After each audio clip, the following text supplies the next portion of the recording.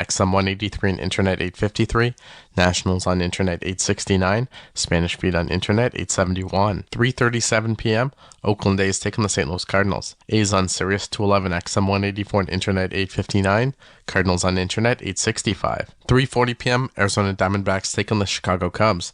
Diamondbacks on Sirius 161 XM 185 and Internet 840, Cubs on Internet 844.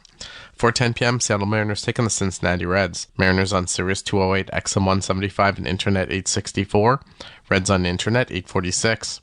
6:05 p.m., Philadelphia Phillies taking the Colorado Rockies. Phillies on Sirius 209 XM 176 and Internet 860, Rockies on Internet 848. 6:50 p.m., Tampa Bay Rays taking the LA Angels. Rays on Sirius 210 XM 177 and Internet 866, Angels on Internet 852. 7:10 p.m., Boston Red Sox taking the Cleveland Guardians.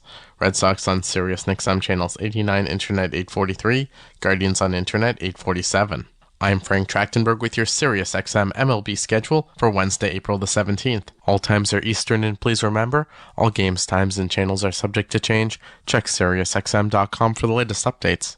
Major League Baseball, 12:10 p.m., Miami Marlins taking the San Francisco Giants. Marlins on Sirius 208, XM 175 and Internet 854, Giants on Internet 863. 1:05 p.m., Baltimore Orioles taking the Minnesota Twins. Orioles on Sirius 209, XM 176 and Internet 842, Twins on Internet 856. 1:10 p.m., Milwaukee Brewers take on the San Diego Padres. Brewers on Sirius 162, XM 178 and Internet 855, Padres on Internet 862. 1:10 p.m., New York Mets taking the Pittsburgh Pirates. Mets on Sirius 106, XM 179 and Internet 857, Pirates on Internet 861. 1:10 p.m., Detroit Tigers taking the Texas Rangers. Tigers on Sirius 210, XM 177 and Internet 849, Rangers on Internet 867, Spanish feed on Internet 870. 2:10 p.m., Houston Astros take on the Atlanta Braves. Astros on Sirius 137, XM 181 and Internet 850, Braves on Internet 841. 2:10 p.m., Chicago White Sox taking the Kansas City Royals. White Sox on Sirius 119, XM 180 and Internet 845, Royals on Internet 851. Hear it all on demand. Your favorite shows, your favorite games. Don't miss a second of your favorite SiriusXM programming on demand with the SiriusXM app. Download it now for free. Major League Baseball celebrates one of the greatest that ever played the game with Jackie Robinson Day. Every player in the league wears the number 42 to commemorate the day and honor the legendary player. And President and CEO of the Jackie Robinson Foundation, Della Britton, stopped by SiriusXM MLB Network Radio on Channel 89 to talk about how she hopes it impacts future generations. It also excited me that we would be able to teach the next generation about Jackie's legacy, about how much he did, that he used his athletic ability and success to do so much more, to serve the community, to be the ultimate humanitarian. One of my favorite quotes of his is, the ballot and the buck is what is needed to advance, communities that have been disenfranchised. And I like that because it really does signify the notion of being civically engaged, and that, we still have a ways to go to true equality in this country. But as far as I'm concerned, as a Black woman, I very much carry that mantra of his very, very, sort of in forefront of my mind anyway. The PGA Tour comes to life on SiriusXM. It's your destination for everything on the tour. Hear live, hole-by-hole coverage and expert analysis. PGA Tour Radio, SiriusXM 92. I'm Frank Trachtenberg with your SiriusXM MLB schedule for Wednesday, April the 17th. All times are Eastern, and please remember, all games, times, and channels are subject to change. Check SiriusXM.com for the latest updates. Major League Baseball, 12:10 p.m., Miami Marlins taking the San Francisco Giants. Marlins on Sirius 208, XM 175 and Internet 854, Giants on Internet 863. 1:05 p.m., Baltimore Orioles taking the Minnesota Twins. Orioles on Sirius 209, XM 176 and Internet 842, Twins on Internet 856. 1:10 p.m., Milwaukee Brewers take on the San Diego Padres. Brewers on Sirius 162, XM 178 and Internet 855, Padres on Internet 862. 1:10 p.m. New York Mets taking the Pittsburgh Pirates. Mets on Sirius 106, XM 179, and Internet 857. Pirates on Internet 861. 1:10 p.m. Detroit Tigers taking the Texas Rangers. Tigers on Sirius 210, XM 177, and Internet 849. Rangers on Internet 867. Spanish feed on Internet 870. 2:10 p.m. Houston Astros taking the Atlanta Braves. Major League Baseball play-by-play is now on SiriusXM and the SiriusXM app.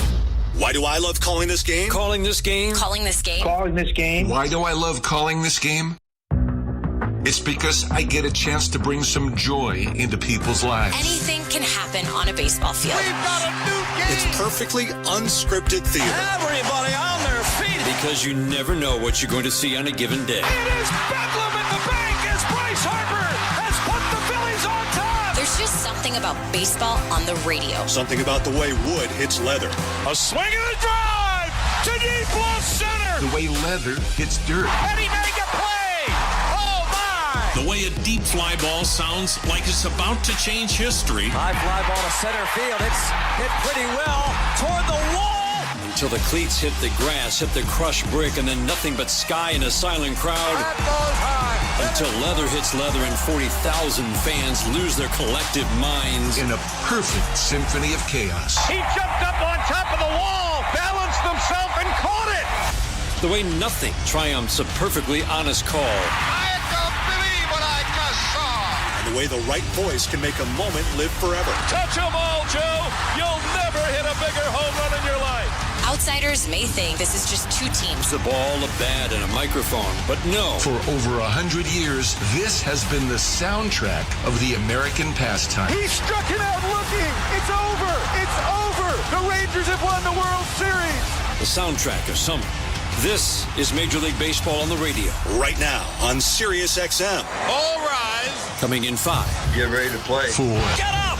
Get up. 3. Can you believe it? Put your seatbelt on. Wow. My goodness. Major League Baseball play-by-play is now on SiriusXM and the SiriusXM app. The NASCAR Cup Series is on SiriusXM. Let's go, man. We're back on the track Sunday, 2 p.m. Eastern. It's the Geico 500 from Talladega Superspeedway. Checker flag, baby. Yeah. On SiriusXM NASCAR Radio Channel 90 in the car and on the all-new SiriusXM app. Yeah. Get closer to everything that moves you wherever you are with the SiriusXM app. Let's make some smoke and drink some beer. Yeah. We're talking college basketball on ACC Today. Great run for NC State men's basketball. The story of this team is one I don't think anybody will forget. They were able to accomplish a lot. They captured the hearts and the minds of the nation. DJ Burns became an absolute star nationally. I love it. ACC Today, weekdays from 8 to 11 a.m. Eastern. ACC Radio, Channel 371, and the SiriusXM app. You love listening to baseball. You love talking about baseball, and so do we. That's why SiriusXM has the only channel on the radio dedicated to baseball 24/7. It's MLB Network Radio, SiriusXM Channel 89. News, opinions, passionate baseball talk from former players and GMs, plus interviews with players, managers, and executives, original specials, and much, much, much more. All baseball, every day, on your radio. If you can hear me right now, you've got MLB Network Radio, SiriusXM Channel 89, and on the SiriusXM app.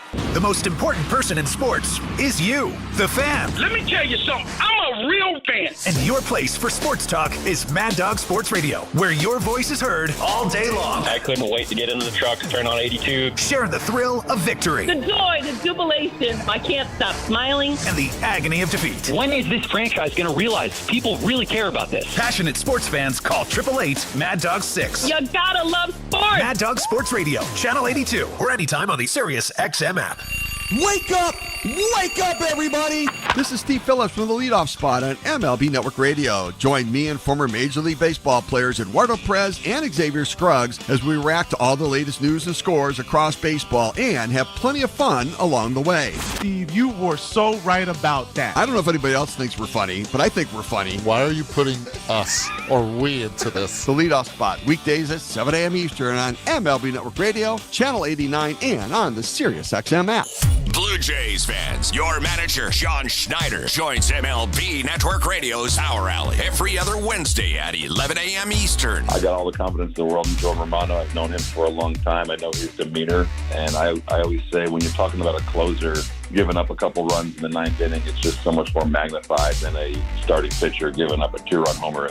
Managers at the mic on MLB Network Radio, Sirius XM 89 and the SXM app. This slams the ball to right field, way back, way gone. Is Toronto Blue Jays baseball. Low rounding and heading for second to throw. In time on the Sportsnet Radio Network. Happy work from Dome. It's an afternoon off for thousands in downtown Toronto as the Blue Jays go to work on extending their 4-game win streak. The Yankees, on the other hand, have lost 3 in a row and attempt to slow down Toronto to avoid being swept at Rogers Center. Hi, everybody. Thanks for tuning in today. I'm Ben Schulman alongside former Major Leaguer Chris LaRue. Show Ali is our host and producer today with Tom Young and Derek Brandeo as our technical directors. Toronto Blue Jays baseball is brought to you by the local family-owned Crown Rust Control Centers in Perth and Smiths Falls. Protect your vehicle from rust today. Find your local family-owned Crown at crown.com, Canada's #1 rust protection. Yesterday, Yusei Kikuchi led the Blue Jays to a series-clinching 5-4 win over the Yankees. Now the ace looks to get back on track. Kevin Gausman takes the ball for Toronto with old friend Marcus Stroman pitching in pinstripes at Rogers Center. Game action is next. You're listening to Blue Jays baseball streaming on the Sportsnet app, sportsnet.ca, and across the Sportsnet Radio Network. Timber Mart is Canada's building center, a solid neighbor to call upon when you've got a job to do. Your dependable home improvement store that offers the added value of Air Miles reward miles with every purchase of $15 or more. Visit timbermart.ca. At Crown Rust Control Center, protection runs deep because every Crown Rust Control Center is owned by a local family who cares beyond business. Your Crown Rust Control Center is 100% committed to their product, to you, to their community, which is your community. Protecting you and what matters to you is equally important as protecting your vehicle. Did you know spring's the best time of year to protect your vehicle from rust? For a special spring offer, find your local family-owned Crown Rust Control Center at crown.com. Hi, I'm Buck Martinez, live from the showdown between pizza and inflation. First to the plate, with over 2 million sold, it's Fixed Rate Pizza, a hot and fresh extra-large 4-topping pizza for a fixed price of $17.99 until the end of 2024. Here's the delivery. And inflation strikes out. That's a swing and a drive for Fixed Rate Pizza. Lock in yours today.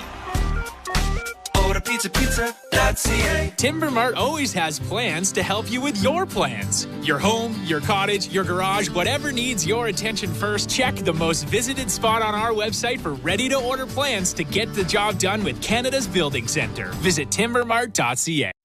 SiriusXM NFL Radio revs up live coverage of the 2024 NFL Draft in Detroit, starting April 25th. With the first pick, the Chicago Bears select pick-by-pick coverage of every round, instant analysis from our experts, and interviews with players, coaches, and executives. I want to be a legend. I want to have a golden jacket. Hear the 2024 NFL Draft. Winning a Super Bowl. That's what matters. On NFL Radio Channel 88 and on the all-new SiriusXM app. Blue Jays fans, no matter where you are, you won't miss a pitch with the SiriusXM app. Hear every game all season long. Download the SiriusXM app and search Blue Jays. Sportsnet Radio Network. 3-2. Called strike 3. Froze him on a 97-mile-per-hour heater, and he strands Cabrera's 2-out double. 3-1 Blue Jays, middle of the 5th. He's got a great mix going. Curveball's such a big pitch for him. Heater was great tonight, electric at times. And he's got weapons. He's confident with every pitch, really, I think is a difference. Wipeout slider. Curveball's been a really big pitch for him, for a while now. But, that's a tough lineup, and, he's coming right at you. So, just a really, really good mix all night. Yusei Kikuchi only gave up 1 and struck out 9 in 6 innings of work yesterday as the Blue Jays won 5-4. Impressed his manager John Schneider, as you just heard. And now Kevin Gausman will try to follow that up. I'm Ben Schulman alongside Chris LaRue. Thanks so much for tuning in for this Wednesday matinee, Blue Jays and Yankees, as Toronto looks for a series sweep. With Kevin Gausman and the Blue Jays about to trot out onto the field. Chris, before we get into the matchup, who are we going to see today on the Yankees side for Aaron Boone's team? Well, here is the starting lineup for the New York Yankees. Leading off and playing shortstop is Anthony Volpe. In right field is Juan Soto. He'll bat second. Aaron Judge will play center field and bat third. At first base and in the cleanup spot is Anthony Rizzo. DHing is Giancarlo Stanton. He'll bat fifth. Playing second base and hitting sixth is Gleyber Torres. Alex Verdugo will play left field and bat seventh. Batting eighth is Oswaldo Cabrera. He'll be at third base. And batting ninth and behind the plate is Austin Wells. On the mound is former Jay Marcus Stroman. And for the Blue Jays, leading off and playing right field is George Springer. At first base is Vladimir Guerrero Jr. He'll play first base. Bo Bichette will be at shortstop and bat third. DHing will be Justin Turner. He'll bat in the cleanup spot. Kevin Biggio bats fifth and will be at third base. Batting sixth and playing second base is Davis Schneider. In left field is Dalton Varsho. He'll hit seventh. Alejandro Kirk is behind the plate, batting eighth. And in center field, batting ninth, is Kevin Kiermaier. On the mound for the Jays is Kevin Gausman. Can hear Gausman's music playing right now as the 6'2" right-hander gets out to the mound. Before we get to him and the Blue Jays, let's take a look at the Bet365 standings update. Download the Bet365 app for today's baseball odds and find out why it's never ordinary at Bet365. 19 plus, play responsibly, Ontario only. Entering today, the New York Yankees leading the American League East at 12-6. The Baltimore Orioles just half a game behind them, 11-6. Blue Jays and Rays are tied for third. Both teams entered today 10-8. And the Boston Red Sox in the basement of the division right now, they are at 9-9. Gausman getting his warm-up pitches in with Alejandro Kirk before the first inning. This first inning brought to you by Armstrong Bird Food.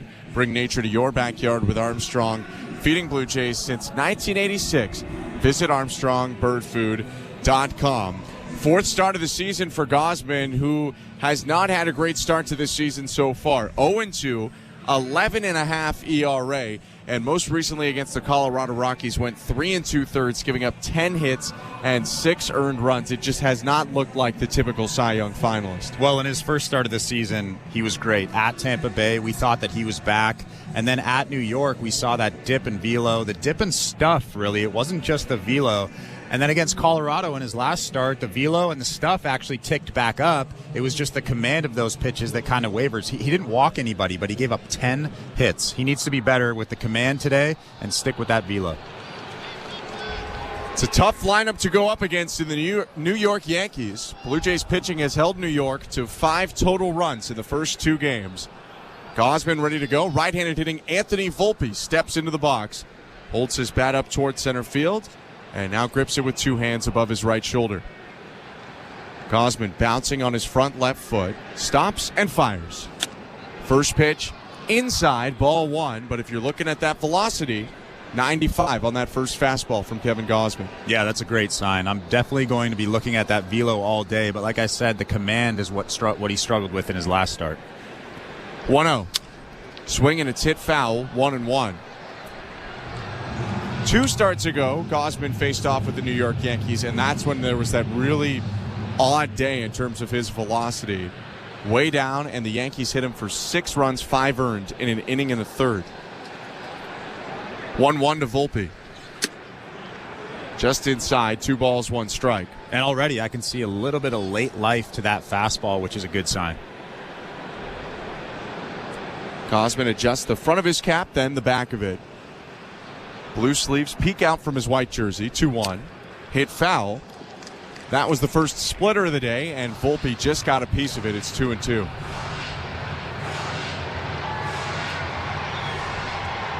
Anthony Volpe, a really strong hitter in his second season so far. .349 average he brings into today's game.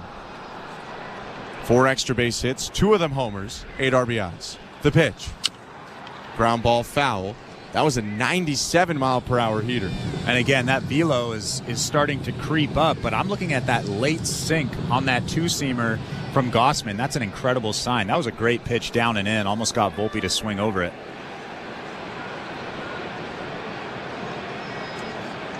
Gausman's 2-2 again. Bouncing ball to short. Bichette backhands. Crow hop. Throw goes high to Vlad, who leaps and applies a tag. Call is safe, though. Guerrero pointing back at the dugout. He thinks that he got the tag on the back of Volpe before he hit the base, but the throw high pulled Vladdy up and off the base. From my view up here, it looked like Vlad made a great play to catch that baseball in the air and come down and tag Volpe on the back. I could be wrong. Yeah, I think he got him. I think he got him, too. It's really close. And the Blue Jays are going to challenge here. He got him. First ball in play today. He got him. I would be really shocked the call at first base if they didn't overturn this call. Well, putting New York to work early in the first work from Dome game. Guerrero jumped off the bag, caught it, and almost behind his back tagged Volpe on the upper bag. Call on the field is safe, but it's under review. Yeah, he's out. The fans still filing in right now as this one gets underway. Just 6 pitches in. Anthony Volpe and Vladimir Guerrero Jr. watching together at first base. The other 3 infielders congregated at second. And Alejandro Kirk talking with Juan Soto at the plate as well. I don't love when reviews take this long.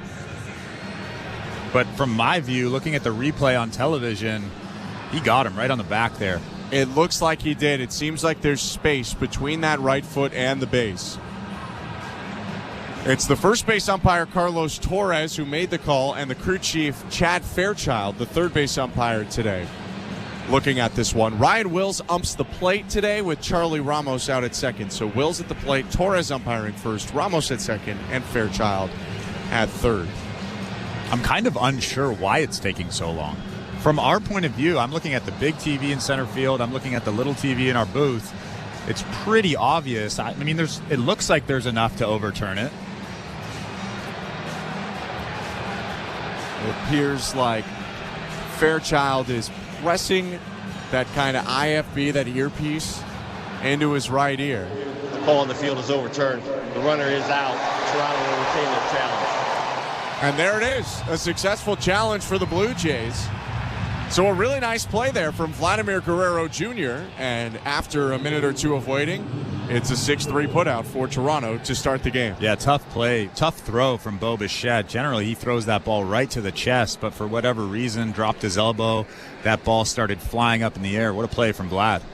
A good start to the outing for Gausman. 1 out and the base is empty. No score, top of the first. The pitch to Juan Soto. At the knees, strike 1. Alejandro Kirk is the battery mate of Kevin Gausman today. At first base, it's Vladimir Guerrero Jr. Second baseman's David Schneider, Bo Bichette at short. Kevin Biggio plays third.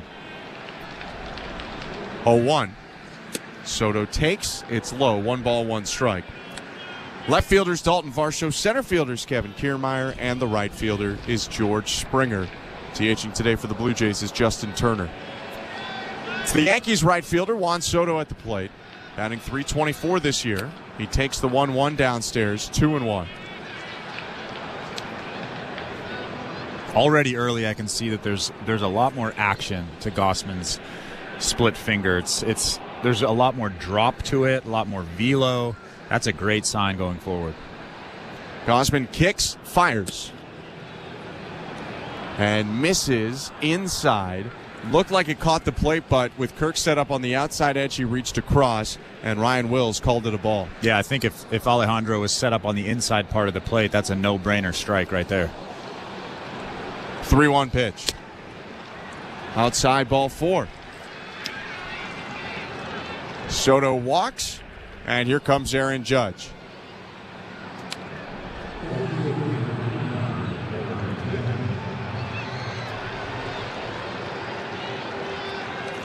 Runner on first, 1 out, top of the first inning. Work from Dome Day, a Wednesday matinee, Blue Jays and Yankees.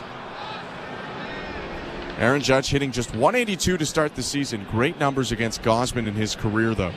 The pitch. Swinging a foul ball, 0-1.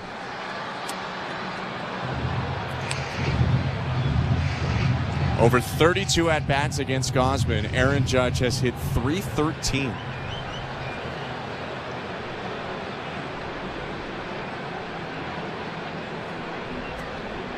Right on right pitch. Downstairs, ball 1. But that also includes the last outing that Gausman had against the Yankees when his velo was down, his splitty. He hit that home run on a split finger down and in that was about 82 miles an hour.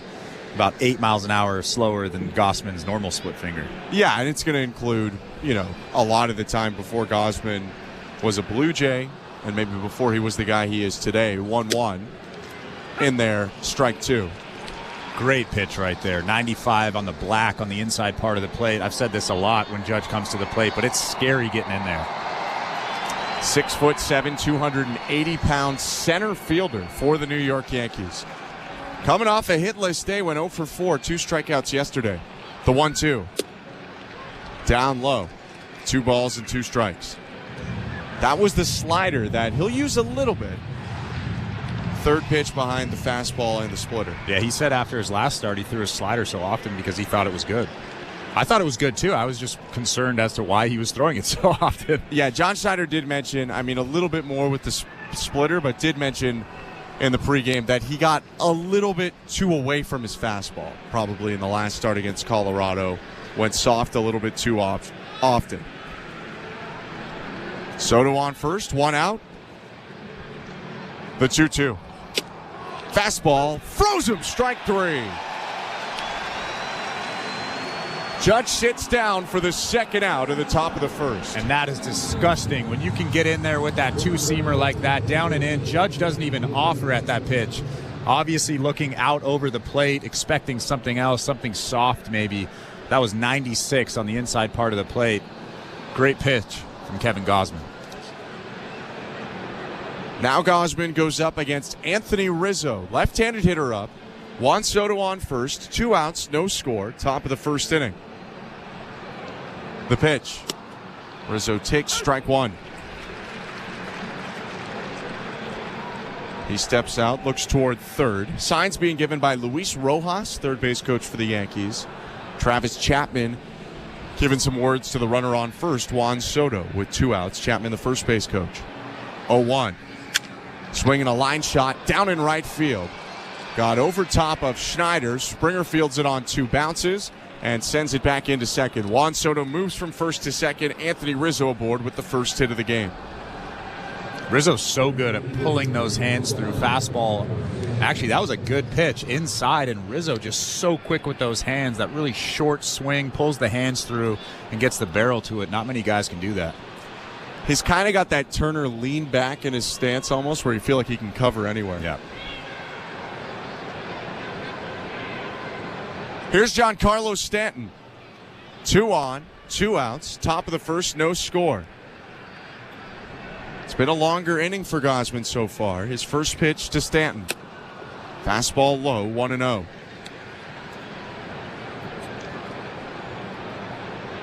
Stanton hitting well to start the year. .250 average. 4 homers in just 14 games.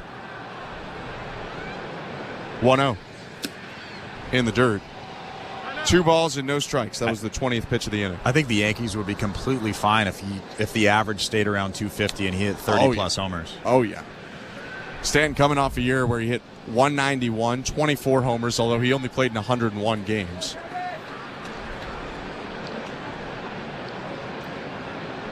Right on right, 2-0.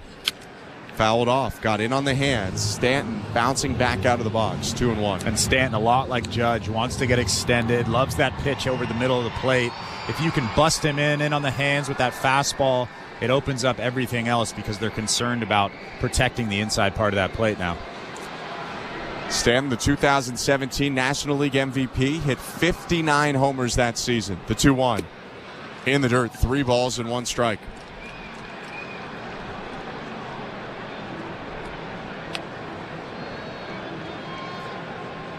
Top of the first inning, 4th start for Kevin Gausman this season.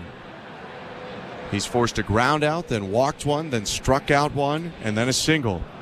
First and second, 2 down, 3-1 pitch to Giancarlo Stanton.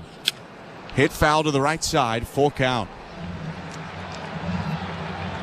That was a 97-mile-per-hour fastball. Stanton could get extended as it was on the outside edge, but not quick enough. Yeah, that's not exactly where he wants that ball. That's a good pitch to Stanton, almost on the black on the outside part of the plate. If he can do that again, Stanton will swing right through it or pop it up. Runners will have a head start on the pitch. The 3-2. Low ball 4, bounced it just behind the plate. A second walk in the inning, and the Yankees have the bases loaded here with 2 down. Here comes Gleyber Torres.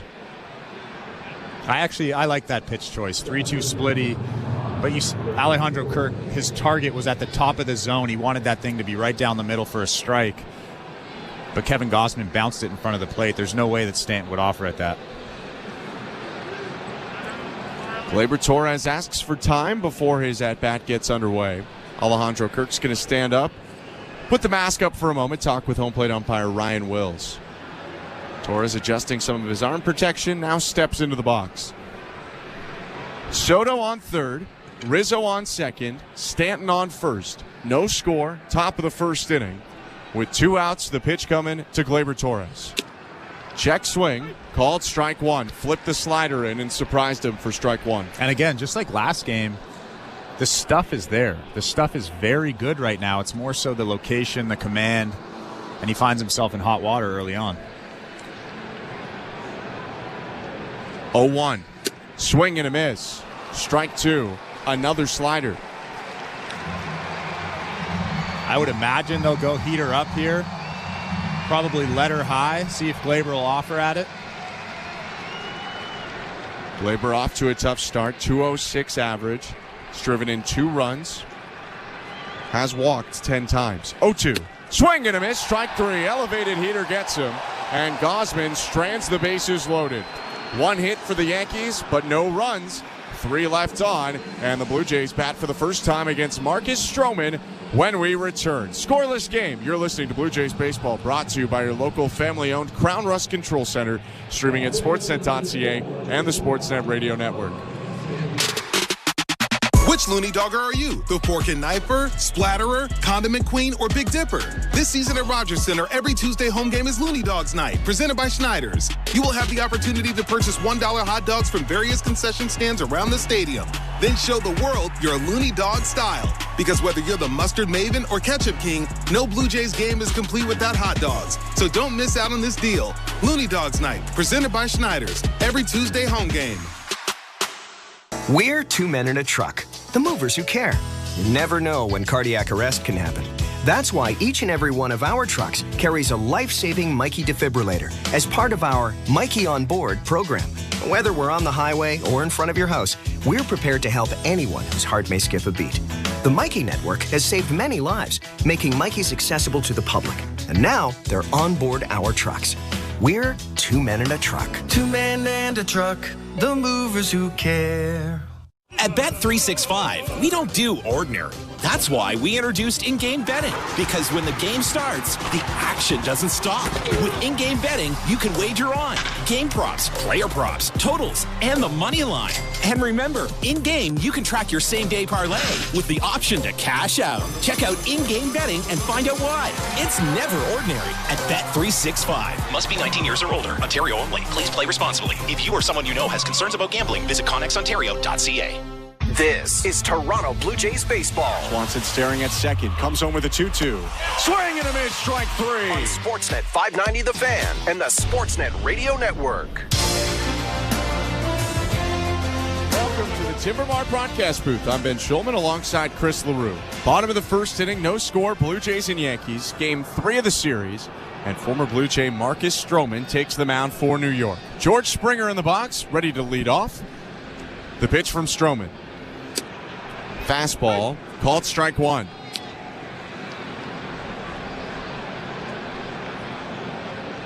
Fourth start of the season for Marcus Stroman, who sports an impressive 2.12 ERA. 0-1. Cracked foul right side. 0-2. In his last start against Miami, He gave up 4 earned runs in 5 innings, and the biggest thing that I see there is he walked 4 guys. Marcus Stroman doesn't have the stuff where he can just walk guys around the bases. He's 89 to 91 with that sinker. He needs to have command of it to be successful. 0-2. Bounce to the first base side. Rizzo charging, gloves it, and shuffles to his left, just beats Springer. 1 out. Yeah, Stroman put a couple on in that game, gave up a 3-run homer to Jake Berger. That was Stroman's first loss of the year, a 1-1 record for the new Yankees signing. Here comes Vladimir Guerrero Jr. Vladdy coming off a 2-hit, 2-walk day. Was only retired once in 5 trips to the plate yesterday. 1 out, base is empty. The pitch from Stroman. Whizzed in there for strike 1. It's that low 90s sinker that you mentioned, Chris, that really drives the bus for Stroman. It's got a big breaking ball, too. 0-1. Vladdy went around on a pitch inside. It was a splitter from Stroman that started over the plate, dropped inside to make it 0-2. Yeah, in his last start against Toronto, that sinker was just nasty. He was dotting it all over the place. It was moving all over the place. That's when Stroman's really, really good. He steps back, long hesitation, the 0-2. Guerrero hits it on the ground, right side, past the dive of Rizzo, and into right field, a base hit. Wide turn around first, he'll head back to the bag. Rizzo still on his knees right now, behind first base, brushing some dirt off the top of his left thigh. He took kind of a hard thud into the ground there, even letting some dirt out of his jersey as he steps back near first base. But for Guerrero, it's a single here in the first. Yeah, really nice piece of hitting actually on that slider that was off the plate. Vlad kind of extends his arms and just hits it down the line past Rizzo at first base. Good piece of hitting. Stroman ready to go, and the pitch to Bo Bichette. In the dirt, ball 1. And then Vlad coming around first base, taking about 5 or 6 hard steps, always having fun with Juan Soto out there. He definitely was never going to go, but messing with Soto. Yeah, knowing that Rizzo was on the ground, there was no one behind him to have him get thrown out. 1-0, low. 2 balls and no strikes in favor of Bo Bichette. Bichette batting .219 this year, 4 doubles, a homer, 6 driven in. Came up with an RBI single plus a walk yesterday. 2-0. Swing and a miss. Swung right through that slider that Stroman has started to lean on this year. A lot more than usual. It's 2-1. Stroman typically threw the cutter a ton. This year he's thrown a career high 20% sliders. 2-1 pitch. Down and in, ball 3. It's so hard to hit against Stroman when he has that good slider away. And then his sinker at times can be like an opposite direction slider, like a lefty slider, because it's so good, moving so much. 3-1, outside, ball 4. A walk to Bichette here in first and second for the Blue Jays with 1 out. And again, this is the guy you want up in this situation. Always has good at-bats, a runner in scoring position, less than 2 outs. Justin Turner coming to the plate. Turner with a team-high 9 RBIs, drove one in on a sacrifice fly yesterday to get sole possession of the team lead over Davis Schneider and Alejandro Kirk, who both have 8. Guerrero on second, Bichette on first. Stroman looking down, now looks toward Turner and comes set. Glove just above his belt. The right-hander rears back and fires. Down and away, ball 1.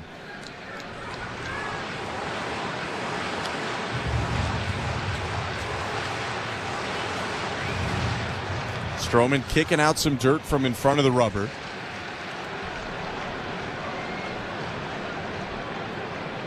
Looks in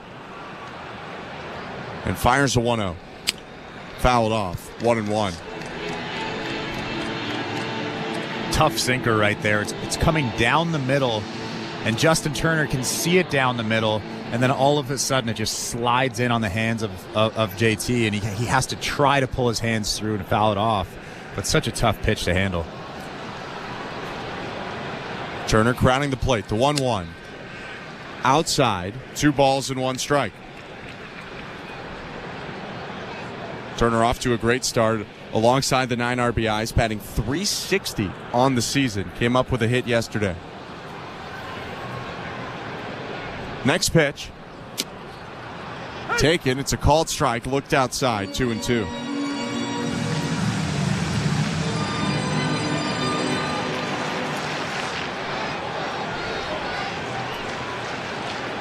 Thirteenth time that Turner and Stroman have faced off. Turner with 4 hits in that stretch. 2-2 pitch, hit foul.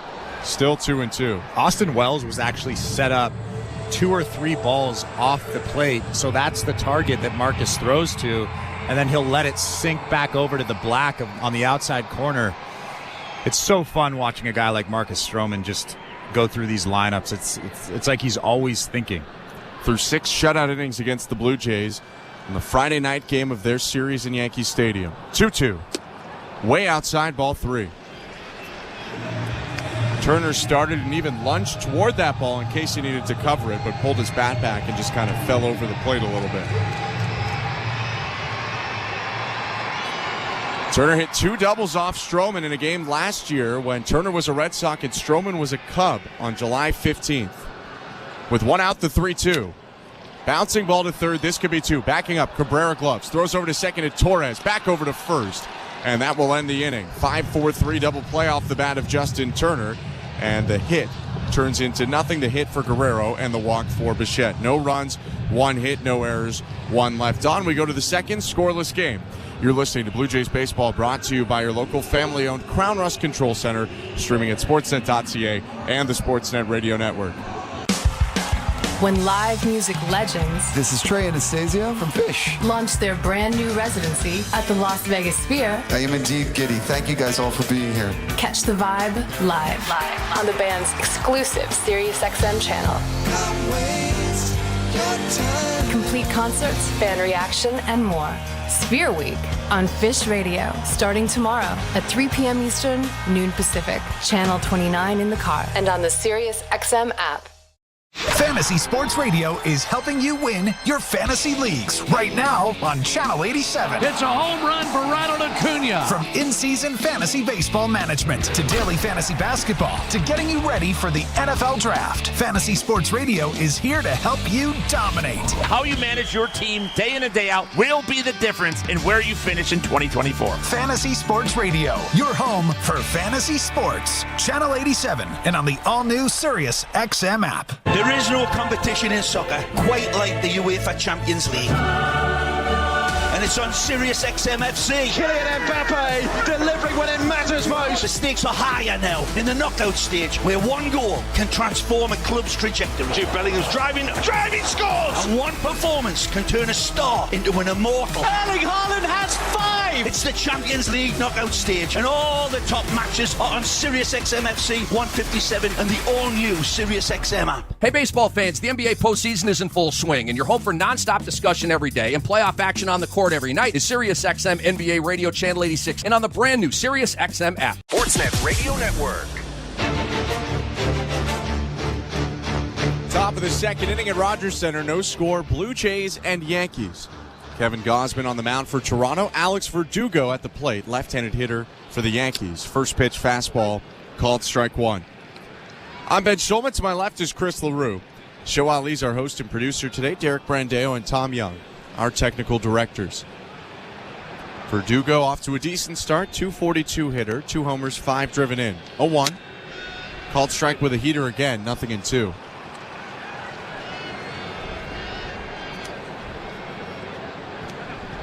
Gausman had to face 6 guys in the first inning, so it's 7-8-9 here in the second. Verdugo asks for time and steps out. After the left fielder, Oswaldo Cabrera and Austin Wells will hit this inning.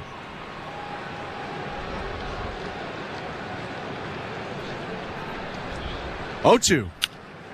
Hit foul left side. I think in the first inning, Kevin Gausman was trying to be too fine with that split. It's so good and it has so much action to it that he just needs to throw it right down the middle and let it work down in the zone. He was bouncing it in front of the plate, trying to be too fine with it. Gausman bouncing on the front foot. The 0-2. Misses down and away. Ball 1. This second inning is presented by Bet365. At Bet365, you can watch thousands of live games, build your own bet, and can even make a bet while the game's still being played. 19 plus, play responsibly. Ontario only. 1-2. Bouncing ball, right side. Vladdy ranges, backhands, flips back to Gausman, who reaches behind him, makes the catch, and steps on the bag.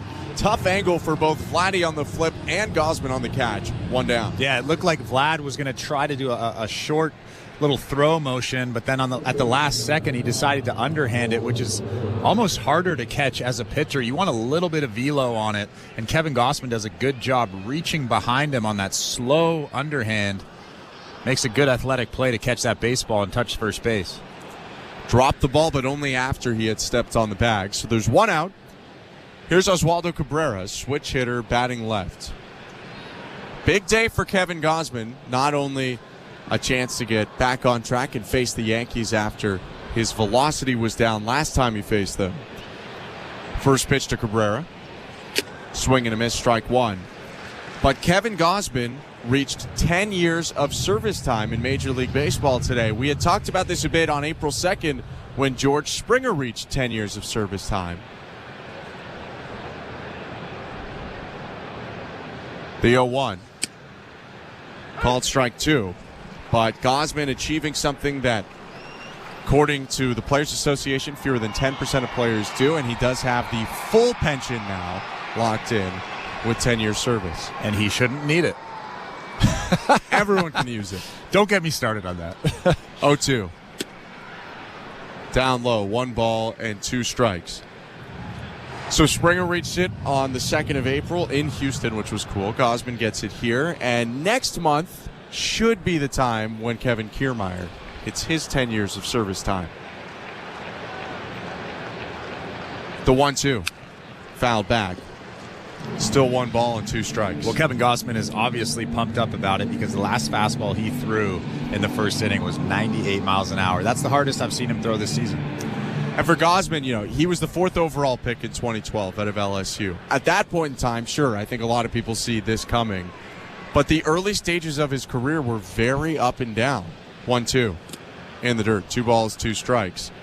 I mean, he had, 2014, he's got a 3.5 ERA. The next year it's over 4. Then it's 3.5. Then it's nearly 5. He goes to Atlanta, dominates 1 year in 2018. The next year, he really struggled, got traded to Cincinnati, was in their bullpen in 2019. 2-2. Cabrera lofts a ball left side, back of short. Bichette running out to left field. He's called off by Varsho, who makes the catch, 2 down. And just because you're a first-round pick, just because you're the 4th overall pick, that doesn't guarantee you anything in this game. I think baseball, especially baseball, the draft is such a crapshoot. Maybe like the first 3 picks are almost a guaranteed stud, but after that, you really don't know what you're getting with injuries, especially to pitchers, with guys that don't really grow as hitters. They don't see the ball very well. So to get 10 years in baseball is really, really tough. 2 down, the pitch to Austin Wells, first-round pick of the Yankees in 2020, and he takes outside 1-0. Bases empty, no score. Rode half of the second.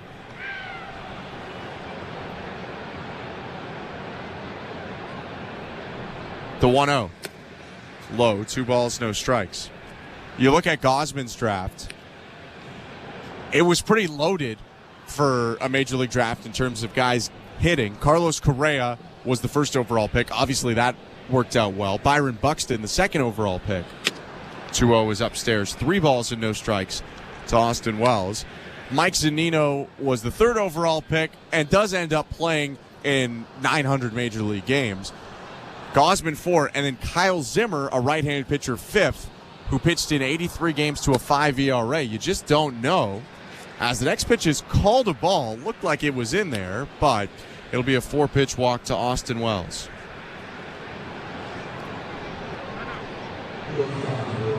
Yeah, the whole ball was in that strike box, and obviously we have the strike box glaring us in the face. The home plate umpire doesn't see that, but that looked like a strike to me. Instead, it's going to be a walk for Gausman, his 2nd of the day, his 3rd, pardon me. And here's Anthony Volpe, top of the order hitter for the Yankees. The pitch, swing and a miss. Strike one. But again, congratulations to Gausman, who's two-time All-Star, Cy Young finalist for the first time last year, Cy Young votes each of the last 3 years. 0-1, runner takes off, swing and a miss. Kirk's not even going to throw. That was a big jump and steal by Wells. He was off before Gausman even threw the pitch.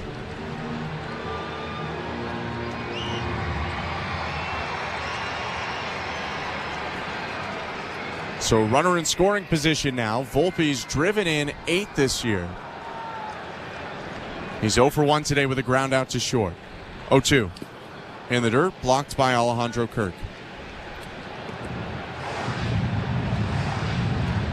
Kevin Gausman doesn't really have a slide step, so that's not how he holds runners. He generally holds guys 2 or 3 seconds, varies his looks, picks off. So if you can time Kevin Gausman right, you get big jump just like Austin Wells did. The 1-2. Low 2-2. When Gausman's got, if you've watched him, you'd be able to picture it right now listening. He's got that front foot tap. And last year they started to emphasize box a little bit more that they were calling. And so he has to come to more of a full stop than before. So you do somewhat know once he stops tapping that foot, you're within a second or two of him throwing the pitch. Doesn't tap the foot this time, though. 2-2 is hit in the air to center. Kiermaier sprinting in, slows up in shallow left center, and makes a two-handed catch to end the inning. 2-out walk, stranded, scoreless ball game in the middle of the second inning. You're listening to Blue Jays Baseball, brought to you by your local family-owned Crown Rust Control Center, streaming at sportsnet.ca and the Sportsnet Radio Network. At Crown Rust Control, protection runs deep. Because every Crown Rust Control Center is owned by a local family who cares beyond business. Your Crown Rust Control is 100% committed to their product, to you, to their community, which is your community. Protecting you and what matters to you is equally important as protecting your vehicle. Did you know spring's the best time of year to protect your vehicle from rust? For a special spring offer, find your local family-owned Crown Rust Control Center at crown.com.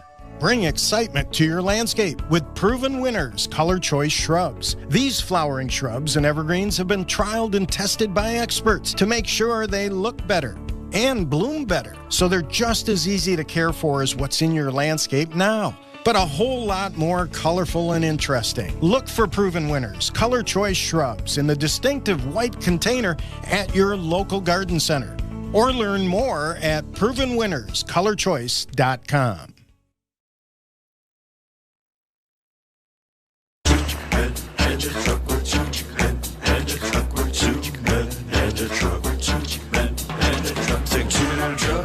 Truck.ca. So when you gotta move, all moving day. Think 2-minute truck.ca. Cause all of us movers are not the same. So that's our company name, 2-minute truck.ca. We're lots of men with lots of trucks, so give us a call. Bottom of the second inning, 0-0, Blue Jays and Yankees. Kevin Biggio leads off for Toronto against Marcus Stroman. Appreciate you listening on this Wednesday afternoon. I'm Ben Schulman alongside Chris LaRue.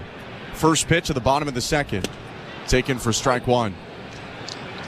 Kevin Gausman has 47 pitches through 2. Yeah, it's been labor intensive, especially that first inning for Gausman. He's walked 3 already, but kept the Yankees off the scoreboard. 0-1. Called strike 0-2. On the other side, Marcus Stroman just threw his 20th pitch, although he's just starting his second inning of work. Stroman typically very pitch efficient. 0-2. Bounce right back to the mound. Stroman gloves it, looks at it for a while, and then flips it over to first. 1 out. That was very Marcus Stroman. Oh, yeah. Staring at the baseball, knowing everybody is looking at him, waiting to throw to first base, and he's trying to figure out how long he's going to hold that baseball before he throws it. Looking at it now and squishing it around in between his hands. He's ready to go back on the rubber as Davis Schneider comes up. 1 out and the base is empty. First pitch to Schneider. High fastball, called ball 1. That was actually the breaking ball. Looked like it hit the zone, though. Tough break there for Stroman. We were talking about Gausman going 4th overall in the 2012 draft in the top half of the inning. Here's the 1-0. In there, strike one. Marcus Stroman went 22nd overall in 2012 to the Toronto Blue Jays out of Duke. Was kind of a two-way player for the Blue Devils. 1-1. Swinging a line shot right side through the hole and bouncing into right field. Second Blue Jays hit of the day, a 1-out knock for Davis Schneider. And that's the approach you have to have against Marcus Stroman. You have to go the other way. You have to hit the ball where it's pitched, and that ball just runs right back over the plate. Davis Schneider doesn't try to do too much with it. It just hits that nice, easy line drive into right field. So Schneider aboard here. Here's Dalton Varsho, who's getting into the swing of things recently. Came up with a double, a walk, and 2 runs scored yesterday. The pitch. Called strike one.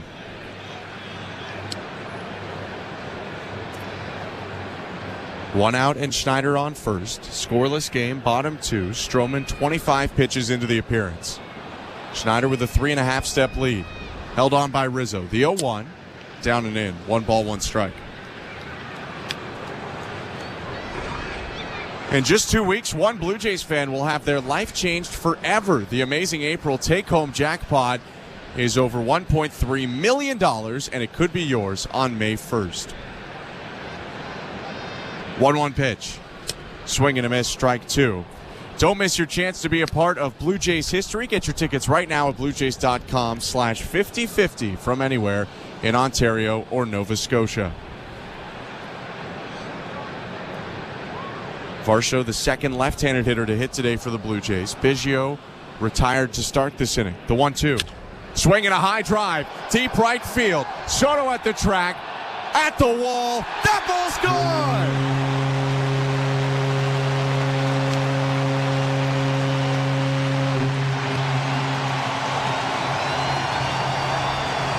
Dalton Varsho takes Marcus Stroman into the right field bullpen, and the Blue Jays strike first.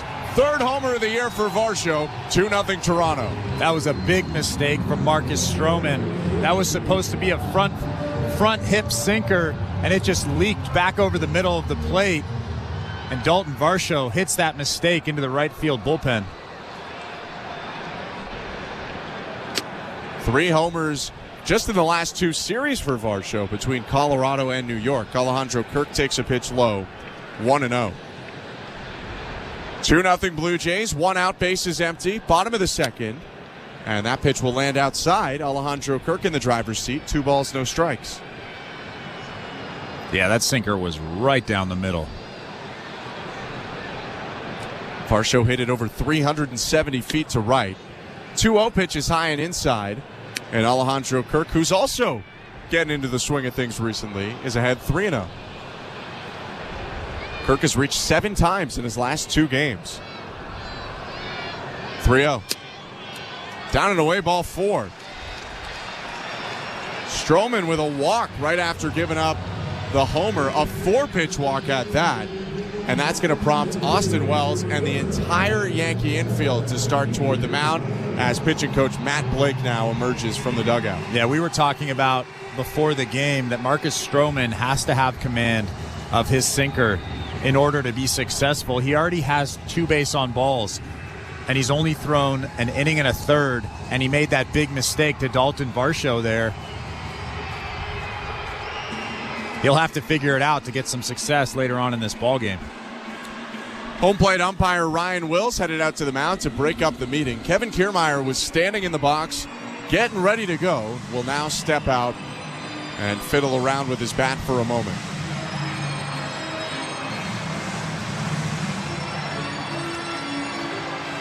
Kiermaier takes a deep breath, holds his bat right near the bottom of the barrel, and now puts 2 hands on the handle. Runner on first, 1 out, 2-0 Blue Jays. Home half of the second. Stroman's pitch is a fastball well located for strike 1. That was a sinker right on the bottom and outside edge of the strike zone. 0-1. Called strike. That one was not a well-located fastball. That was the same pitch except 2 inches lower. Definitely out of the zone, but called strike 2.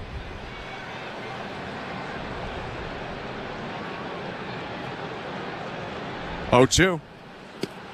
Downstairs, ball 1. New baseball for Stroman. Alejandro Kirk on first, and Anthony Rizzo was holding him on. And now will do so again, but kind of had shuffled behind him before the last second to get good positioning. Stands in front of the runner now. The 1-2 pitch fouled off. I don't know if they're overly concerned about Alejandro Kirk at first base. He's kind of just in the vicinity. Doesn't want Kirk to get too big of a lead. He's moving around a lot, though. He's instead of just like playing behind him regularly. It's kind of odd. He's being creepy back there. That's what it looks like. He was in front of him. He was behind him. Now he's behind him again. 1-2. Bounce to first base slowly. Rizzo has to charge. It hits him in the hip, and there's no play. For all the dancing around at first, they can't field it cleanly. Kiermaier's safe at first. Kirk is at second, and there's still one out. Yeah, that was kind of an awkward spin to that baseball. It hit Rizzo kind of in the gut. And you had mentioned earlier that Rizzo isn't the defender that he has been in the last 10 years of his career. He's made more errors, and he looked really, really awkward on that play. Probably a play that he made 100 times in his career. They give Kiermaier a hit there, I think, because of the awkward high bounce. First pitch to George Springer, called strike 1. But Rizzo does already have 4 errors this year, coming off a season last year in which he had 4 errors. So just surprising to see the 4-time Gold Glover not as sharp as before. Top of the order for the Blue Jays. 2 runs in, the 0-1. Hit foul off the netting behind home plate, ricocheting back out to the first base side. 0-2.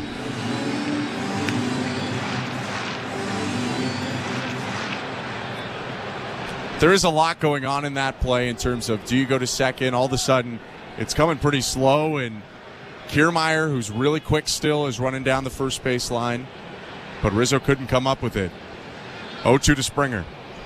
Down and away, ball 1. Yeah, you have to kind of keep your eye on Kiermaier, see how quickly he's coming down the line, make the play on that ball that has a lot of top spin on it. It was a tough play, but Rizzo has been so good in the past that you just expect him to make every play. 1-2. Springer takes again. It's down and away again. 2 balls and 2 strikes to Springer, who's 0 for 1 today with a ground out to Anthony Rizzo. Back in the bottom of the first. Stroman just threw his 41st pitch of the ballgame. All of a sudden, Gossman's 47 pitches we mentioned earlier doesn't look so crazy. 2-2. Rolled softly to third. Cabrera charges. His only play is first. That's where he'll go to retire Springer. Kirk up to third. Kiermaier advances to second. Here comes Vladimir Guerrero Jr., who's swinging a hot bat. 3 for his last 4. Yeah, he's been a lot better. And these are the situations where he tends to get big. You see those 2 RBIs on base, guys in scoring position. He still has to try to use the big part of the field, just like he did in his last at-bat.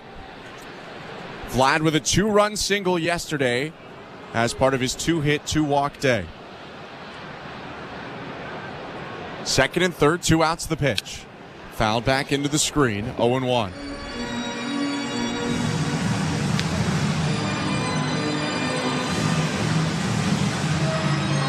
Vlad is the 7th batter for the Blue Jays in this inning. Singled to right field in the first.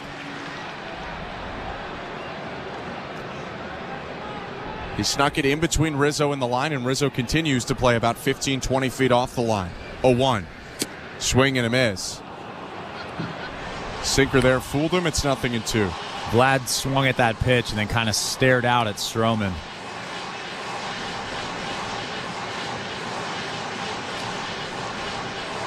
There would have been a brief time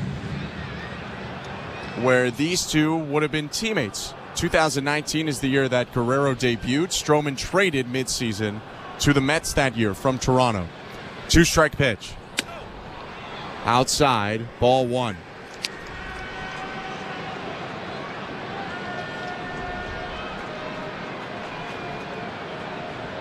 Austin Wells, the catcher, really gets wide in his setup. He was so far to the right of the zone that he caught it off to his left, and it was still wide right.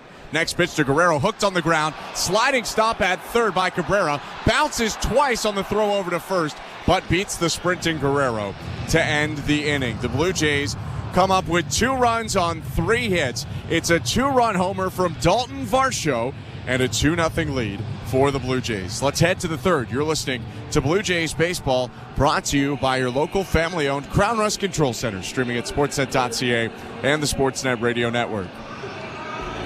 Bring excitement to your landscape with Proven Winners Color Choice Shrubs. These flowering shrubs and evergreens have been trialed and tested by experts to make sure they look better and bloom better. So they're just as easy to care for as what's in your landscape now, but a whole lot more colorful and interesting. Look for Proven Winners Color Choice Shrubs in the distinctive white container at your local garden center, or learn more at provenwinnerscolorchoice.com.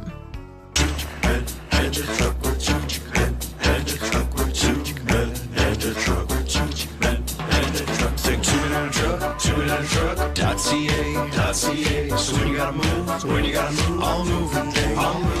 Think 2-minute truck.ca. Cause all of us movers are not the same. So that's our company name, 2-minute truck.ca. We're lots of men with lots of trucks, so give us a call today. At Bet365, we don't do ordinary. That's why we introduced in-game betting. Because when the game starts, the action doesn't stop. With in-game betting, you can wager on game props, player props, totals, and the money line. And remember, in-game, you can track your same-day parlay with the option to cash out. Check out in-game betting and find out why. It's never ordinary at Bet365. Must be 19 years or older. Ontario only. Please play responsibly. If you or someone you know has concerns about gambling, visit connexontario.ca. This is Toronto Blue Jays baseball. Springer charges the ball to left field. It's in the seats, and the Blue Jays are on the board. On Sportsnet 590 The Fan and the Sportsnet Radio Network. The third inning is brought to you by the local family-owned Crown Rust Control Centers in Perth and Smiths Falls. Protect your vehicle from rust today. Find your local family-owned Crown at crown.com, Canada's #1 rust protection. Dalton Varsho's 2-run home run in the home half of the second has given the Blue Jays a 2-0 lead. Top of the third is Juan Soto, Aaron Judge, and Anthony Rizzo for the Yankees. Tough test here for the right-hander Kevin Gausman. He kicks and delivers to Soto. Misses outside, ball 1. Soto walked against Gausman in the first. On Ben Schulman, to my left is Chris LaRue. 4th start of the season for Gausman. It's gone well so far. 1-0. In there, 1-1. Although he has thrown a ton of pitches and walked 3, only 1 hit and no runs allowed through 2. Righty tucks the ball in his glove. Here's his 50th pitch of the start. Hit on the ground, right side, dive at second. It's off the glove of Schneider, and it scoots into right field. Juan Soto with a leadoff single. Here comes Aaron Judge.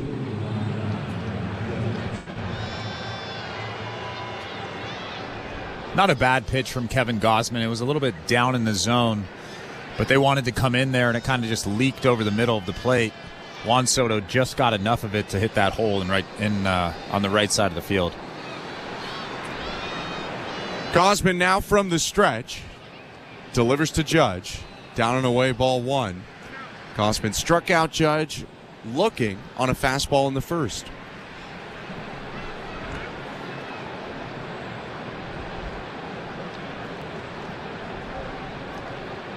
One thing that he hasn't necessarily had working for him yet is really fooling guys with the splitter. Of the 14 he's thrown, only 2 swings have even been had by the Yankees. No swings and misses yet. The 1-0. Missed down low with a fastball, 2 balls, no strikes. Well, I think the biggest reason for that is because he's throwing uncompetitive splits. They're starting out of the strike zone. For someone to offer at a split finger or any off-speed pitch, it has to look like a hittable strike before it breaks out of the zone. Gausman's 2-0. Hit foul behind. And it's 2 balls and 1 strike. Good 2-0 pitch right there on the inside part of the plate. 95 mile an hour, tying up those big hands of Aaron Judge. Judge staring at his black bat. Pant legs hiked up for Aaron Judge, who taps his barrel on the plate and gets ready to go. Gosman's 2-1. Broken bat bouncer to short, picked up by Bichette. Backhand flip to second one. Schneider's throw to first in time. 6-4-3 double play. And just like that, you throw that sinker in on his hands, he can't do anything with it. The only way that he can hit that pitch is if he guesses, and he was guessing wrong there, breaks his bat and hits into the double play. Difficult throws for both infielders. Bichette was falling onto the center field turf as he flipped it backhand, and then Schneider kind of backed up from the base rather than stepping through it and made the throw for the second out. Here's Anthony Rizzo, 2 down, bases empty, 2-0 Blue Jays, top of the third, the pitch. In there, strike 1.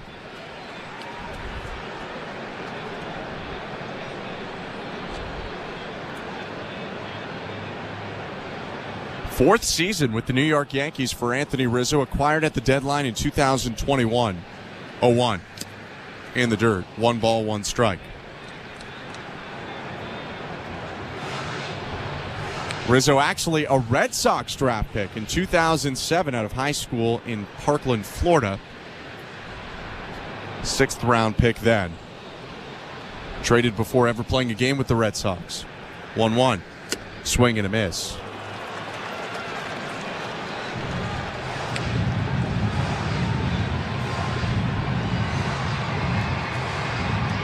Rizzo asks for time and now steps back in. Single to right field in the first inning, was stranded on second. 2-0 Blue Jays. Bases empty. 2 outs. Gosman ready to go. The 1-2 pitch to Rizzo. Foul tipped into the glove of Kirk. Strike 3. Got him to fish there on a splitter, and it's the 3rd strikeout of the day for Kevin Gosman. Middle of the 3rd, 2-0 Blue Jays. You're listening to Blue Jays Baseball, brought to you by your local family-owned Crown Rust Control Center, streaming at sportsnet.ca and the Sportsnet Radio Network. Embrace the power. That is bold. And speed of the NTT IndyCar Series on SiriusXM. Soto, you got it! Wins the Indy 500! The season rolls on Sunday afternoon at 3 Eastern with the Acura Grand Prix of Long Beach. That was sweet. Nice job, guys. From the green to the checkers. Flies under the twin checkers. Hear every thrilling lap live on IndyCar Nation Channel 218, NBC Sports Audio Channel 85. Alex Malone! Thank you so much! And on the all-new SiriusXM app. The South Carolina Gamecocks are on top of the women's college basketball world yet again. Perfection for South Carolina. 38 games, 38 wins. We're reacting to the perfect season and talking to the biggest names right here on Channel 374. Congratulations, Coach Saley. What does this particular title mean to you? This title is pretty special because it was unexpected. Keep it locked into SiriusXM SEC Radio as we continue to break it all down and celebrate the Gamecocks' 3rd national title. The Busted Open podcast is now available on YouTube. This is Dave LaGreca, host of Busted Open, the #1 pro wrestling show on the planet. You can now watch and listen to the award-winning Busted Open podcast every single day on YouTube. Our best interviews, behind-the-scenes access, and some of our best content from the past. All available right now when you go to youtube.com/@BustedOpenPodcast. Subscribe right now. The Blue Jays are in flight, leading 3-0. Blue Jays fans, this is Ross Atkins, and you're listening to Blue Jays Baseball on SiriusXM. Sportsnet Radio Network. Bottom of the 3rd inning at Rogers Center. 2-0 Blue Jays over Yankees. Marcus Stroman on the mound. Here's Bo Bichette leading off for Toronto. The pitch from the Yankees right-hander. Fastball whizzes in, strike 1.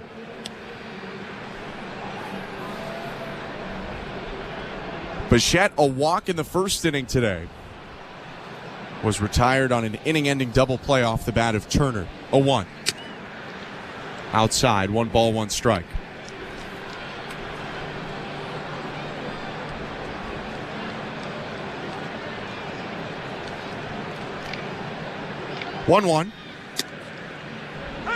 In there, strike two. Both of the strikes against Bo looking like they might have been a little bit off the plate outside.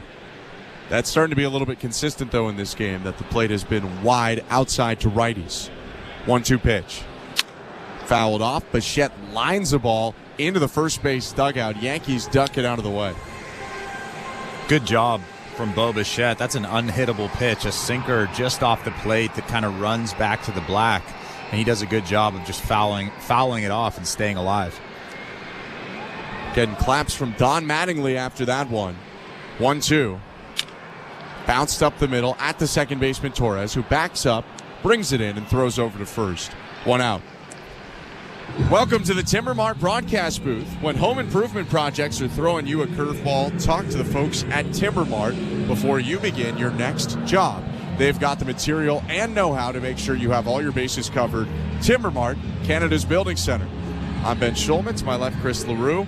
Show Ali, our host and producer, Derek Brandeo and Tom Young, our technical directors. 1 out, bases empty, 2-0 Blue Jays. The pitch to Justin Turner misses, down and away. Ball 1.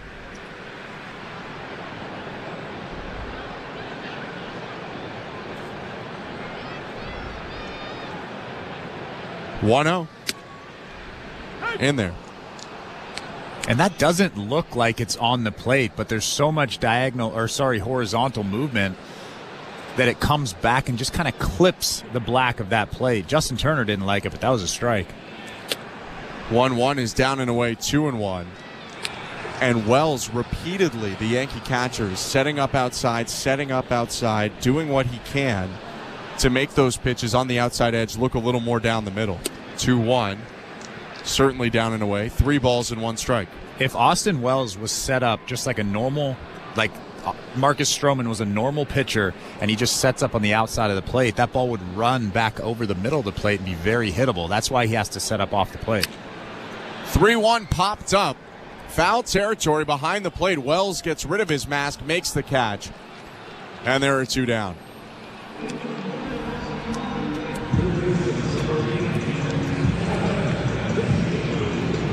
Mentioned last inning that Marcus Stroman was a 2012 draft pick of the Blue Jays. And from his debut on May 4th, 2014 until he was traded in 2019, one of the most popular and successful players that the Blue Jays had over that stretch. The pitch to Cavan Biggio, his former teammate, called strike 1. Maybe the most memorable part of Stroman's career after his debut 2014 season, 0-1. Called strike 0-2.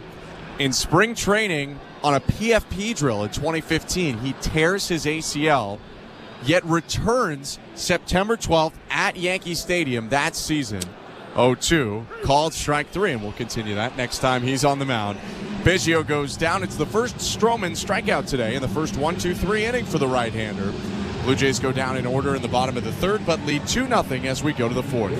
You're listening to Blue Jays Baseball, brought to you by your local family-owned Crown Rust Control Center, streaming at sportsnet.ca and the Sportsnet Radio Network.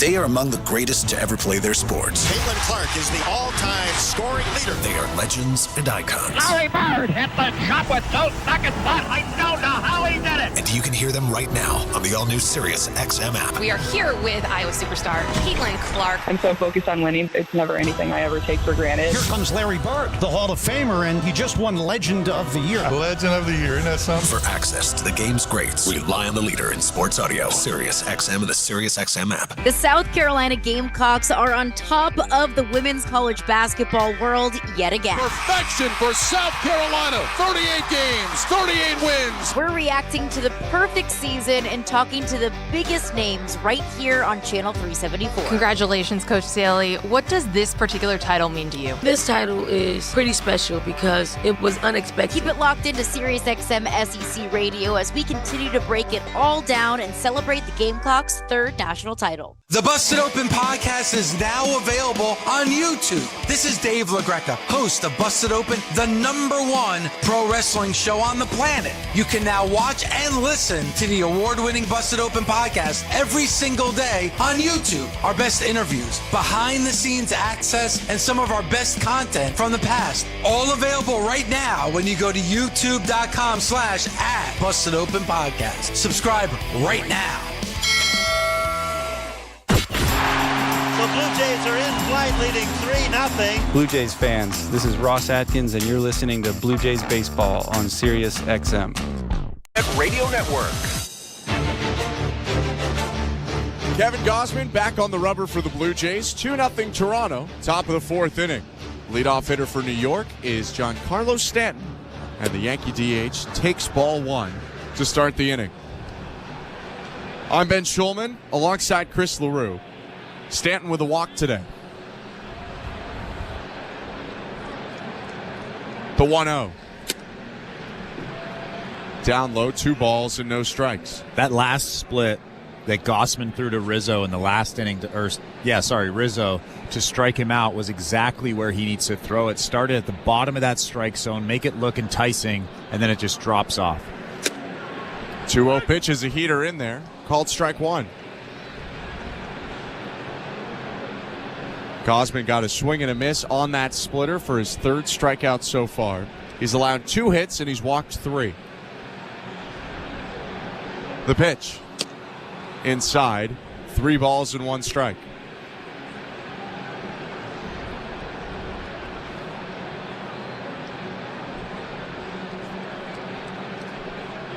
Gausman looking in at the 6'5" DH. 3-1. Fouled off. That was a splitter sent back into the backstop. And it's 3 balls and 2 strikes. And Stanton there was obviously looking for something hard. He was early on that split finger, but such a good pitch from Kevin Gausman. A 3-1 split. Just throw that thing right down the middle. He'll swing through it or ground out. Full count pitch. Fouled back. Gave him a fastball middle in, but Stanton just tipped it into the netting. But that's the cat and mouse game. That's why I love pitching so much. Is Stanton is thinking there's no way he just throws a heater there. He just threw me a split 3-1, and then he's behind on the heater. 3-2 again. Swing and a miss. Went back to the slow one. Gets him on the splitter. 1 down. 4th strikeout of the day for Gausman. And then he's thinking there's no way he throws a split because he just threw me a fastball. And that's the game. Mixing speeds. Kevin Gausman striking out Stanton. 1 out, bases empty. Here's Gleyber Torres. Only an 11-pitch inning for Gausman in the 3rd after 47 in the first 2 innings. Be nice for him to get some quick innings here. He misses with the first one to Torres, 1-0. Just threw him a slider on that first pitch. Threw him 2 sliders the first time he faced Gleyber Torres. 1-0. Swing and a miss. The 4th inning is presented by Bet365. At Bet365, you can bet live in-game on game props, totals, and the money line. Download the app and find out why. It's never ordinary at Bet365. 19 plus. Play responsibly. Ontario only. Next pitch misses down and away. Another slider. Maybe he knows something about Gleyber that we don't.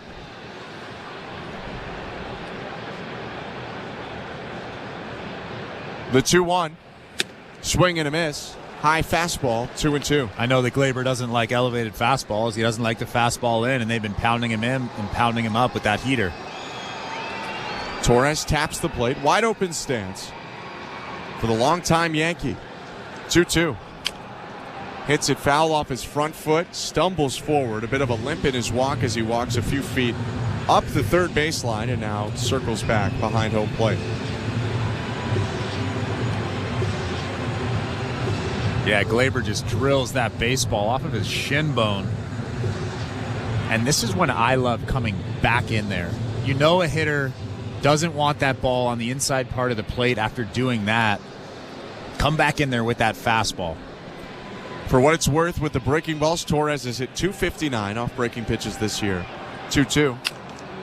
Fouled off. Did go back inside with the fastball.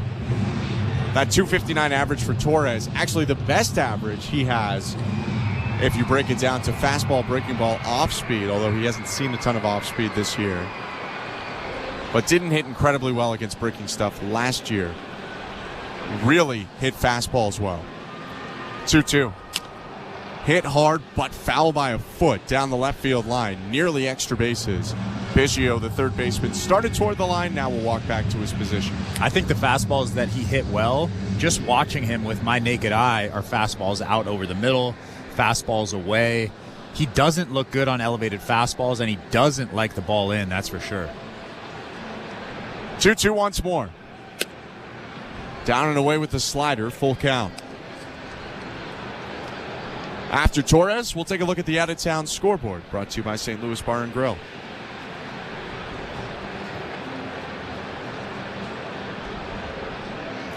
Three-two pitch. Swing and a miss. Strike three. Elevated fastball. 2 down. Let's look at the out-of-town scoreboard, brought to you by St. Louis Bar and Grill. Devilishly good since Toronto first raised the trophy in '92. Join them for wings, ribs, beer, cocktails, and catch every play at your local St. Louis Bar and Grill. Download the app or visit stlouiswings.com for more details. Always devilishly good. Former Red Sox and Dodger Alex Verdugo up. 2 outs, base is empty. The first pitch is low, ball 1. One final today among American League East teams. The Orioles played early today and had a close game with the Twins, winning 4-2 in walk-off fashion. Former Oriole Gosman delivers the 1-0 in their strike 1. Minnesota led 2-1 at the 7th inning stretch, but Baltimore did not give up. Anthony Santander homered to tie the game in the bottom of the 7th. Cedric Mullins with a 2-run homer in the 9th to win it 4-2 for Baltimore. 1-1. Verdugo grounds a ball to second. Long run picked up by Schneider, who pumps now, throws, and ends the inning. 2 strikeouts and a ground out for Gosman. He's retired 5 in a row. Blue Jays up 2-0, middle of the 4th. You're listening to Blue Jays Baseball, brought to you by your local family-owned Crown Rust Control Center, streaming at sportsnet.ca and the Sportsnet Radio Network. Bring excitement to your landscape with Proven Winners Color Choice Shrubs. These flowering shrubs and evergreens have been trialed and tested by experts to make sure they look better and bloom better, so they're just as easy to care for as what's in your landscape now, but a whole lot more colorful and interesting. Look for Proven Winners Color Choice Shrubs in the distinctive white container at your local garden center, or learn more at provenwinnerscolorchoice.com. The Blue Jays are inviting you to work from Dome. Put it in your calendar. 307 weekdays starts this season. You can work from Dome with friends or coworkers at Rogers Center. It's a game changer. Make the ballpark your office for the afternoon. Work from Dome, 307 weekday starts. Let's touch base. Check out ticket options on bluejays.com/workfromdome. At Bet365, we don't do ordinary. That's why we introduced in-game betting. Because when the game starts, the action doesn't stop. With in-game betting, you can wager on game props, player props, totals, and the money line. And remember, in-game, you can track your same-day parlay with the option to cash out. Check out in-game betting and find out why. It's never ordinary at Bet365. Must be 19 years or older. Ontario only. Please play responsibly. If you or someone you know has concerns about gambling, visit ConnexOntario.ca. Every day I'm hustling, every day I'm Hey, this is Kevin Kiermaier. You're listening to Toronto Blue Jays Baseball on the Sportsnet Radio Network. Welcome to the Timbermart broadcast booth. I'm Ben Schulman alongside Chris LaRue. 2-0 Blue Jays. Davis Schneider leads off the bottom of the 4th inning for Toronto against Marcus Stroman. Schneider 1 for 1, singled, and came around to score in the 2nd. The pitch. Outside, ball 1. When Stroman was pitching last, was talking about his incredible 2015 season. If you weren't with us, tore his ACL in spring training that year for the Blue Jays. 1-0. Called strike 1-1. In fewer than 6 months, returns on September 12th, pitches at Yankee Stadium for the Blue Jays, and made 3 starts in the playoffs. 1-1, runs inside, nearly clipped Schneider. 2 balls, 1 strike. Including the all-important Game 5 of the American League Division Series, the crazy game. Russell Martin's throw goes off Shin-Soo Choo. The home run from Jose Bautista. You know the story. 2-1 pitch to Schneider. Outside, 3-1. And then 2016 and 17, he's the opening day starter in 16, throws 200 innings each of those 2 years. He was pretty much the most important Blue Jay pitcher during that time. 3-1 pitch fouled off, 3-2.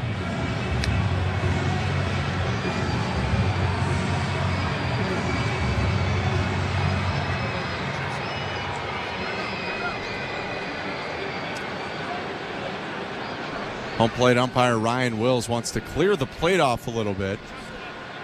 Doesn't have a brush. He's going to do it the old-fashioned way, and he's actually stomping down some dirt right now.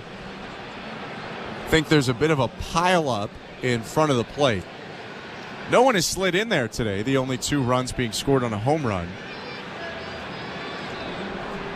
3-2 to Schneider. Popped up, right side of the infield. Stroman is making those calls you can hear, and he'll make the catch. 1 out. And that is something you don't see every day. A pitcher making a play on a high pop-up like that. Stroman's an athlete. I think everybody knows that. He's a very good athlete. He was a two-way player at Duke. Even Rizzo kind of let him take that. Usually Rizzo comes in and kind of kicks the pitcher out, but Rizzo let him take that. I think everybody knows that he's a pretty good athlete. Stroman's pitch to Dalton Varsho. Outside, ball 1. 1 out, base is empty. 2-0 Blue Jays, bottom of the 4th. Stroman was the Gold Glover as a Blue Jay in 2017. 1-0. Swinging a line shot left side. Speared on 1 hop by the shortstop Volpe, who gets up and throws to first. 2 down. Yeah, Stroman played middle infield at Duke, by the way. Started 97 times, or played 97 times as a position player. And maybe one of my favorite Stroman Blue Jays moments was when they were in Atlanta. This is before the DHs of the National League. So he's an American League guy hitting against the National League team. The pitch to Alejandro Kirk. He went around on a fastball outside, 0-1. And he homered in the game. And I mean, pitchers homering already rare enough. American League pitchers homering, guys who don't even take BP throughout the year. That was pretty crazy. 0-1. Outside, 1 ball, 1 strike. You know what else is crazy? I was a catcher in college for 2 years. Yeah. And I don't want to make that pop-up play right there. Yeah. I'm telling Rizzo, catch that baseball, buddy. The 1-1. Down and away, 2-1. Well, it's almost a lose-lose play because no one in the stands is, like, impressed that a professional baseball player catches a pop-up, even though they're a lot more difficult than they look. And if you drop it, you're in a world of trouble.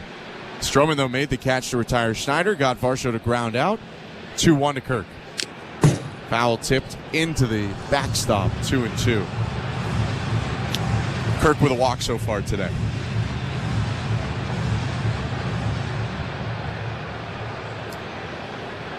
Stroman with a deep breath. His diamond chain sparkling from all the way up here in the booth. 2-2. Kirk just pokes that one foul. Defensive 2-strike swing, but it gets into the seats and it keeps him alive. You are not exaggerating about that sparkle. No, you can see it from up here. I've been obviously I can see it from the little TVs that we have up here in the booth, but you look down there and you can see it glisten. Yeah, there it goes again. You are not wrong. Bright lights in here, but you know, Stroman signing a 2-year, $37 million deal with the Yankees this offseason.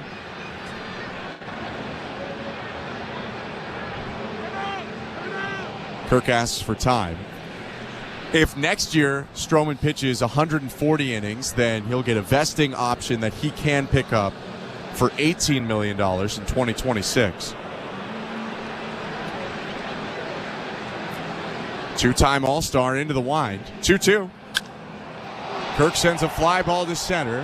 That'll chase Judge back a little bit toward right center field, but not deep enough. He makes the catch to his left and ends the inning. 1-2-3 for Stroman, who's retired 8 Blue Jays straight, but trails 2-0. 2-0 Toronto going to the 5th. You're listening to Blue Jays Baseball, brought to you by your local family-owned Crown Rust Control Center, streaming at sportsnet.ca and the Sportsnet Radio Network. Here's what's happening on Sirius XM Sports. NBA playoffs are here. Sirius XM NBA Radio with a preview of tonight's Eastern Conference play-in games. Then the play-by-play of Philadelphia hosting Miami, followed by Atlanta tipping at Chicago. The playoffs are on NBA Radio, Sirius XM Channel 86, and the Sirius XM app. Sirius XM Sports, wherever you are, your team plays here. Are you regretting eating that gas station hot dog? Yeah, we know. We've been there too. This is a message for baseball fans like you. Did you know that you get a channel that's talking baseball 24/7 as part of your SiriusXM subscription? What? Our lineup includes shows hosted by former big leaguers and executives. Plus, you'll hear from 17 managers each week. MLB Network Radio is on SiriusXM Channel 89, or just search MLB Network Radio on the SXM app. SiriusXM Sports. We're more than just a game. Scotty Scheffler, for the second time in 3 years, is the Masters champion. The Masters tournament is over. Next up, the best players in the world head to Valhalla Golf Club for the PGA Championship. Brooks Koepka is the winner of the 105th PGA Championship. PGA Championship Radio returns this May on Channel 92 in the car and on the SiriusXM app. 24/7, 365 coverage of all things NASCAR. All things NASCAR happens exclusively on SiriusXM NASCAR Radio, Channel 90. Sportsnet Radio Network. Top of the 5th inning in downtown Toronto. Blue Jays have beaten the Yankees twice in a row and lead here in Game 3. 2-0 Toronto, 8-9-1 to hit for New York. Oswaldo Cabrera, Austin Wells, and Anthony Volpe will bat this inning. Kevin Gausman, pressing his blue glove into his face, now steps onto the rubber after clearing out some dirt from his cleats and gets ready to go. I'm Ben Schulman alongside Chris LaRue, Show Ali, our host and producer, Derek Brandeo, and Tom Young, our technical directors. Switch hitter Cabrera bats left. First pitch is a fastball there for strike one.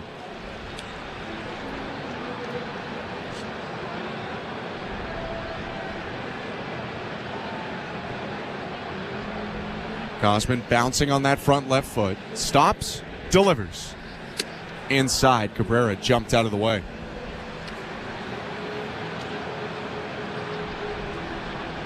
This is the the second time this season that Kevin Gausman has pitched into the 5th inning. First time since his first start. Here's his 80th pitch of the day. It's low ball 2.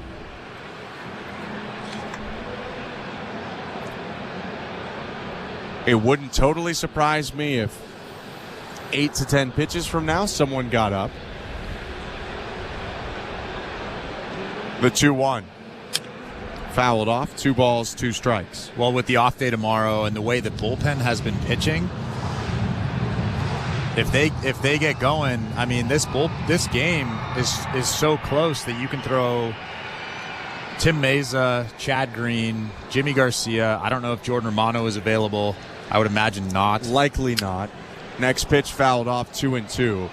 Jimmy's availability not confirmed, but it is certainly possible that he would be ready to go today. Garcia has pitched in back-to-back games.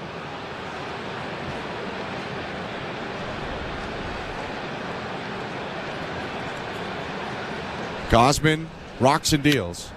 Fouled off again by Cabrera, who's 0 for 1 with a fly out to left. But you're right. I think that Gausman, as soon as he gets to 85, 90 pitches maybe, you'll see somebody get up in that bullpen. I think that's a great idea, getting those guys some work with that off day tomorrow. This is the highest pitch count Gausman's worked this year. His 84th pitch. Check swing on a pitch down and away. Appeal to third. No swing, says crew chief Chad Fairchild. Full count. And at the time where Gausman would get to, 95, 100 pitches, you could be facing guys like Juan Soto, Aaron Judge, Anthony Rizzo, the most dangerous parts of the Yankee order. 3-2. Swing and a swinging bunt that slices foul up the third base line. Still 3-2. In a game that can be changed by one swing, I would doubt that the Blue Jays want Gausman throwing his 98th, 99th pitches of the game to Judge, even if he is pitching well like he is today. You put your highest leverage guy in that situation, Jimmy Garcia. Will Jimmy Garcia throw the 6th? Probably not. But that's not a bad idea. It's a chance to with 2 lefties in that pocket. They'd go to a guy like Meza. 3-2 to Cabrera. Smoke to right field. On a line, headed toward the wall. It bounces down, takes 2 hops, and bangs up against the Rogers logo in the right field corner. Springer picks it up, flips it back into the infield. It's a leadoff double for Oswaldo Cabrera. And right on cue, you see that the guys in the bullpen moving around. I think that's Trevor Richards picking up a baseball. It is Richards, who pitched yesterday for the Blue Jays, getting loose to potentially go today. He's a guy who can provide a little bit of length right now, and in the top of the 5th inning, Blue Jays could be looking for that. I almost think they don't need length right now, especially with that off day tomorrow. Top of the 5th, no outs, runner on second. Here's Austin Wells. Turn and a fake throw by Gausman. No one was actually covering, but gets Cabrera to get his pants a little bit dirty. He slides back into the bag. That Cabrera hit, only the 3rd hit Gausman's allowed. He's walked 3 as well in 4+ innings. No runs so far. A look at second in the pitch.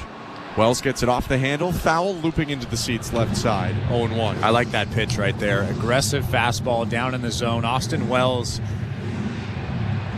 he isn't having the greatest season, so you want to get ahead with the hard stuff, and now you can kind of expand the zone with the splitty and the slider and then elevate that fastball.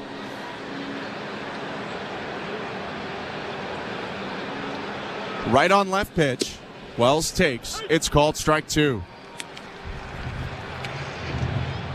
Austin Wells actually turned around to Ryan Wells, the home plate umpire, and asked him where that ball was. That was a great pitch. That was nowhere near being a ball. Right at the knees, middle of the zone. Gausman's 0-2. Hit foul straight back. Good pitch right there. Alejandro Kirk wanted it just a little bit higher than that. They'll probably go back to that. Elevate that fastball even higher. Not give anything Austin Wells can hit. Important to get Wells here. Top of the order is next, and Wells so far this year batting just 103, no extra base hits. Runner on second, nobody out, and the 0-2 again. In the dirt, good block by Kirk. Picks it up just in front of the plate. 1 ball, 2 strikes. I don't mind that. Either a buried split or an elevated fastball, something he can't hit. Either way, he's not putting bat to ball on that. John Schneider's on the wrong side of the railing, but he is near those steps. Something going on with Alejandro Kirk. I think on that block, he got dirt in his eye. And right now, the Blue Jays making sure that his vision is not obstructed. Obviously, being a catcher, you need to be able to see that 90 to 95 mile per hour object being hurled at you with a lot of movement as well. Kirk takes his mask back from home plate umpire Ryan Wells and is ready to go. It is so hard to be a catcher. Not a position I envy at all. My goodness. Kirk into the crouch, working on the pitch comm. And Kevin Gausman now staring at second. He's got his signal. The 1-2. Low. Missed with the fastball there. 2 balls, 2 strikes.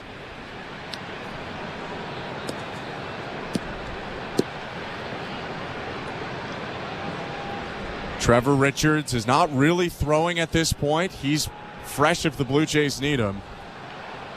Looking in toward home plate. 2-2. Smoked up the middle. Caught on the line by Bichette. Dives to second. Safe is the call as the dive by Cabrera beat him there. Bo touching his right side for a moment. He and Cabrera kind of banged into each other as they both dove towards second. 1 out on that play. Cabrera did such a good job of freezing on that line drive, actually taking 2 steps back. He knew exactly where Bo Bichette was. Actually, he took a quick step towards third base, but then quickly dove back into second base. But great play by Bo, diving with the attempt, just barely missing him. Bo hiking up his pants on that side, just getting everything comfortable. A lick of his fingers and a wipe on the back of his pants. He's ready to go. So is Gausman with 1 out and Anthony Volpe up. Runner on second, the pitch. Ground ball hits softly to short. Bichette charges in, throws over to first in time. Volpe losing his helmet right at the bag. There's 2 down. Not the hardest fastball of the day by Kevin Gausman, only 93 miles an hour, but such good movement on the inside part of the plate, ties up Volpe, and he hits that weak ground ball to shortstop. And Gausman with an efficient 2 outs here after the leadoff double, has given himself an opportunity to pitch through 5. 2 outs, top of the 5th, 2-0 Blue Jays. Juan Soto is at the plate. Gausman hasn't retired him yet today. The pitch. Swing and a miss. 95 from Gausman, and maybe the velo ticking back up as he knows his time is coming to an end. And now you can expand. You throw that first pitch strike. You don't have to throw him anything good anymore. You have that open base. Obviously, you don't want to put the tying run on base, but you can be careful with him, elevate, bury something. 0-1. Swing and a hard hit ball to center. Kiermaier racing back at the track, and it's off the wall. Coming in to score Cabrera. Soto standing up at second. It's an RBI stand-up double, and it's 2-1 for the Blue Jays over the Yankees after a thundering hit by Juan Soto. That was way too good of a pitch. A fastball almost middle. Juan Soto does a good job of using that big part of the field, but that is not where he wanted that pitch. He wanted that thing either up or out, and he got neither. And they're sticking with Gausman here. I thought there was a chance that maybe with his pitch count up at 95, toughest part of the order, they'd go elsewhere. But here's Aaron Judge, and now a 2-1 game. A single could tie it with Soto on second. The pitch. Swing and a miss, strike 1. Gausman has solved Judge so far today, striking him out and forcing him to ground into a double play in 2 at-bats. And again, you don't want to give him anything good here. You have the open base.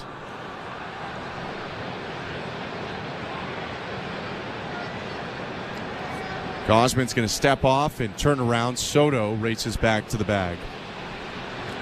And the next hitter, while he's a really talented hitter, and Anthony Rizzo is not Aaron Judge. No, you want to stay up. You want to stay in. Even out. 0-1.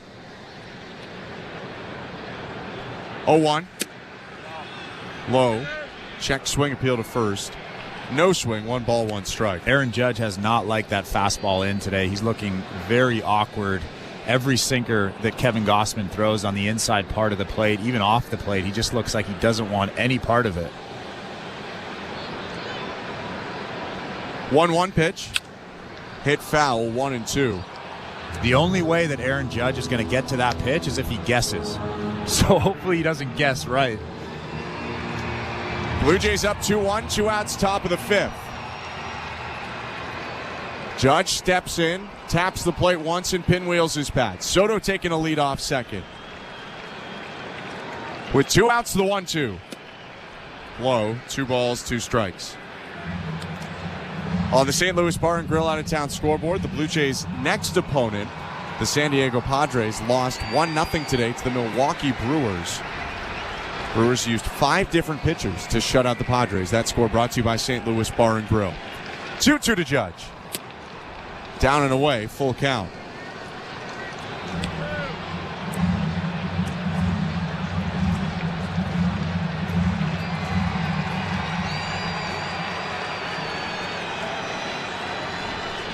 Gausman at 100 pitches right now. Peeking back at Soto, delivers 101 on the day, and it's a swing and a miss, strike 3. Scream from Gausman as he spins off the rubber. He allows 1, but holds the fort after that, K'ing Judge to strand Soto. 2-1 Blue Jays, middle of the 5th. You're listening to Blue Jays Baseball, brought to you by your local family-owned Crown Rust Control Center, streaming at sportsnet.ca and the Sportsnet Radio Network. There is no competition in soccer quite like the UEFA Champions League. And it's on Sirius XM FC. Kylian Mbappe delivering when it matters most. The stakes are higher now in the knockout stage, where 1 goal can transform a club's trajectory. Jude Bellingham's driving, scores! And 1 performance can turn a star into an immortal. Erling Haaland has 5! It's the Champions League knockout stage, and all the top matches are on Sirius XM FC 157 and the all-new Sirius XM app. Fantasy Sports Radio is helping you win your fantasy leagues right now on Channel 87. It's a home run for Ronald Acuna. From in-season fantasy baseball management to daily fantasy basketball to getting you ready for the NFL Draft, Fantasy Sports Radio is here to help you dominate. How you manage your team day in and day out will be the difference in where you finish in 2024. Fantasy Sports Radio, your home for fantasy sports. Channel 87 and on the all-new Sirius XM app.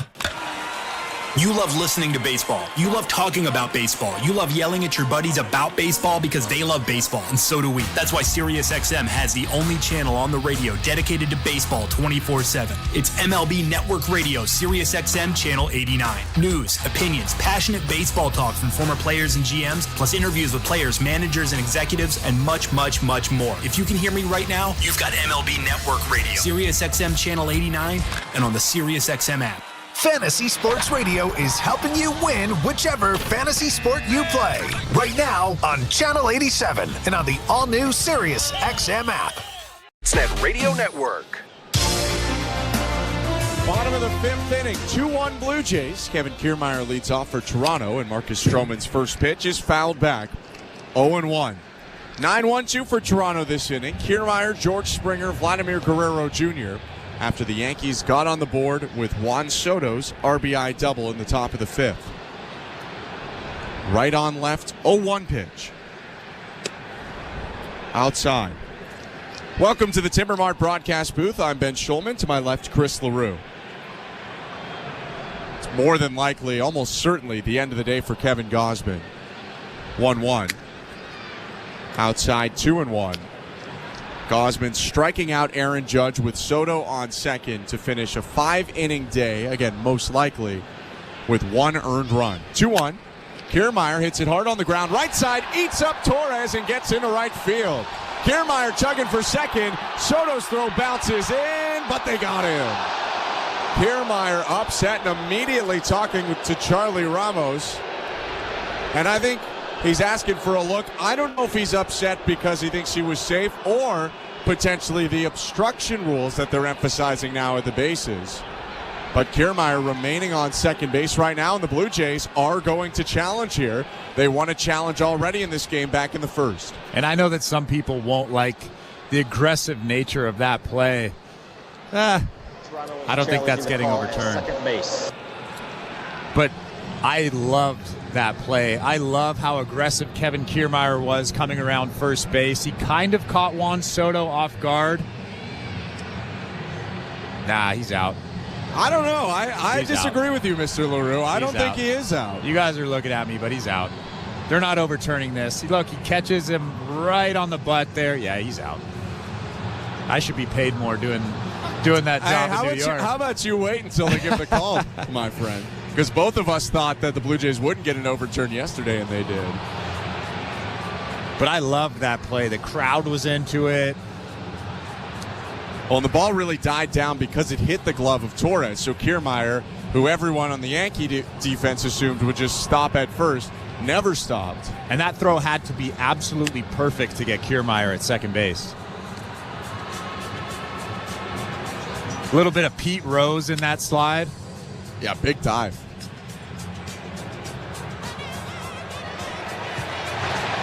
Never listen to the crowd. The crowd is pro-Jays. You are counting your chickens, buddy. You wait until they make this call. The call on the field is out, so they need 100% evidence to overturn it. And I believe we're about to get word right now. The call on the field stands. The runner is out. Toronto has lost their challenge. One for LaRue. Kevin Kiermaier retired. One down. That'll go down as a single for Kiermaier. Thrown out trying to advance to second base.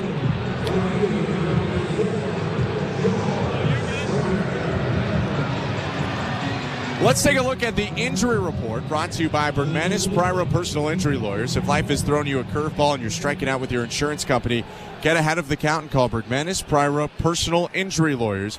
You focus on getting better, and Bergmanis Priro will take care of the rest. Visit bplawyers.ca. First, George Springer up, and the first pitch is cut on and missed. Strike one. One out, 2-1 Blue Jays. Bottom of the fifth inning at Rogers Center.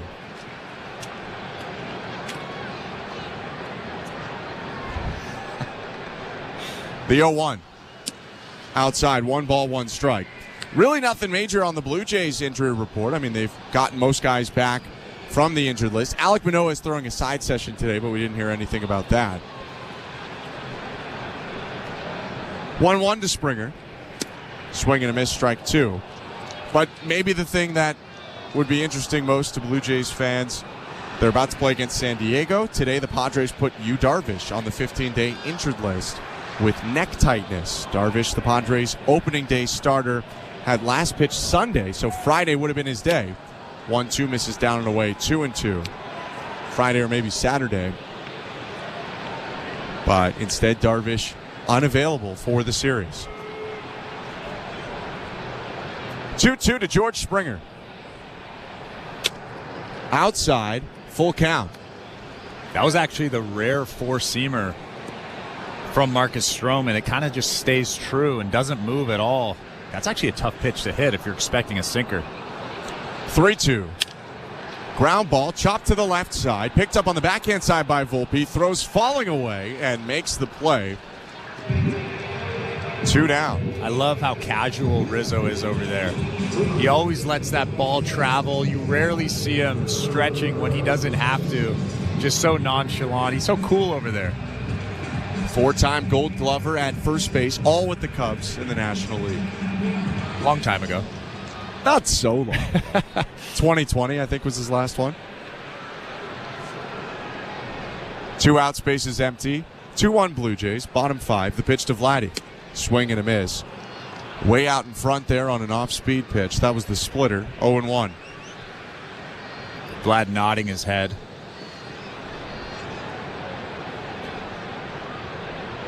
Stroman winds and offers. Outside, 1-1.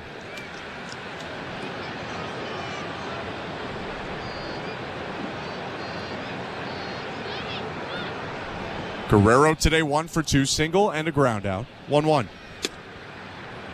In there, right on the outside corner, bottom of the zone, 1-2.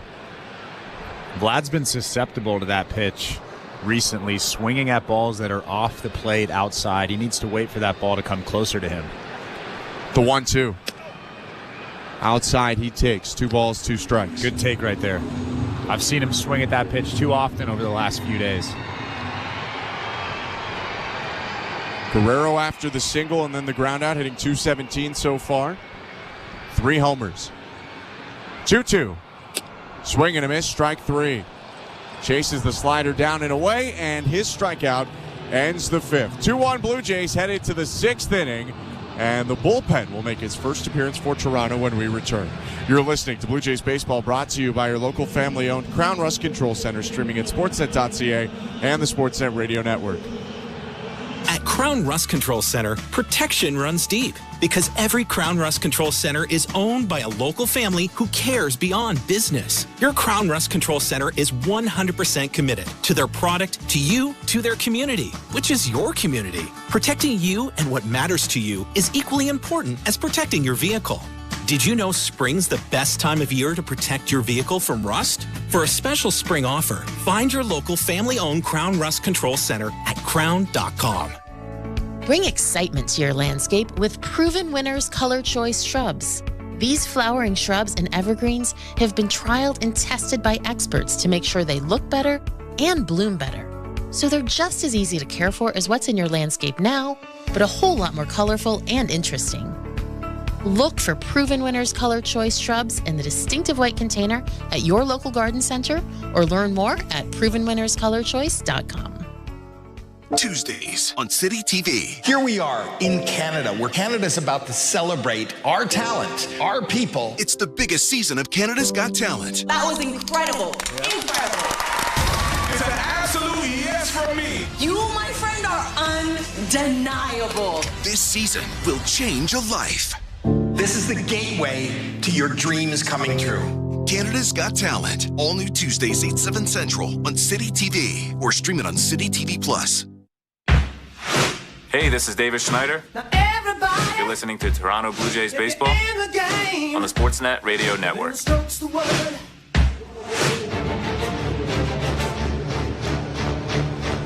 Top of the 6th inning in downtown Toronto. Kevin Gausman's day is done. He exits with the Blue Jays leading 2-1. Trevor Richards will come on to start this inning for Toronto to face Anthony Rizzo, Giancarlo Stanton, and Gleyber Torres. I'm Ben Schulman. To my left, Chris LaRue. Show Ali, our host and producer today. Derek Brandeo and Tom Young our technical directors. 9th appearance of the season for Richards, who pitched yesterday against New York. His first pitch to the left-handed hitting Rizzo is fouled back 0-1.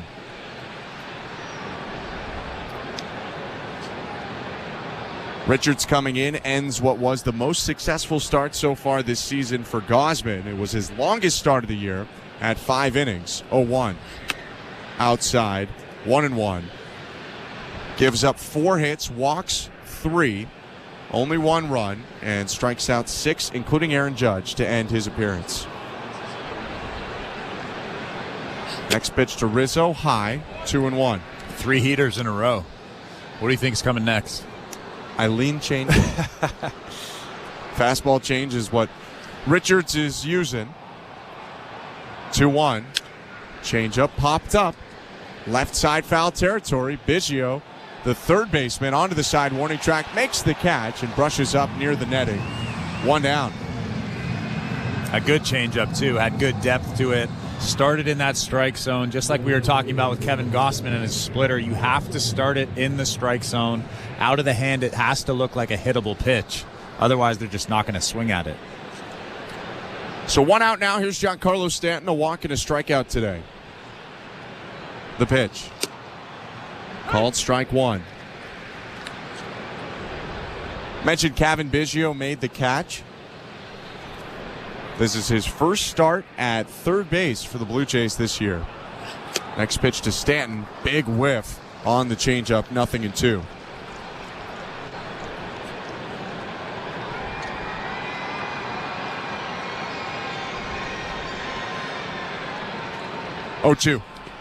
Bounce to the plate. 1 ball, 2 strikes. Biggio's already played 4 different positions this year. We're at game 19 of the season. Mostly at second, but has made appearances at first, third, and in right field.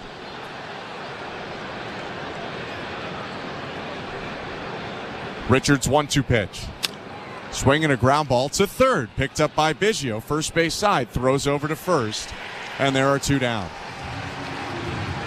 You started off Rizzo with 3 straight fastballs, and he just throws changeups to Stanton there. 4 really, really good ones, too. Well located, a lot of depth to them. I'm sure Stanton was thinking they'd have to come in with a heater at some point, and he just kept pounding the outside with those good changeups. Love the cat and mouse game. 2 down now for Richards, his first inning of work. Originally a Cubs signing, Gleyber Torres is the hitter. First pitch is outside 1-0. It's Torres, who was signed by the Cubs out of Venezuela. On the St. Louis Bar and Grill out-of-town scoreboard, the Cubs, who had a wild one yesterday with the Diamondbacks, just jumped in front of the Diamondbacks. Next pitch is a called strike, 1-1. Former Blue Jay Yan Gomes with an RBI single, part of a 2-run inning for the Cubs, who lead 2-1 over the Diamondbacks on the St. Louis Bar and Grill out-of-town scoreboard. Richards hits the bottom of the zone with a changeup, and the count's 1 ball and 2 strikes to Torres. 2 outs, bases empty, top of the 6th. Blue Jays up 2-1. Right-hander Richards sets, kicks, delivers. Bounce the changeup, 2 balls, 2 strikes. Again, Gleyber does not like that elevated heater. I would tend to lean heater elevated here. The 2-2. Heater, but it was outside, and Torres rides it that way into foul territory, into the seats, down the right field line. Yeah, Alejandro Kirk had that target up on the inside part of the plate. If he hit his target, Gleyber would have swung right through it. It kind of just leaked out over the middle of the plate. Next pitch, check swing on a change, and he went around. Gleyber Torres strikes out to end a 1-2-3 inning for Trevor Richards. Middle of the 6th, 2-1 Blue Jays. You're listening to Blue Jays Baseball, brought to you by your local family-owned Crown Rust Control Center, streaming at sportsnet.ca and the Sportsnet Radio Network. Feel the energy, blast a loud bang, and the impact of SiriusXM Octane. Immerse yourself in a community of hard rock extremists. World premieres, live performances, and artist takeovers. Serious. A giant thank you to the entire Octane community for keeping rock alive. Turn up new hard rock. Turn up Octane. Channel 37 and on the Sirius XM app. The NASCAR Cup Series is on Sirius XM. Let's go, man! We're back on the track Sunday, 2 p.m. Eastern. It's the Geico 500 from Talladega Superspeedway. Checker flag, baby. Yeah! On Sirius XM NASCAR Radio Channel 90 in the car and on the all-new Sirius XM app. Oh, yeah! Get closer to everything that moves you wherever you are with the Sirius XM app. Let's make some smoke and drink some beer. Yeah! You love listening to baseball. You love talking about baseball. You love yelling at your buddies about baseball because they love baseball, and so do we. That's why SiriusXM has the only channel on the radio dedicated to baseball 24/7. It's MLB Network Radio, SiriusXM Channel 89. News, opinions, passionate baseball talk from former players and GMs, plus interviews with players, managers, and executives, and much, much, much more. If you can hear me right now, you've got MLB Network Radio, SiriusXM Channel 89, and on the SiriusXM app.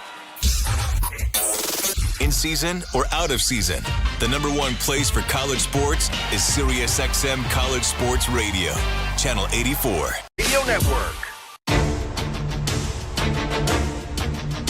Bottom of the 6th inning in downtown Toronto, Bo Bichette leads off for the Blue Jays against Marcus Stroman. 2-1 Toronto. The pitch to Bichette is in there. Strike one. I'm Ben Schulman alongside Chris LaRue. Bo Bichette today with a walk and a ground out. Stroman's pitch count elevated. Bullpen in action right now for the Yankees. 0-1. Swing and a miss. 0-2. For Marcus Stroman, that was his 90th pitch of the appearance. And in right field, the left-hander, Caleb Ferguson, is getting some throws in. 0-2. Bo takes down and away.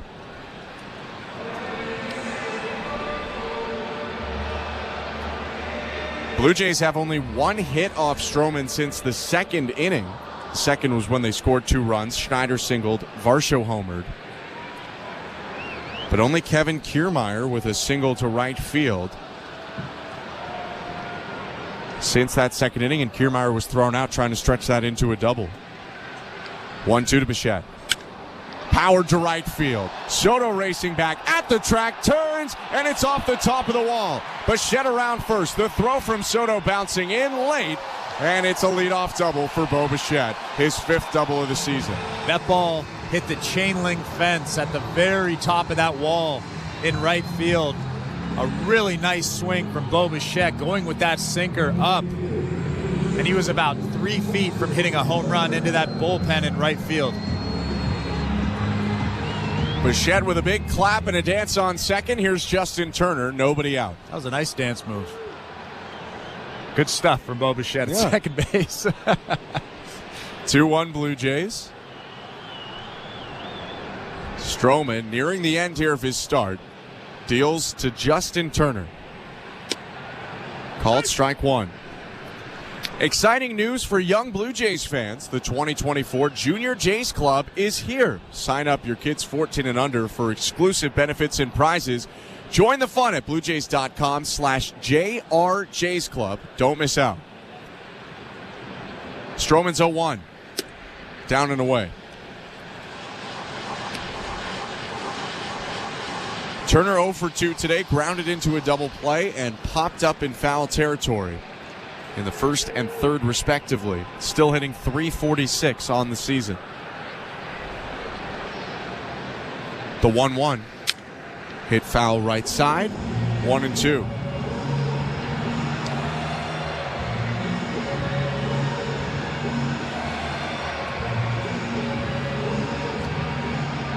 More than likely, you'll see a lot of high-leverage arms out of the Yankee pen today. They haven't used the high-leverage guys, trailing most of the last 2 days. 1-2. High, 2 balls, 2 strikes. That was a tough pitch to take. That ball was actually in the strike zone. You could see how frustrated Marcus Stroman is, shaking his head on the mound there. JT got away with one there. Yeah, that was definitely a strike. Instead, though, it's 2-2. Bichette on second. Stroman nearing the end. The 2-2. Hit foul. Still 2 balls, 2 strikes. Stroman up to 97 pitches, and the left-handed reliever Caleb Ferguson continues to warm. In the Blue Jay pen, Genesis Cabrera is up right now. Not throwing at this exact moment, but standing up in the pen.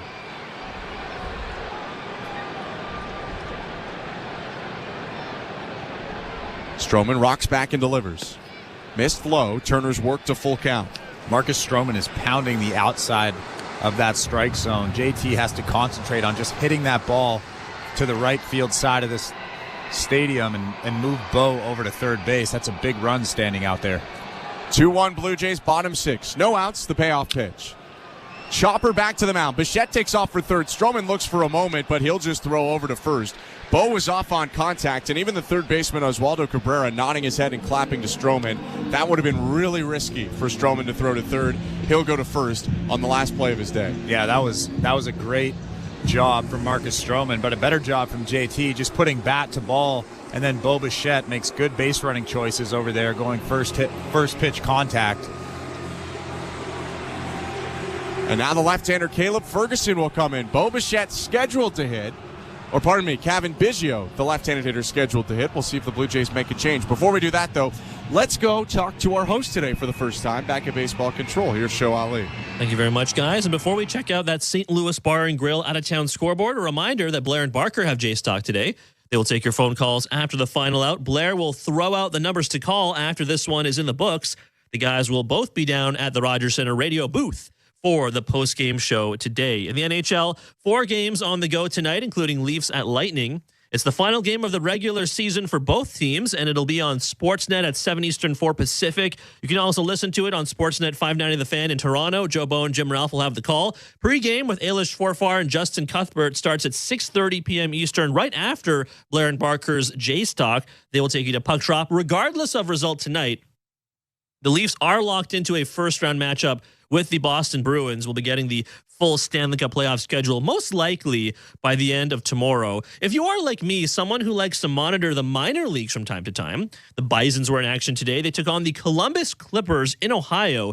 They did win 12-9. Orelvis Martinez with a 469-foot grand slam, 113.8 miles an hour off the bat, his second home run in the last 3 days. In Major League Baseball, some scores with a lot of day games. Orioles beat the Twins 4-2. Cedric Mullins with a 2-run walk-off bomb. And Rangers at Tigers. Texas narrowly edging Detroit 5-4. Josh Smith with the game-winning RBI double in the top of the 9th inning. Blue Jays Baseball is brought to you by Crown Rust Protection. Caleb Ferguson on the mound at the Rogers Center. Here's Ben and Chris with the call. Thank you very much. So the left-hander just completing his warm-up. Speaking of Columbus, from Columbus, Ohio, Caleb Ferguson, a 6'3" southpaw. 38th round pick by the Dodgers a handful of years ago. And he'll make his first appearance since he was hit with the loss in the Yankees' 10th inning loss to Cleveland on Sunday, the first of 3 straight Yankee losses. Ferguson had pitched on back-to-back days in that series, a couple days off. Now back on the mound. Blue Jays with a pinch hitter. Lefty Kevin Biggio out, and Ernie Clement hits in his spot. Runner on third, 1 down, 2-1 Toronto, and the pitch. Off the handle, fouled back, 0-1. The infield is in right now, so Ernie Clement has to try to get something in the air, and if that can't be done, just hit something hard. Try to get it through this infield. Clement batting .289 this year, 0-1. Hit foul down the right field line, 0-2. They not only get the platoon advantage with Clement, but a guy who typically makes a lot of contact. 2 good things for this situation. Bichette had the leadoff double, moved over to third on Turner's ground out. 1 out, 2-1 Blue Jays, bottom 6. 0-2 pitch to Ernie Clement from Caleb Ferguson. Swing and a miss, strike 3. Beaten by the high fastball, 2 down. And that's what you don't want there. You have to put bat to ball. You have to try to put some pressure on the defense, especially because they were in. Anything can get through there. That's a big run on third base. Still a chance to knock it in, but the Blue Jays will need Davis Schneider to reach base safely to do so. He's up with Bo 90 feet away from the plate. 2 outs, 2-1 Toronto, bottom 6. The left on right pitch. Swing and a miss, strike 1. For Ferguson, This is his 8th appearance of the year. He's pitched 7 innings now after retiring Clement and given up 3 earned runs.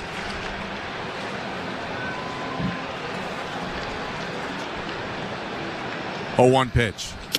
Schneider checks his swing. It's called strike 2. Looked a little bit outside.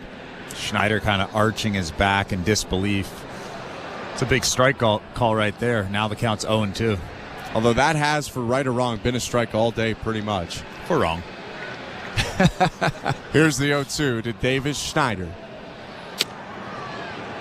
Way outside. 1 ball, 2 strikes.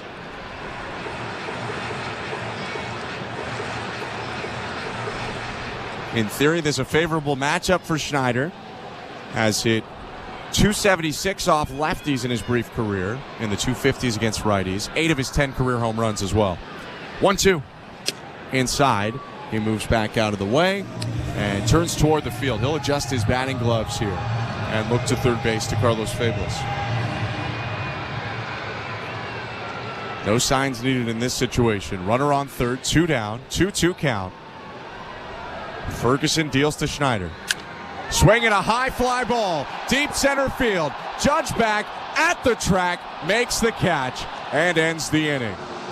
Schneider gets close, but cannot hit it out.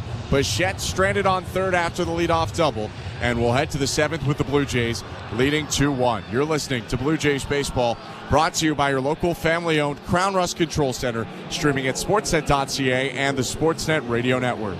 Timber Mart is Canada's building center, a solid neighbor to call upon when you've got a job to do. Your dependable home improvement store that offers the added value of Air Miles reward miles with every purchase of $15 or more. Visit timbermart.ca. When you have an iconic look like Danny Jansen, picking new glasses can be tough. Too big, too small, too cool, too much, too 90s, too futuristic. I think I'm just going to stick with the originals. These are working just fine. He is really seeing the ball well. Your friends will do a double take when they see you in your Danny Jansen new blue replica jersey and glasses. And he's got some style. On Monday, April 29th, the first 15,000 fans will receive a Jano bundle. For tickets, visit BlueJays.com. We're 2 men and a truck. And we've got lots of men and lots of trucks. Whether you're planning a move to a new home or to a new office down the hall, big or small, we move them all. We even sell packing and moving supplies. But no matter what you need, we'll do it with a smile. With a 96% referral rating and the professionalism you can trust, the choice is simple. So when you're planning your next move, call 2 men and a truck. 2 men and a truck, the movers who care. Timber Mart always has plans to help you with your plans. Your home, your cottage, your garage, whatever needs your attention first, check the most visited spot on our website for ready-to-order plans to get the job done with Canada's Building Center. Visit... Top of the 7th inning at Rogers Center. Blue Jays leading 2-1 over the Yankees. New pitcher for Toronto is the left-hander Yenesis Cabrera. Yankees with a lefty, a switch hitter, and a lefty due up this inning. So John Schneider goes to his southpaw to try to neutralize Alex Verdugo, Oswaldo Cabrera, and Austin Wells. I'm Ben Shulman. To my left, Chris LaRue. Cabrera ready to go. Alex Verdugo in the box. And here's the southpaw's pitch. Fastball way up and in. 1-0.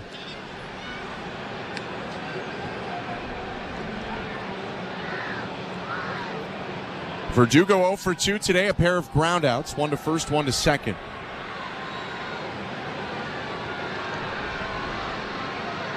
(1-0) in there. 87-mile-per-hour slider, maybe a cutter, whatever you want to call it. 1-1. Cabrera has been better his last couple of outings. He's thrown more strikes. He's throwing better pitches, a little bit more velocity. Next pitch, Verdugo shows bunt, but bunt's hit foul.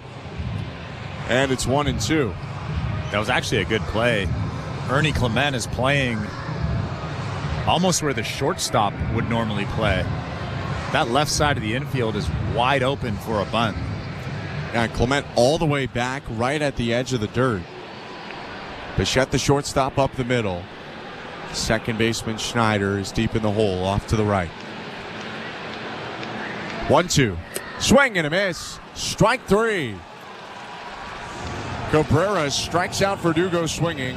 1 down, And let's go to the St. Louis Bar and Grill out-of-town scoreboard. Next time the Blue Jays will be here, Shohei Ohtani, Mookie Betts, Freddie Freeman, and the Los Angeles Dodgers will be in town.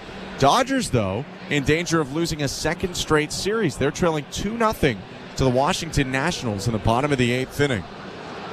That out-of-town score brought to you by St. Louis Bar and Grill. First pitch to Oswaldo Cabrera, called strike one. In Toronto, it's 2-1 Blue Jays. One out, bases empty, top of the 7th.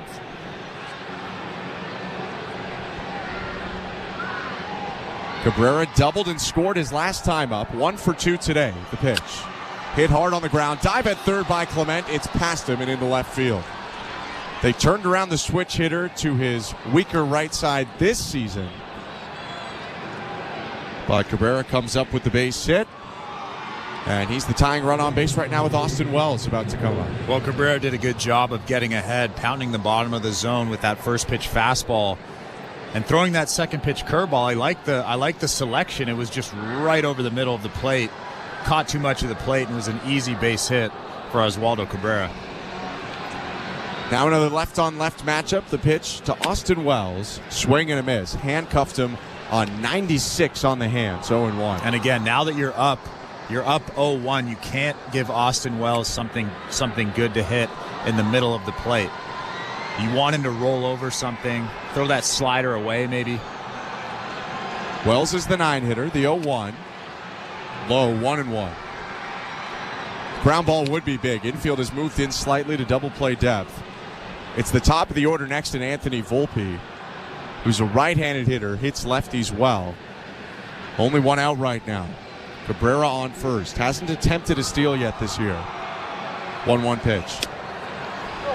Just a little bit outside. 2-1. They're trying to go out there with that slider on the outside part of the plate. Cabrera is just missing.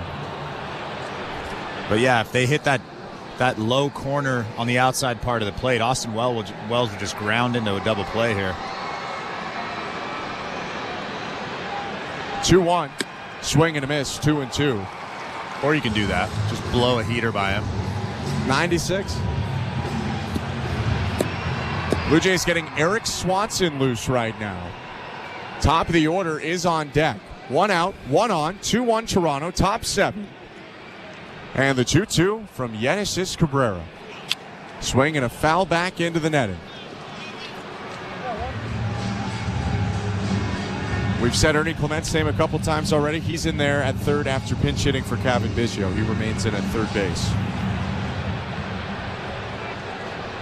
He's at third, but he's playing almost where the shortstop normally would play.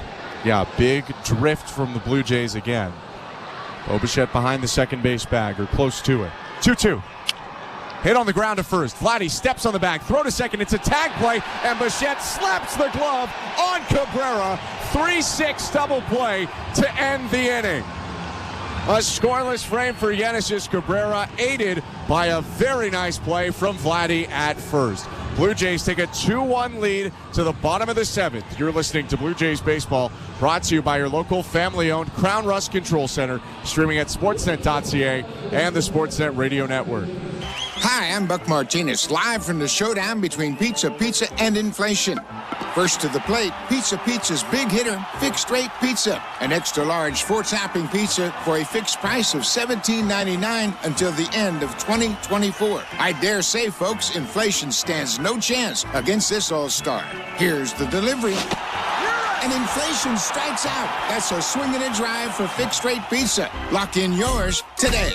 Order pizza.ca. At Crown Rust Control, protection runs deep because every Crown Rust Control Center is owned by a local family who cares beyond business. Your Crown Rust Control is 100% committed to their product, to you, to their community, which is your community. Protecting you and what matters to you is equally important as protecting your vehicle. Did you know spring's the best time of year to protect your vehicle from rust? For a special spring offer, find your local family-owned Crown Rust Control Center at crown.com. It's sports streaming season. This spring, get set for nonstop action on Sportsnet Plus. Unbelievable. Every electrifying game of the Stanley Cup playoffs. Did you see that? All the knockout moments in UFC. Awe-inspiring action from the NBA playoffs. Plus, the Toronto Blue Jays are back in full swing. We got it. Catch all the can't-miss moments that matter most to you. Because when it happens in sports, it happens on Sportsnet Plus. Subscribe at sportsnetplus.ca. This is Toronto Blue Jays baseball. Bichette powers the ball to left field. Going back, Peralta. It's out of here. On Sportsnet 590 The Fan and the Sportsnet Radio Network. Welcome back to the Timbermart broadcast booth. I'm Ben Schulman alongside Chris LaRue. 2-1 Blue Jays, bottom 7. Caleb Ferguson, Yankee reliever, and lefty still in the game. His pitch to Dalton Varsho. Swinging a fly ball, right field. Soto going back. He's at the track, at the wall. It's gone! 2-homer game. Dalton Varsho. 3-1 Blue Jays.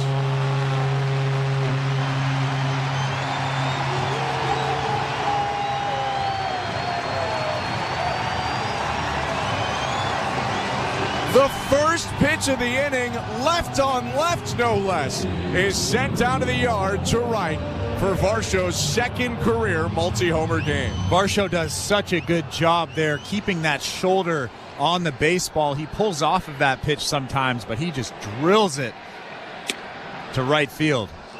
First pitch to Alejandro Kirk is a ball, 1-0. 3-1 now for the Blue Jays.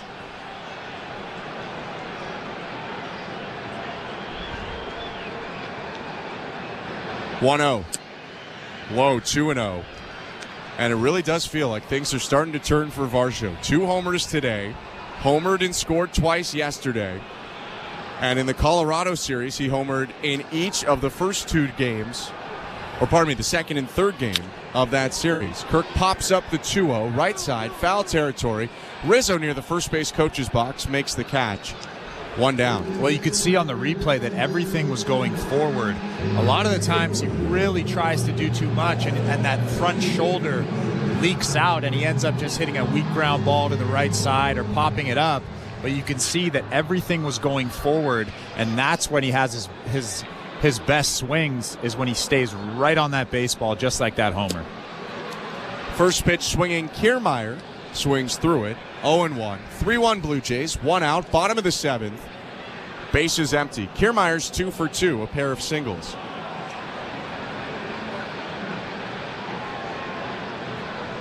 The 0-1. Down and in. 1 ball, 1 strike. That was also a big run. Very big run for the Blue Jays.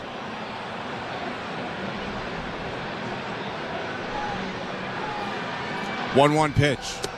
Outside, 2-1. Yankees have the top of the order coming up next, so you're going to have to go through Judge. You're going to have to go through Soto, Stanton, Rizzo one more time with 6 more outs remaining for Toronto pitching. 2-1. Outside, 3 balls and 1 strike. It is so much easier pitching to that lineup when you have a 2-run lead versus a 1-run lead. There's no room for error with a 1-run lead. 3-1 pitch. Check swing. Pitch was outside. Appeal to third. No swing. And Kiermaier's aboard for the 3rd time today. He's on first with a walk. Aaron Boone is out of the dugout, and the Yankees will go to the bullpen. 3-1 Toronto. 1 out. 1 on. Bottom of the 7th. Dalton Varsho homers, and we'll go back to baseball control. Here's Show Ali. Thank you very much, Ben. Before we check out that St. Louis Bar and Grill out-of-town scoreboard, one more reminder that Blair and Barker have Jays Talk today. They will take your phone calls after the final out. Blair is down with Barker at the Rogers Center radio booth, and he will throw out the numbers to call after this game is in the books at the Dome. In the NHL, 4 games on the go tonight, including Oilers at Coyotes, 10 Eastern, 7 Pacific. It'll be the final game for the Coyotes at Mullet Arena. The move to Salt Lake City will kick into high gear once the season is over after this game later tonight. Utah Jazz owner and soon-to-be owner of this team, Ryan Smith, confirming the news at a conference in Los Angeles earlier this afternoon. Earlier, we'll also get Leafs Lightning, the final game of the regular season for both. It'll be on Sportsnet at 7 Eastern, 4 Pacific. You can also listen to it on Sportsnet 590 The Fan in Toronto. Joe Bone and Jim Ralph will have the call. Pre-game with Ailish and Justin starts at 6:30 Eastern. They'll take you to puck drop. Sheldon Keefe saying Austin Matthews will play tonight. Regardless of the result, Leafs are locked into a first-round matchup with the Boston Bruins. We will likely be getting the full Stanley Cup playoff schedule by the end of tomorrow when the regular season concludes for everyone. In Major League Baseball, some scores with a lot of day games in the books. Checking in on the Jays' next opponent starting Friday, the Padres losing 1-0 to the Brewers. Blake Perkins with an RBI single as the lone run that holds up as the winner for Milwaukee. Royals at White Sox. Kansas City wins 4-2. Salvador Perez with a 2-run bomb for Chicago. Old pal Paul DeJong with a 2-run bomb early in that game. And that's the first of a doubleheader on the south side of Chi-Town. Blue Jays baseball is brought to you by Crown Rust Protection. Let's get back to the Rogers Center. Here's Ben Schulman and Chris LaRue with the call.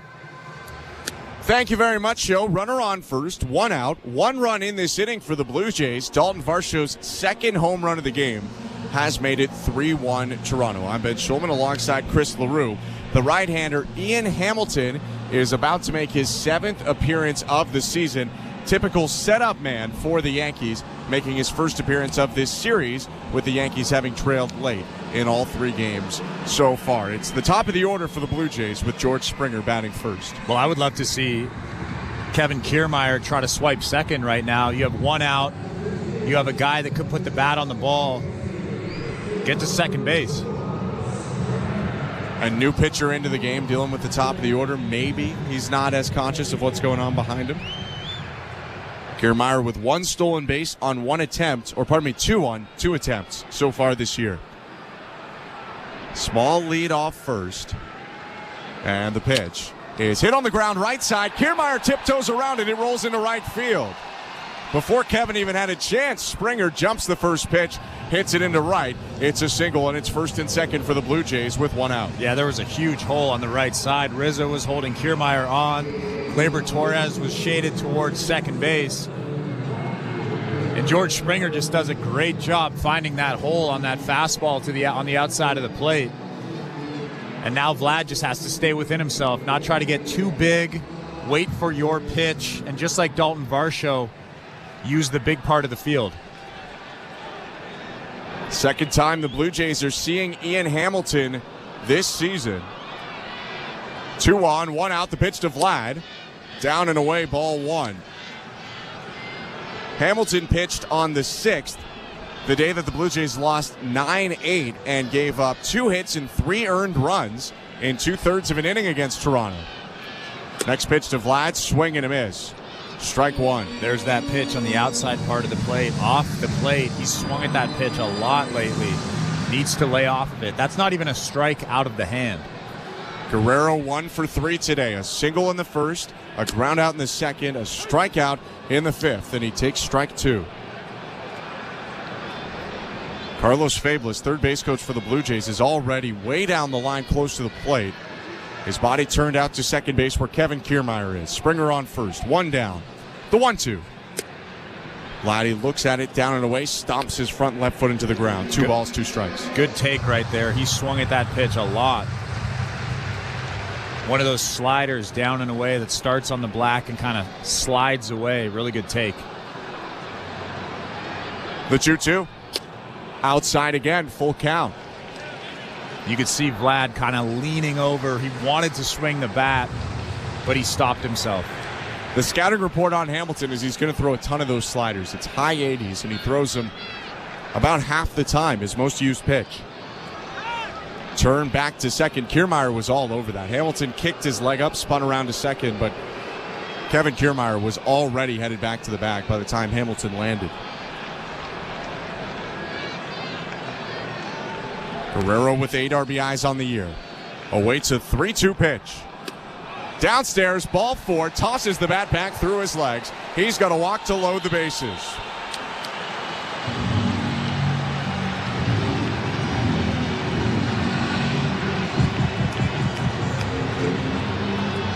Here comes Bo Bichette with 1 out. Kiermaier on third, Springer on second, and Vladimir Guerrero Jr. on first. 3-1 Blue Jays, bottom 7. Right-hander Hamilton stretching out that right arm, tucks the ball into his glove, belt high. The pitch does not count. Time was called. Pitch clock violation, is going to go against the pitcher, Ian Hamilton. It's going to go against Bichette. No, it is Hamilton. And it's 1-0. Can you imagine in a huge situation like this, bases loaded, and you have to pitch with a 1-0 count? Hamilton does, and he hits the zone. Strike one. That would frustrate me. I never pitch with the pitch clock, so I don't understand all of that, but you got to be cognizant of it, though. It has to be so frustrating. There's a clock right behind the plate. 1-1. Called strike 1-2. And last year, maybe I give a guy a break for it, but frankly, this is the second year. Guys are used to it. Bichette in the hole right now, though. Hamilton with 2 straight strikes. 1-2 count the pitch. Swinging a high fly ball down the right field line. Soto racing to the corner, makes the catch in foul territory. Kiermaier tags from third. He'll score. Springer advances from second to third. It's a sacrifice fly in foul territory, and it's a 4-1 lead for the Blue Jays. Great job by Bo Bichette, just putting bat to ball. The last thing you want to do is strike out there with a big run on third base. And he just tries to put that ball in play. Actually, that ball was foul. Soto makes a great play on that short wall in foul territory there, but a great at-bat from Bo Bichette. So now runners on the corners after Bo's flyout. Here's Justin Turner. 4-1 Blue Jays. 2 important insurance runs in this inning. The pitch. Called strike one.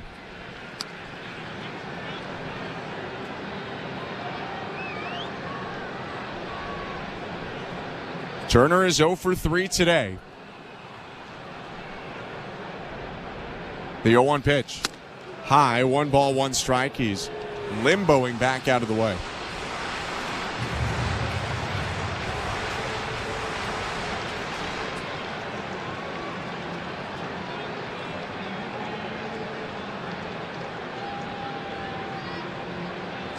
Hamilton delivers. Turner takes. That pitch looked below the knees, but it's called strike 2, and it's a 1-2 count now with 2 outs. Yeah, you can tell the Blue Jays know the scouting report. And when Hamilton flips in a good fastball in there, it's almost a shock to them because he throws so many sliders. 1-2. Missed upstairs with another fastball. 2 balls, 2 strikes.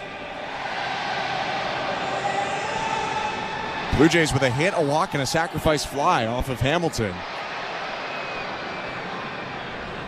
And they've scored 2 runs off the Yankee bullpen. Both of those runs being charged to Caleb Ferguson, although Hamilton allowed the inherited run to come in. Swinging bunt by Turner on the 2-2. Rolls foul. Left side of the dirt circle. Still 2 balls, 2 strikes.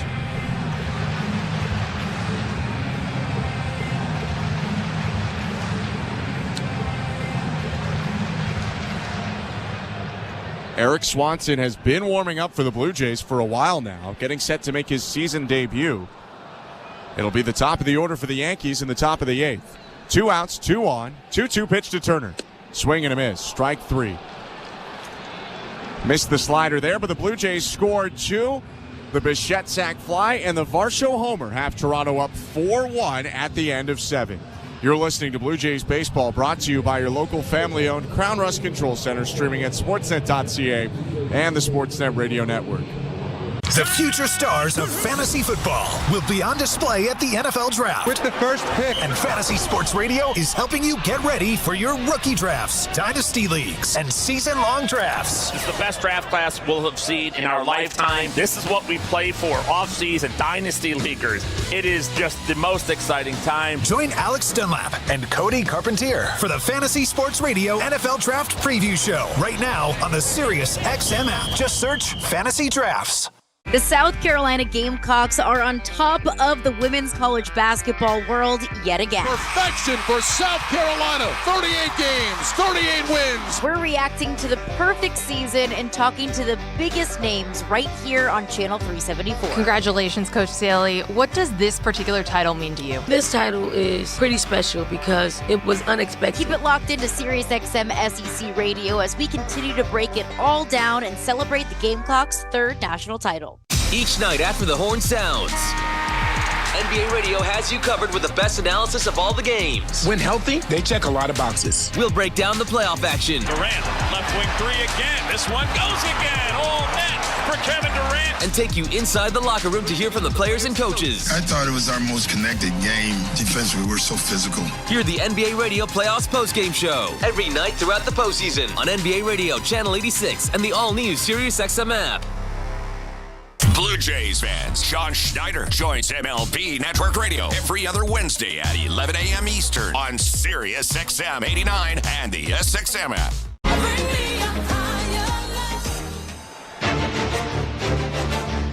Top of the 8th inning in Toronto. 4-1 Blue Jays. Yannis Cabrera, the reliever, still on the mound. Pitches to Anthony Volpe, who takes high, ball 1.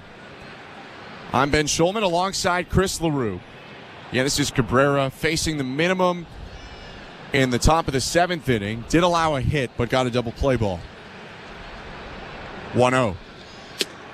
Called strike, 1-1. In left field, Eric Swanson's been warming up for the Blue Jays for the better part of an inning.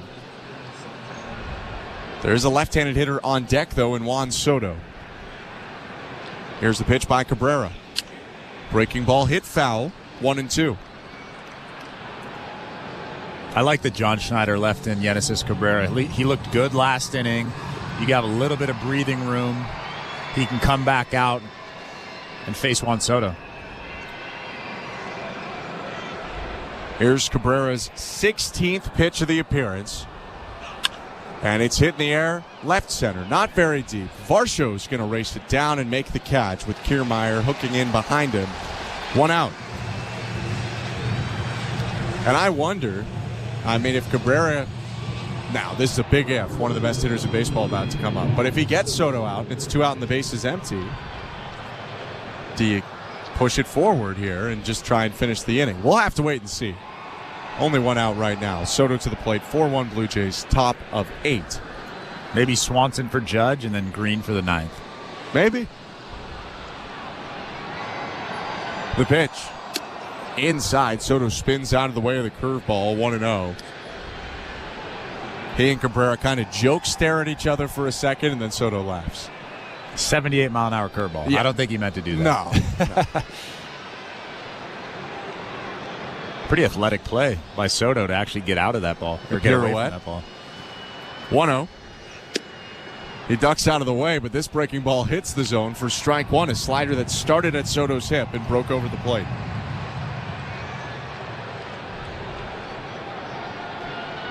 Fifth batter faced today for Yannis Cabrera, trying to become the first guy to retire Juan Soto. Next pitch, swing and a miss. 1-2. Soto with a walk, a single, and a double today. He's driven in the lone Yankee run in this 4-1 Toronto game. You have to expand the zone here, especially against a guy like Juan Soto. Do not give him anything in the heart of that plate. A fastball up or a slider down and away. Glove high set for Cabrera. The pitch. Went downstairs with the slider. It was low, and Soto laid off. 2-2. Well, that was just a pitch that started as a ball out of the hand, so Soto's not going to offer at that. I've said this so many times today. The ball has to be in the strike zone when it comes out of the hand to look good. 2-2. Smoke to right field. Springer backing up, turning, looking up. It's gone. Solo home run, Juan Soto, and the Yankees inch closer, 4-2, Toronto leads. And that's why those 2 runs were so important. Facing this lineup with a 1-run lead is so difficult. And although that fastball was right down the middle, it was still a 96-mile-an-hour fastball. It's a tough pitch to hit, but Juan Soto does a good job putting barrel to baseball and hitting it over the fence in right field. 4th home run of the season for Soto. Aaron Judge stepping up to the plate. And Yannis Cabrera is going to get to face him here. Left on right matchup. The pitch. Breaking ball called strike 1. 4-2 Blue Jays lead. Judge is 0 for 3 today. 2 strikeouts and a ground ball for a double play. The 0-1. Breaking ball again, strike two. Two well-placed curveballs backdoor to Judge.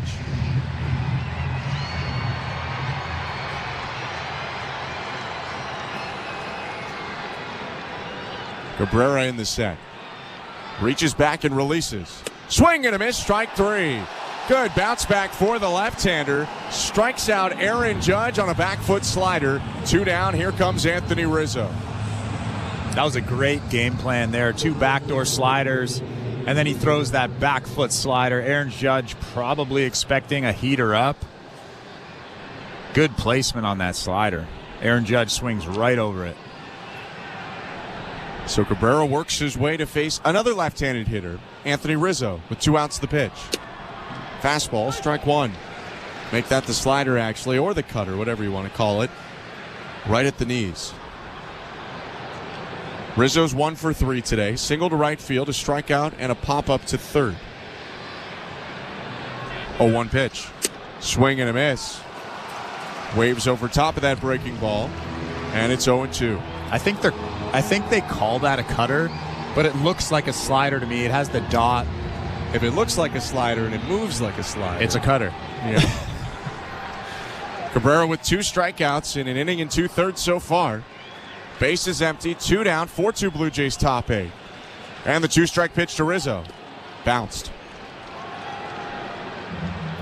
Well, I also believe it was called it doesn't really matter, but it was called a slider last year and now it's called a cutter. For what reason, I don't know. It's the horizontal breaking ball that he's got rather than the curveball, which is a little bit more vertical. Cabrera brings his glove up to his chin. 1-2, fouled off. Bounce to the Yankee dugout. Still 1 ball and 2 strikes. Rizzo talking with home plate umpire Ryan Wills. I think trying to see if that would have been a strike or not had he not swung. Cabrera actually tried to quick pitch right there. Messing with Rizzo just a little bit. Left-hander ready to go. Fires home. Swing and a miss. 97 right past Rizzo for a third Cabrera strikeout. He does allow 1 on the home run to Juan Soto, but the Blue Jays are up 4-2, middle of the 8th.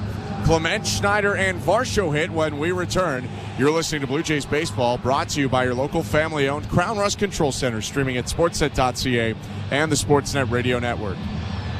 At Crown Rust Control Center, protection runs deep because every Crown Rust Control Center is owned by a local family who cares beyond business. Your Crown Rust Control Center is 100% committed to their product, to you, to their community, which is your community. Protecting you and what matters to you is equally important as protecting your vehicle.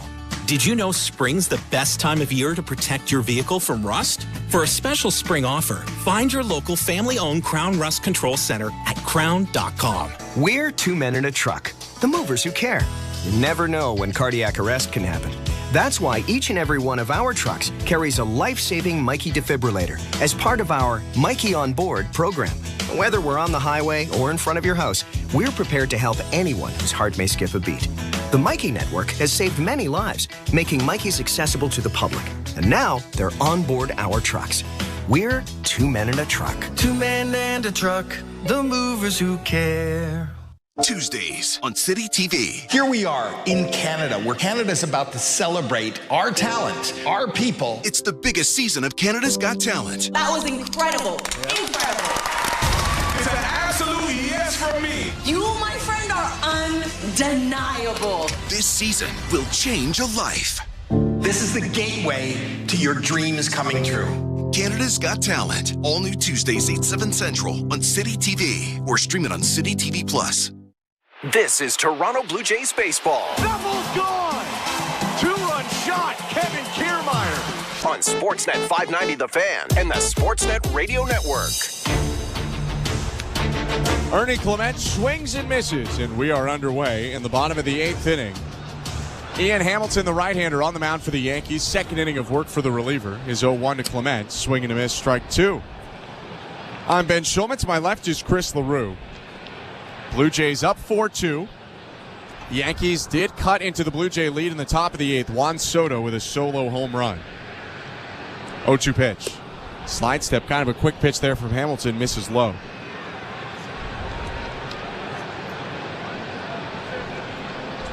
Clements came off the bench in the 6th inning to pinch hit for Cavan Biggio, and the Yankees brought left-hander Caleb Ferguson in, struck out swinging. 1-2. Line drive, left side, diving catch made by Oswaldo Cabrera, just kind of falling toward the foul line. A nice play for the first down. Yeah, good swing from Ernie Clement. But an even better play from Oswaldo Cabrera diving down that third base line, taking a double away from Ernie Clement. So here comes Davis Schneider, 1 out, nobody on, bottom of the 8th. 4-2 Blue Jay lead. Schneider 1 for 3. First pitch swinging. He swings and misses, 0-1. Davis lined the ball to right in the second, scored on the first of 2 Dalton Varsho homers today. 0-1. Called strike 2. Hamilton just dots that outside corner with the slider. It seems like almost every pitch. 2.38 ERA for the right-hander. He's been really effective so far this year. 0-2 pitch. Swing and a miss. Strike 3. This copyrighted broadcast is presented by authority of Rogers Blue Jays Baseball Partnership. It may not be reproduced or retransmitted in any form, and the accounts and descriptions of this game may not be disseminated without the express written consent of Rogers Blue Jays Baseball Partnership or the Sportsnet Radio Network. Also, Blue Jays fans, don't forget your glove. The always popular Rogers Landing is the sweet spot for catching home runs, watching big plays in the outfield, and enjoying the ball game. To visit Rogers Landing and other great spots in the outfield district, visit BlueJays.com/outfield district. Aaron Boone out to the mound, takes the ball from right-hander Ian Hamilton. Yankees make a pitching change with 2 down and nobody on. Bottom of the 8th, we'll go back to baseball control. Here's Show Ali. Thank you very much, Ben. Let's check out that St. Louis Bar and Grill out-of-town scoreboard. Some scores, some final scores around Major League Baseball. Orioles beat the Twins 4-2. Cedric Mullins launching a 2-run walk-off bomb to give the O's the win. Gunnar Henderson with a solo home run. Anthony Santander also going deep. Rangers at Tigers, Texas narrowly edging Detroit 5-4. Josh Smith with the game-winning RBI double in the top of the 9th inning. Adolis Garcia with 2 RBI today as well, a sac fly and a double. We mentioned the score before, checking in on the Jays' next opponent starting Friday night as well. The Padres losing 1-0 to the Brewers. Blake Perkins with an RBI single as the lone run that holds up as the winner for Milwaukee. Royals at White Sox. Kansas City winning 4-2. Salvador Perez with a 2-run bomb in the 8th to give KC a lead they would not relinquish. Over in the NBA, the play-in tournament continues after 2 games last night. Lakers move on. The Kings won as well. They'll play the Pelicans on Friday.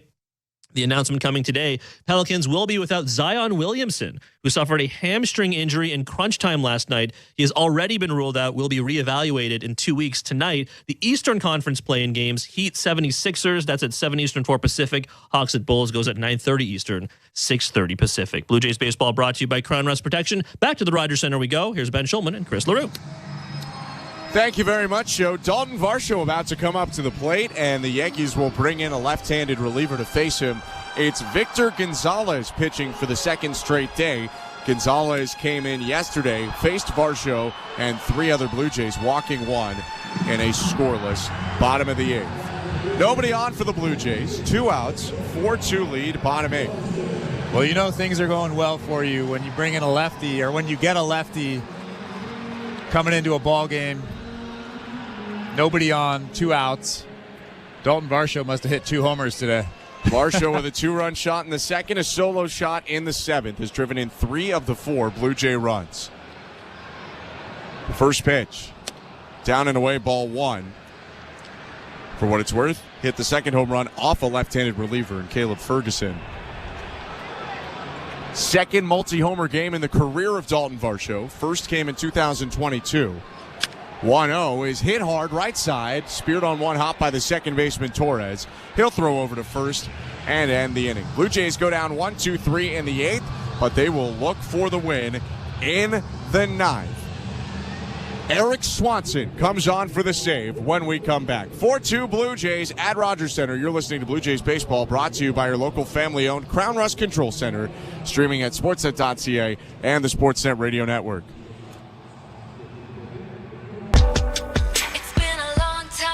Hey, it's Taylor. Listen now through May 6th. Welcome to SiriusXM, Channel 13, Taylor's version.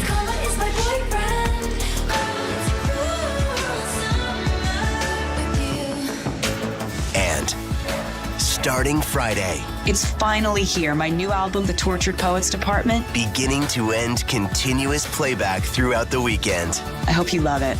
On Channel 13, Taylor's version.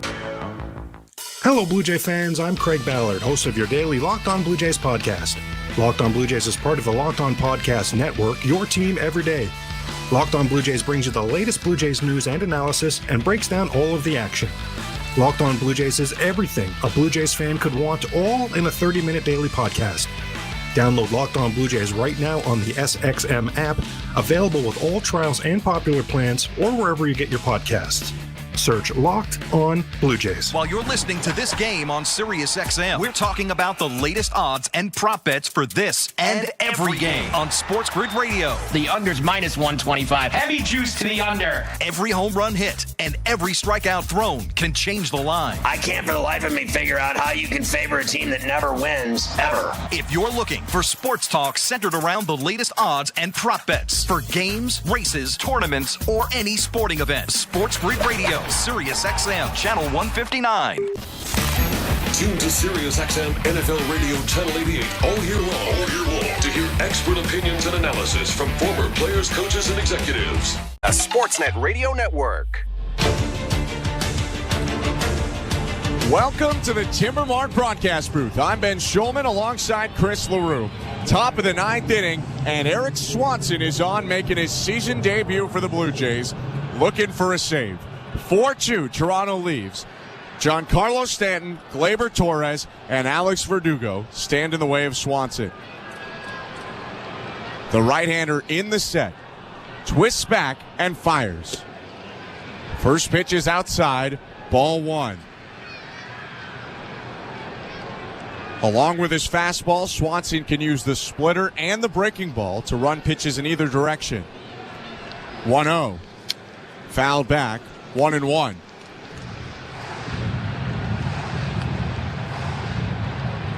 The Blue Jays do have Tim Meza loosening up as well. They've also brought Isaiah Kiner-Falefa into the game. He's playing second in place of Davis Schneider. 1-1. High drive, deep left field, and way gone. Second deck homer for Giancarlo Stanton, his fifth of the season. And it's a 4-3 game. That was a splitter that was left over the middle of the plate. And I've said this a lot today. You have to throw that sinker or that fastball in. You have to at least show it in. So Giancarlo Stanton and Aaron Judge respect the inside part of the plate. Eric Swanson didn't do that there. He just went splitter. Giancarlo smacked it in the left field. He has so much pop. 407th career home run for Stanton, Major League Baseball's active leader. First pitch to Gleyber Torres, low ball one. Base is empty, nobody out. 4-3 now for the Blue Jays over the Yankees, top of the ninth. 1-0 to Torres. Fastball in there, strike one.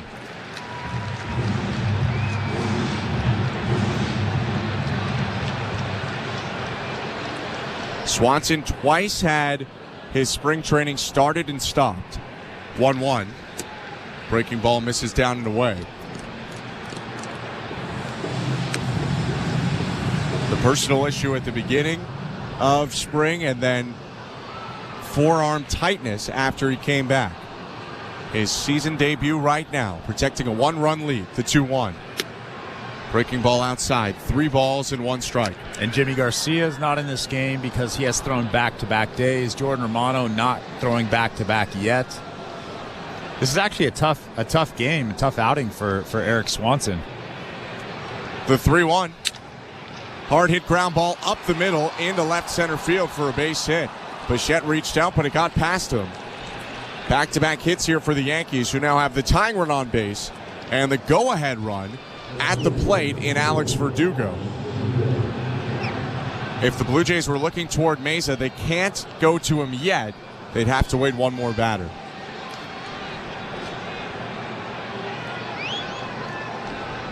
Verdugo 0 for 3 today. Did have a big hit late yesterday, a double in the ninth.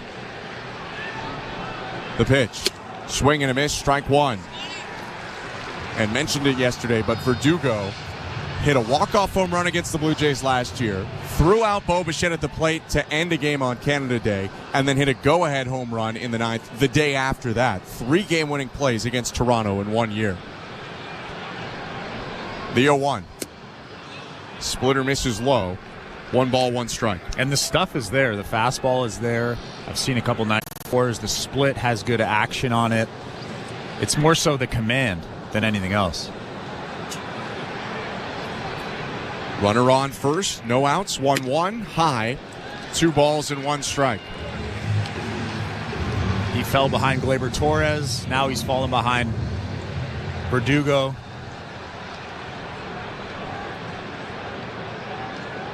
Blue Jays up 4-3 in the ninth. The 2-1. Stroke to right field. That's a liner. That's trouble. It's down. Springer cuts it off, but Verdugo's motoring for second. Throw will go into the second base bag. Up to third is Gleyber Torres. The Yankees have the tying run on third, the go-ahead run on second, and there's nobody out. And that's what happens when you fall behind good hitters. You fell behind Giancarlo Stanton. You fell behind Alex Verdugo. You fell behind Gleyber Torres. Those guys are guys that will make you pay. Blue Jays infield drawn in. It's a tag play at the plate. Oswaldo Cabrera, who's 2 for 3, is up. Swanson's pitch. Fastball, strike 1. Swanson facing his 4th batter. This was the first instance you could have gone to Meza. But instead they keep the switch hitter Cabrera batting left. 0-1. Foul back, 0-2. Swanson badly hunting a strikeout here with the tying run on third and no outs. Yeah, up 0-2 in the count. You have to throw something that's unhittable. Either an elevated heater or something down. You have to bury something down. Alejandro Kirk has to block this baseball. Second and third, no outs. The 0-2. Pokes foul left side. That was too hittable right there. That was a splitter that was kind of floating on the outside part of the plate. You have to bury that thing. You want to strike out here. Swanson wipes some sweat from his forehead. Yankees have homered this inning, and 2 hits have second and third with no outs. Blue Jays up 1. The 0-2. Foul back right near us. Will hit off the front facing of the Yankee booth off to our left and fall down into the seats. That was a good pitch right there. Elevated heater. Oswaldo Cabrera can't do anything. That's the only thing he can do with that is foul it back. I elevate that heater even more right here.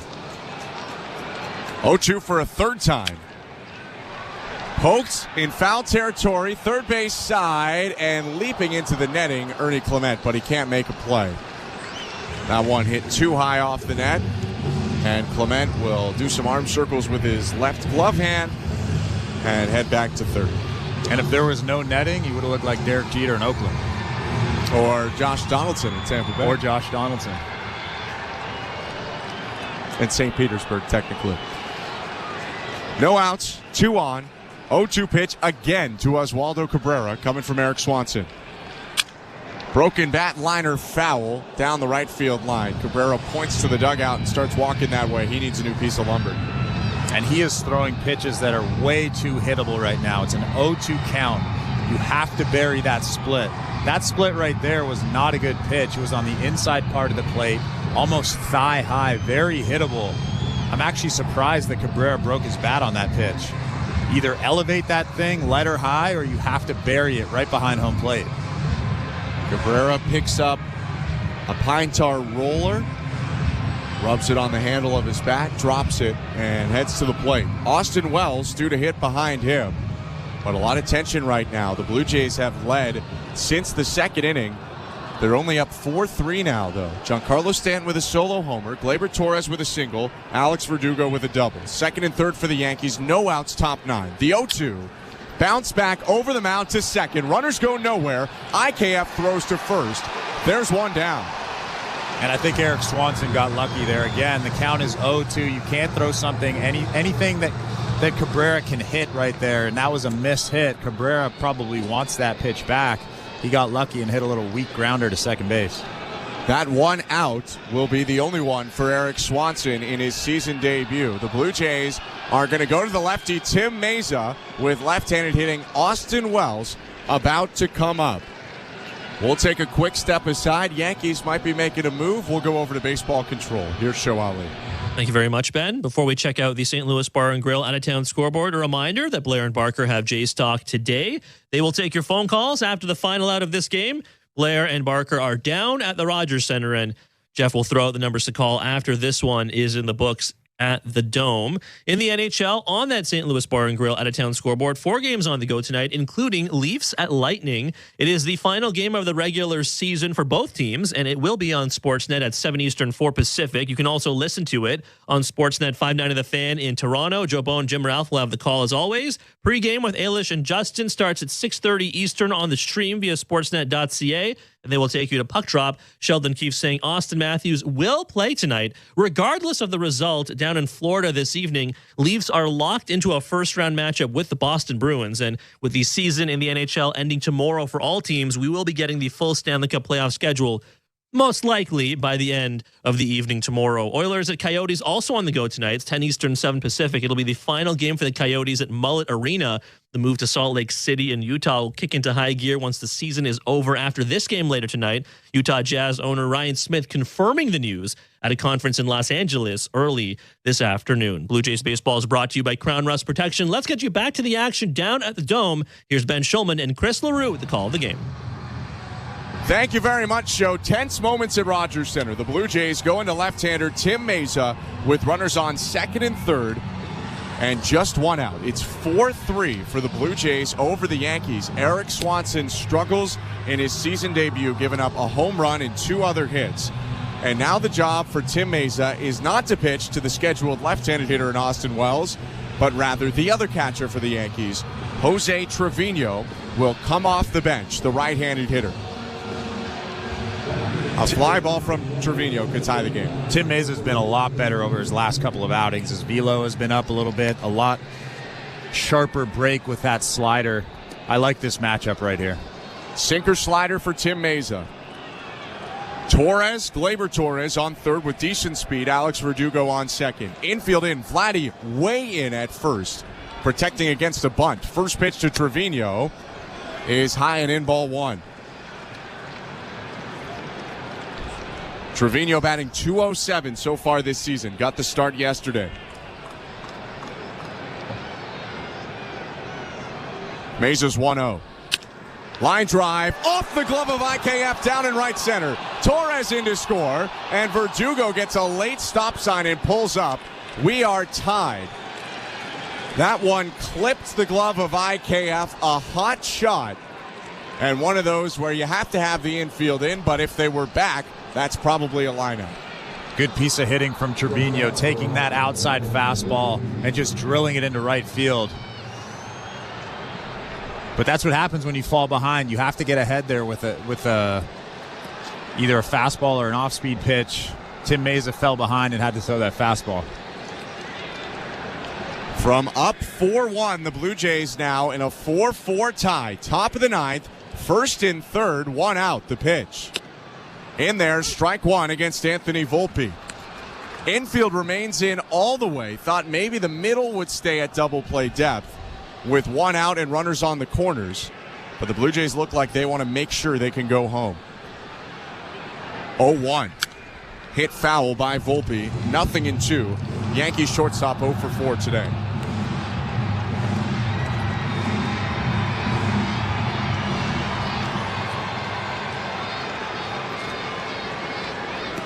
The Yankees up to 4 runs after 1 in the 8th and 2 in the 9th. 0-2 to Volpe. Inside, ball 1. This season, when scoring 4 or more runs, the Yankees are 12-2. Although one of those 2 losses came yesterday in the Blue Jays' 5-4 win. 1-2 pitch. High. 2 balls and 2 strikes. Action in both pens. Tim Meza, the second pitcher for the Blue Jays this inning, and the Blue Jays have Bowden Francis loosening up. Clay Holmes warms up for the Yankees. 2-2. Inside, ball 3. Was ahead, no balls, 2 strikes. 3 straight misses. And Volpe's got a decent shot here with Juan Soto waiting on deck. Yeah, the stuff from Tim Meza is there right now. It's just the location. The command with his slider is not quite there. Verdugo on third, Trevino on first. 1 out, 4-4 game, top 9. 3-2. Popped up behind first, foul territory. Guerrero angling to his left and back, makes the catch and runs back into the infield with Verdugo dancing off third.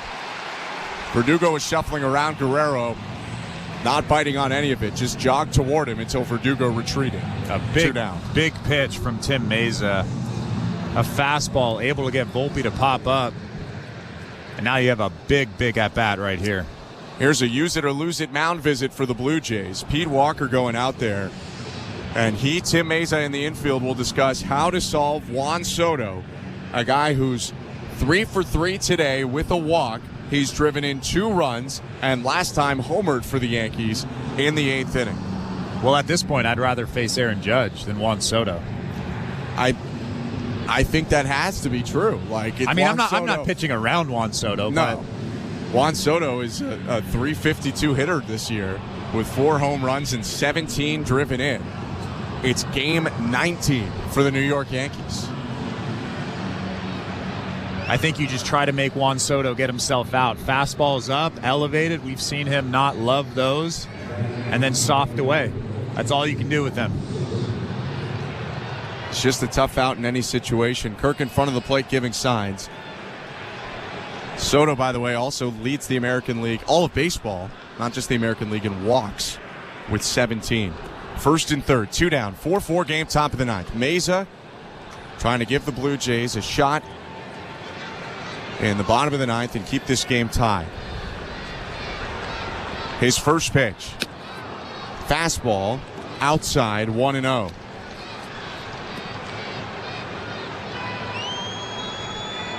Some scattered yells around the crowd, but a lot more silence. Toronto led 4-2 going into this top of the 9th. The 1-0. Fastball in there. Evens up the count.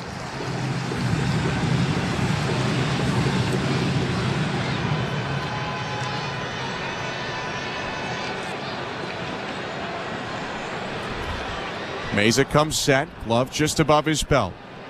The pitch. Outside with the slider, 2 balls, 1 strike. Soto banging his right fist into his right hip. Fired up about that take.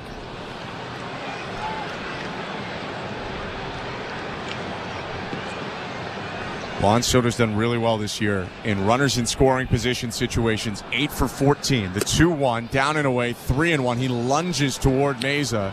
Soto gaining confidence as the plate appearance continues. And now he's got a favorable count with Aaron Judge on deck.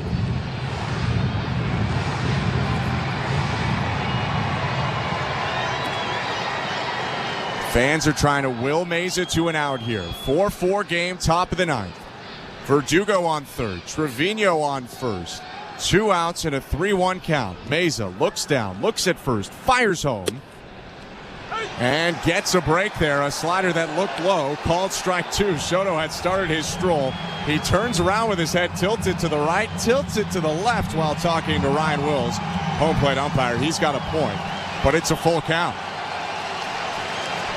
3-2, 2 outs, so Trevino will get started on the pitch. Guerrero going to play behind him. The pitch just misses low. Ball 4. Soto shaking his head, flipping the bat. And either talking to himself or Meza as he walks down to first. Trevino up to second. The bases are loaded in the 9th in a tie game for Aaron Judge.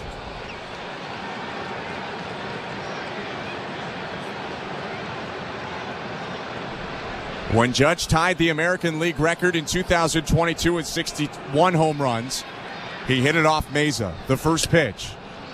Inside, 1-0. And there's nowhere to put him. So you have to come with a strike here. You can't fall behind 2-0. Judge is 0 for 4 today with 3 strikeouts. 1-0 pitch. In there, strike 1.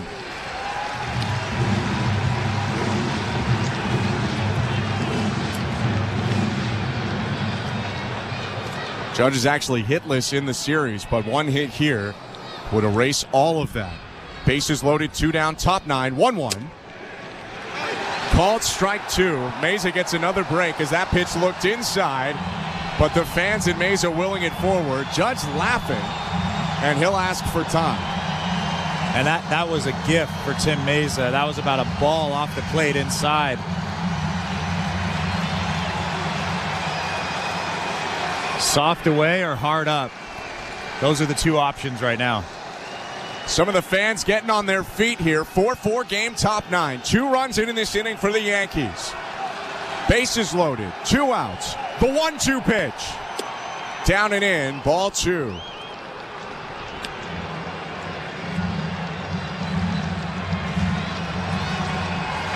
Mesa cupping his right ear with his glove to hear the signal. He has what he wants. He's in the set. Third base side of the rubber. The 2-2. Check swing on a pitch low. Appeal to first. No swing, says Carlos Torres. And take a deep breath, because it's about to be a 3-2 pitch with 2 outs and the bases loaded to Aaron Judge. Tim Mesa looking in. Comes set. Runners off. The 3-2. Hard hit ground ball, fair ball into the left field corner, bangs off the retaining wall. 1 run in, 2nd run in to score Trevino. It's a 2-run single for Aaron Judge, and the Yankees take a 6-4 lead. That actually was not a bad pitch from Tim Mesa. Aaron Judge pulls his hands through and just gets it inside that left field line.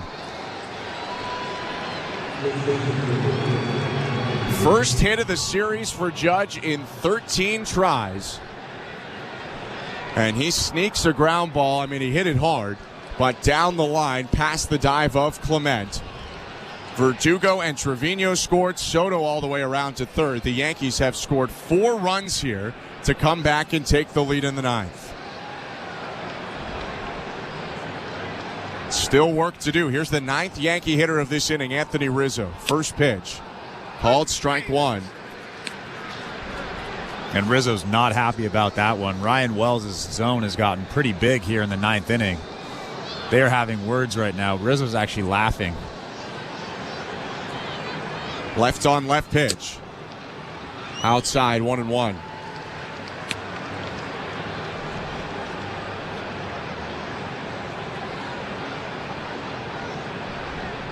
Judge on first, Soto on third. Rizzo today 1 for 4, 2 strikeouts and a single. 1-1 pitch fouled off, and it's 1-2.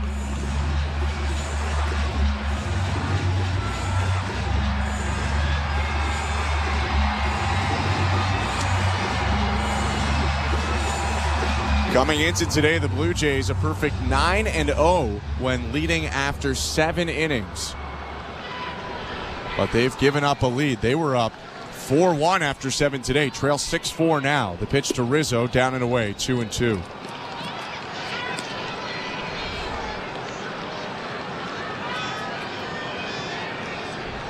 Eight 9-1 for Toronto, scheduled to hit in the bottom of the 9th. Kirk Kiermaier Springer, 2-2. Off the hands, fouled into the netting behind home plate. Good pitch right there, up and in, right at the hands of Rizzo.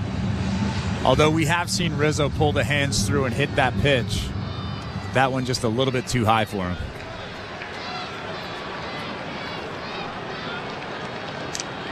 Mesa trying to finish the inning, keep the deficit to 2. His 2-2. Bounce to first but foul, and they'll do it again.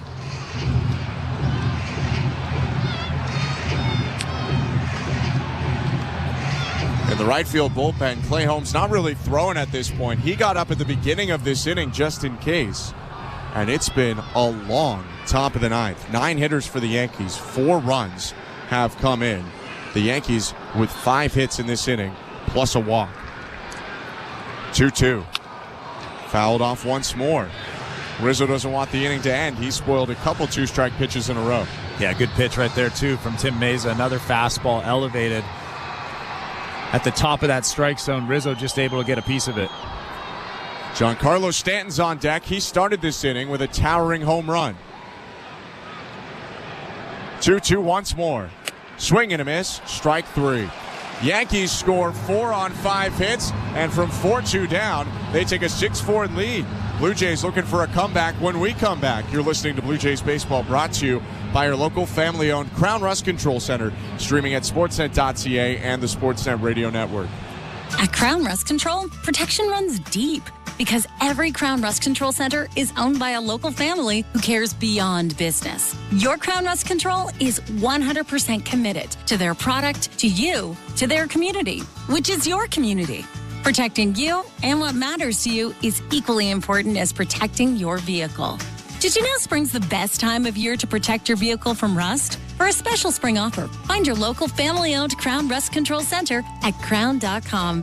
Bring excitement to your landscape with proven winners, Color Choice Shrubs. These flowering shrubs and evergreens have been trialed and tested by experts to make sure they look better and bloom better, so they're just as easy to care for as what's in your landscape now, but a whole lot more colorful and interesting. Look for proven winners, Color Choice Shrubs, in the distinctive white container at your local garden center, or learn more at provenwinnerscolorchoice.com.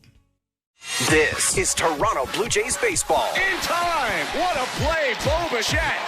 On Sportsnet 590 The Fan and the Sportsnet Radio Network. Welcome back to Blue Jays Baseball. Show Ali with you at Baseball Control. I'm in our downtown Toronto studios. Jays trail the Yankees 6-4 as we head to the bottom of the 9th inning down at the Rogers Center. A reminder that Blair and Barker have Jays talk today. They will take your phone calls after the final out. Blair will throw out the numbers to call after this one's in the books. The guys are both down at the Rogers Center for postgame. I am certain you will have thoughts about the bullpen usage, so be sure to stick around for this one for Jays Talk. Blue Jays Baseball is brought to you by Crown Rust Protection. Jays trail 6-4 as we head to bottom 9. Here's Ben Schulman and Chris LaRue with the call of the game at the Rogers Center. Thank you very much, Joe. The Yankees closer Clay Holmes is on for his 9th appearance of the season. Right-hander acquired from Pittsburgh in 2021 will have to face Daniel Vogelbach, Kevin Kiermaier, and George Springer. Vogelbach pinch hitting to start the inning for Alejandro Kirk, with the Blue Jays trailing 6-4.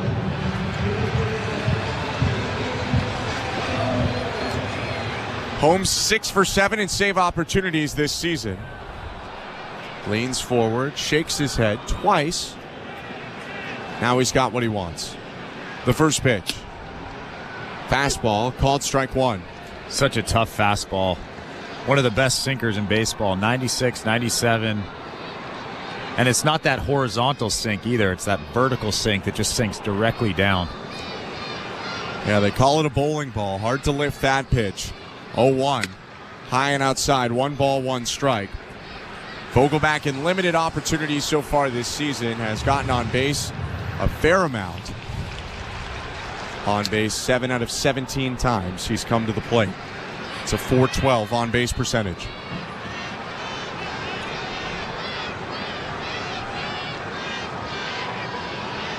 The 1-1. Check swing, called strike. 1 ball and 2 strikes.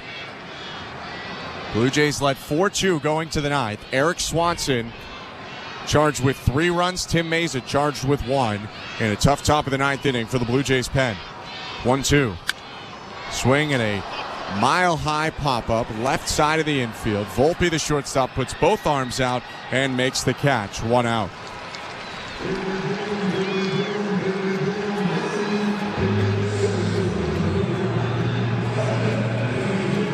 Blue Jays have 4 comeback wins this year. That means just coming back from any deficit in the game. Once they have come back in the 9th inning or later. That was Davis Schneider's 2-run homer in Houston.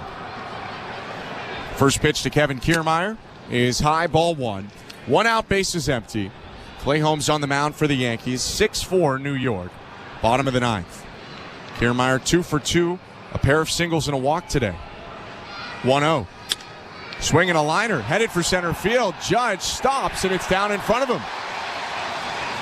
Base hit for Kiermaier. He's got a 3-hit day, and as the lineup flips over, the tying run will come to the plate. And the most important thing is bring that tying run to the plate. Get that tying run in that batter's box, and anything can happen. I know it's hard to hit a home run off of Clay Holmes.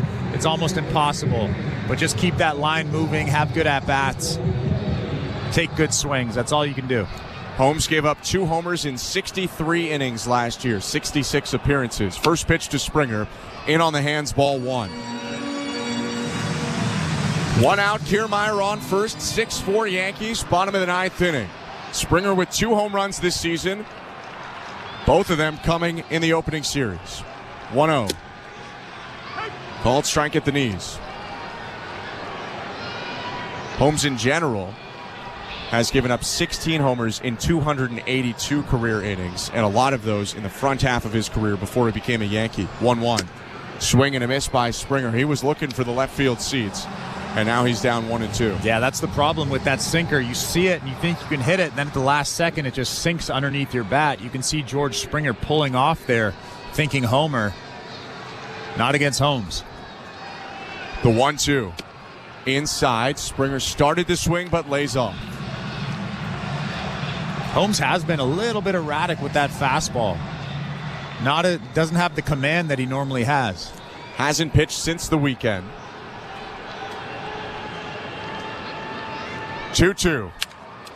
Soft ground ball to short. Volpe picks it up. Only play is first. He'll make it. Kiermaier got a good jump and dove into second base, but the Blue Jays down to their final out. And they'll rest that on the shoulders of Vladimir Guerrero Jr. Still one big swing away from tying the game. I like this matchup right here.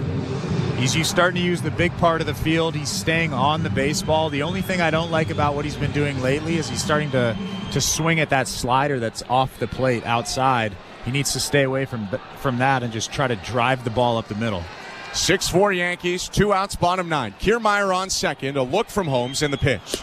Guerrero takes. It's strike 1, a pitch below the knees, but called for a strike. And there's been an ejection. John Schneider's day is done. And while I don't think it's skewed particularly towards either team, I think it's going to be an interesting video session for Ryan Wills on what the strike zone has been today. Up, down, left, right. And Schneider is in the face right now of the home plate umpire, really giving it to him. And now he'll turn and walk off the field. But there's no doubt that when the challenge system comes in, because it's going to at some point, that pitch is going to be ball 1 instead of strike 1. That was such a tough pitch. 98 was sink, not a strike. That was down, but it's still a tough pitch. Ryan Wells hasn't been good today. His zone has been big. And you can see the frustration on Vlad's face there. Kind of drops his shoulders, bat hits the ground, and then John Schneider obviously says something in the dugout and gets thrown. Here's the 0-1 to Guerrero. Low, that one called a ball, and it's 1-1. And the zone's been big in multiple spots. It was big outside early on. Judge got hosed on a call last inning inside, and now the bottom of the zone is expanding. 1-1 to Guerrero. That one low. Pretty much the same depth as strike 1. They'll call it a ball. It's 2-1. Anthony Rizzo actually in the top of the 9th started laughing at one of the calls. If the score was flipped, there might be Yankees being ejected right now, too. 6-4 Yankees, 2 outs, runner on second, 2-1 to Vlad. Check swing, and that's called strike 2. Such a tough pitch. So much movement. So much velocity. That's why Clay Holmes is one of the best closers in baseball. Blue Jays down to their final strike. Holmes in the set. Glove at his chest. Looks at second. Looks once more. And the 2-2. Ground ball up the middle. Volpe slides into center. Picks it up. Spins. Throws to first. And wins the game for the Yankees. Heck of a play from the Gold Glover, Anthony Volpe. And the Blue Jays cannot pull off the sweep. A 9th inning comeback by the Yankees stops Toronto's first sweep since 2016 over the Yankees at Rogers Center. Had not swept the Yankees and still have not since 2021 in a 4-gamer at Yankee Stadium. The Yankees win 6-4 on the late rally. We'll wrap this one up on the other side and then send you over to Blue Jays Talk with Blair and Barker. You're listening to Blue Jays Baseball, brought to you by your local family-owned Crown Rust Control Center, streaming at sportsnet.ca and the Sportsnet Radio Network.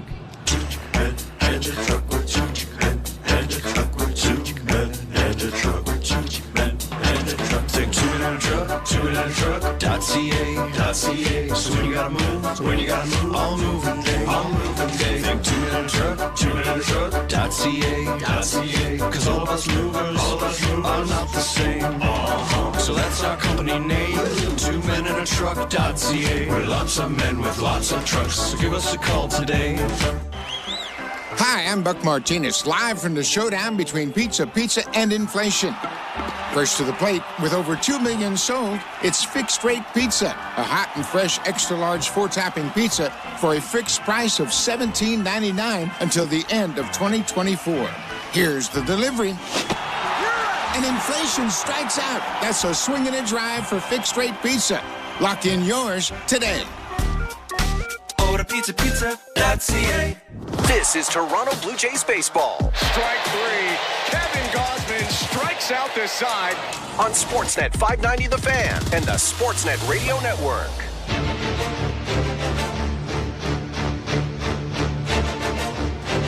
(6-4), the New York Yankees defeat the Toronto Blue Jays.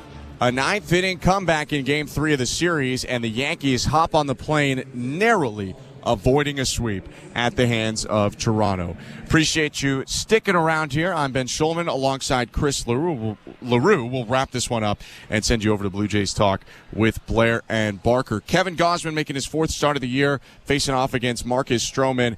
And Chris, Gausman at least made his best start since his opening start of the season, maybe his best overall. He did look much improved today in 5 innings of 1-run ball. Yeah, it was a wasted great start from Kevin Gausman. He was locating that sinker, and that's the biggest thing for him. His velocity and his stuff in his last start, they were good.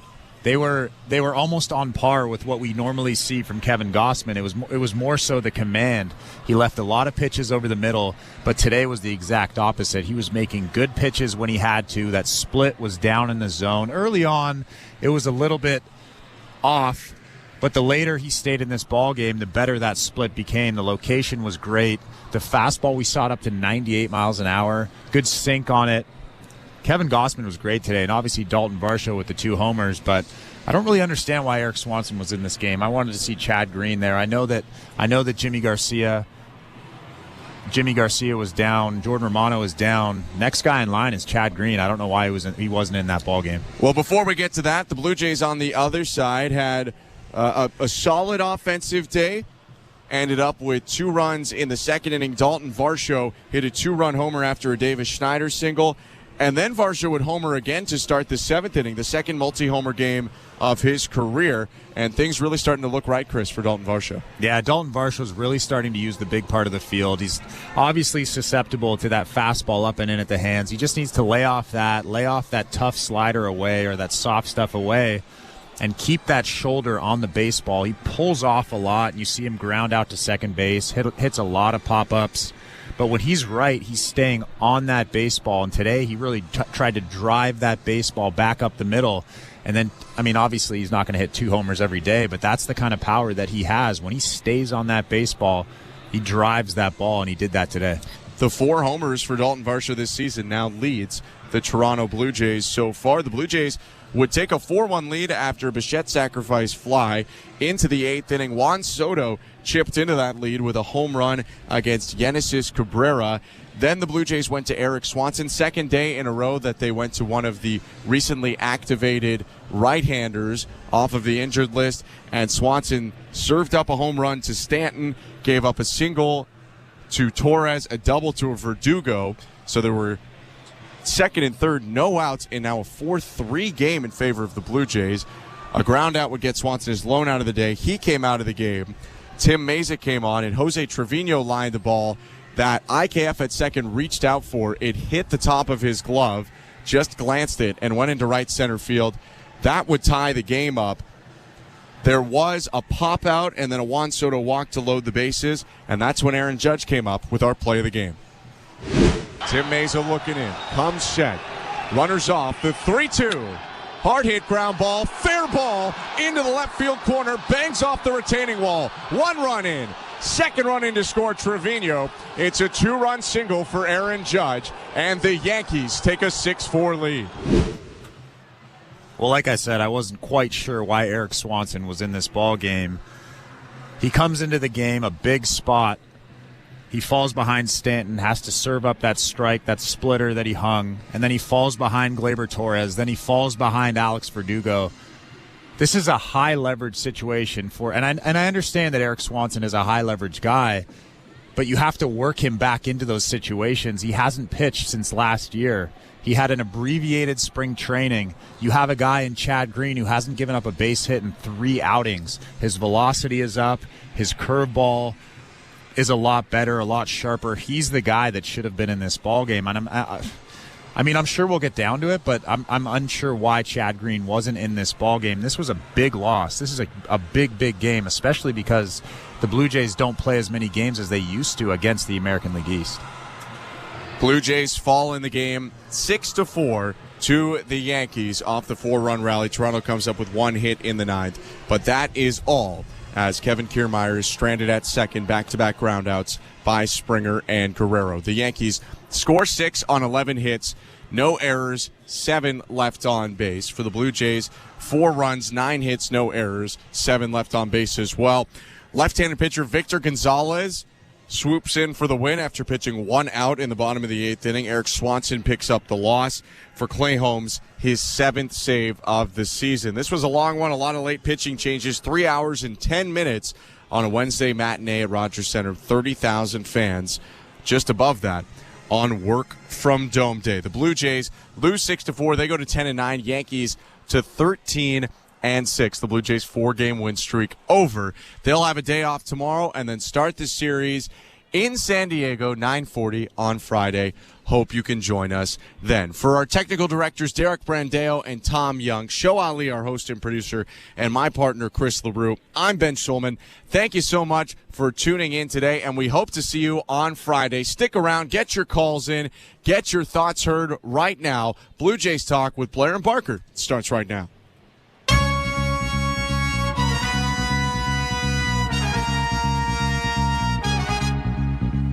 All right, folks, this is going to be a quick one. The numbers to call, 416-870-0590, star 590, 1-888-666-0590. Kevin Barker, the Blue Jays leading 4-2 going into the 9th inning. They lose the 6-4. Let's start with the bullpen usage. There's a lot to talk about today, but clearly when you give up 4 runs in the 9th inning to the Yankees and lose a game in which you were leading 4-2 with the opportunity to sweep, you've got to focus on the bullpen. Now, Eric Swanson, 1 day after being activated off the IL, got to start the inning. Tim Meza came in for him.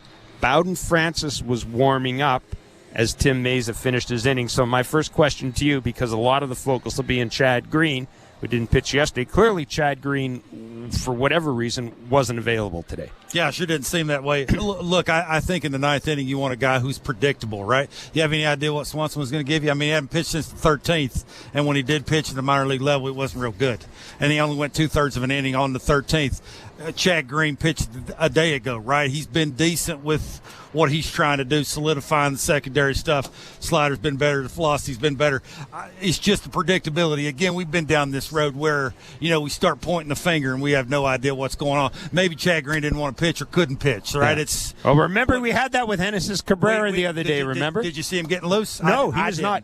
So, I think we should probably wait until we hear John. I'm sure that'll be the first question they ask is why Swanson instead of Green. It's about winning streaks, about momentum. They were getting it here. I mean, they were taking, the Yankees behind the woodshed. They were getting it done here, and that sweep going away to head it out west, right? Getting on that 5-hour flight would have been nice. And then you talk about pitch sequencing to Judge. Why you throw him 6 pitches in? I mean, I don't know about you, but everybody prides themselves on watching a guy take a swing.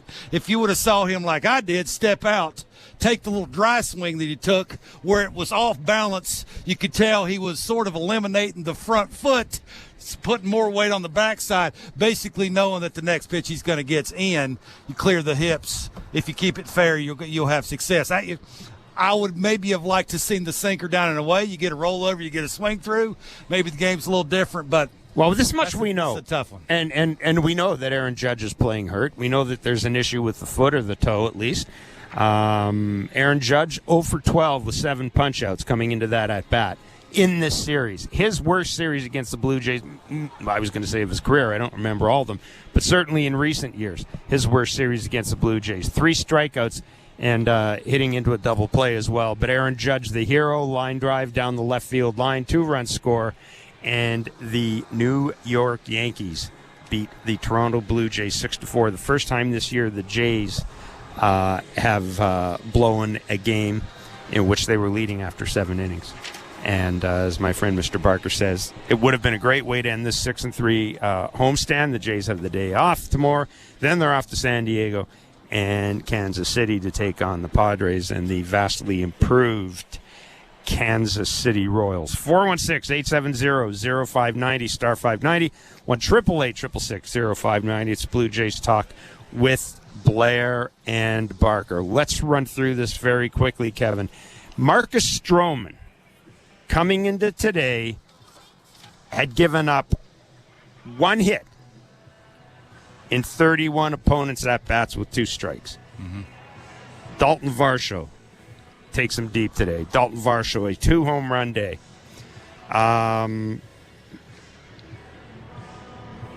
Much talk about the use of Dalton Varsho in games, right?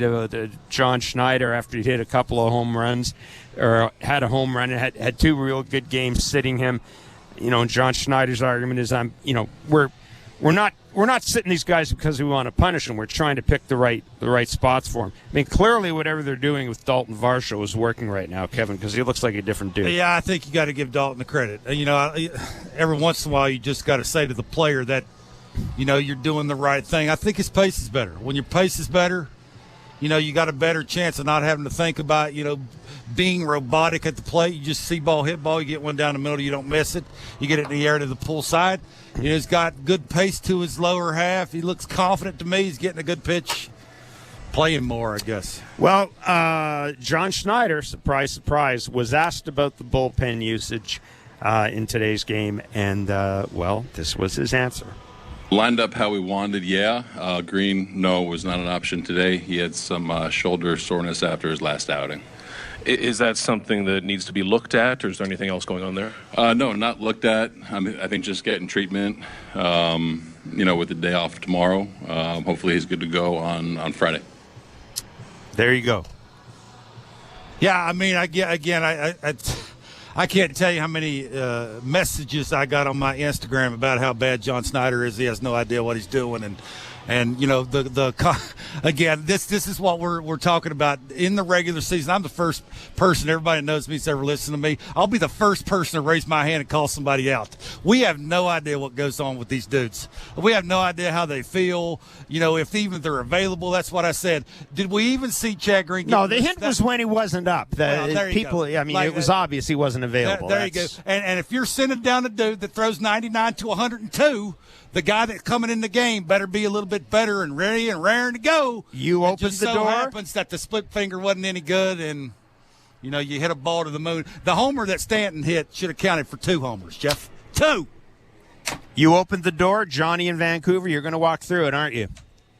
Oh my God, guys! I really wanted this sweep, and I just don't understand why we're sending Nate Pearson down when we have a really thin bullpen. You basically have 2 guys that you can't use in the bullpen in Yariel Rodriguez and Bowden Francis. They're basically a starter. So, my question is, why are we sending down Pearson when you have a guy in Daniel Vogelbach who barely plays? He's hitting .67. I know he gets on base or whatever, but he barely plays, and then we could have DFA'd him and kept Pearson. We literally saw the bullpen run out of gas. And also, once in a while, we need to win a game 8-5, 8-6. If you know your bullpen. Well, those days are gone, my friend.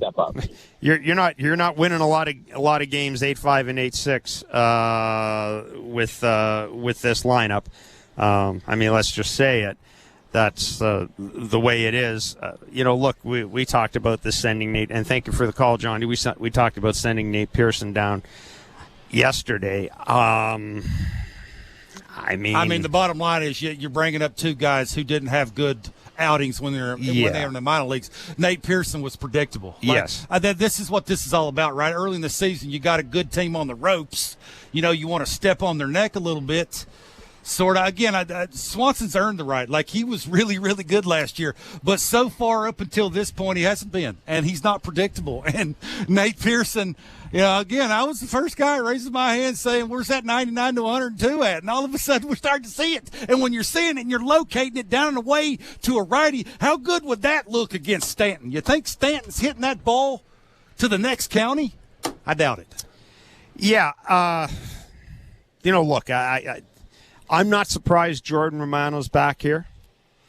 I wonder why you had to bring both of them back at the same time. If one guy, and again, Eric Swanson, his spring training was interrupted twice. Once for the accident involving his son. My question at the time was, okay, why do I have to bring both of them up here? Let me DFA Mitch White and bring Jordan Romano up and let Eric Swanson stay down in Buffalo for a bit, and then I can keep Nate Pearson. Yeah, didn't the last time we heard about Swanson that he didn't have his fastball velocity? Yes, that's exactly what we heard. What does Kevin Gausman need when he throws two pitches, and one of them being a split finger, exactly what Swanson throws? He needs velocity on the fastball. That's what I'm saying. I'm not picking on Swanson because he's been really, really good, and he will be a big part of this bullpen. But right now he's not predictable, and I'm with you. I just don't understand it. Cost him a game. That's what it did. Well, yeah, absolutely. Well, I mean, I will say this, though, after mentioning that, I would ask people to go back and take a look at Nate Pearson's recent outings against the New York Yankees. I mean, Nate Pearson carved up Aaron Judge the last time he faced him. He would have been the perfect guy to have in here. And again, Kevin's been waiting for like 5 years to say that about Nate Pearson. Well, we have 5 years. Haven't we? Well, we've ridden the Nate Pearson roller coaster. Man. A lot of Jays fans have ridden the Nate Pearson roller coaster, and yeah, I do find that surprising. Again, Eric Swanson's a veteran. I get all that, but Eric Swanson, I think, is also. I'm sure Eric Swanson knows that he's not ready.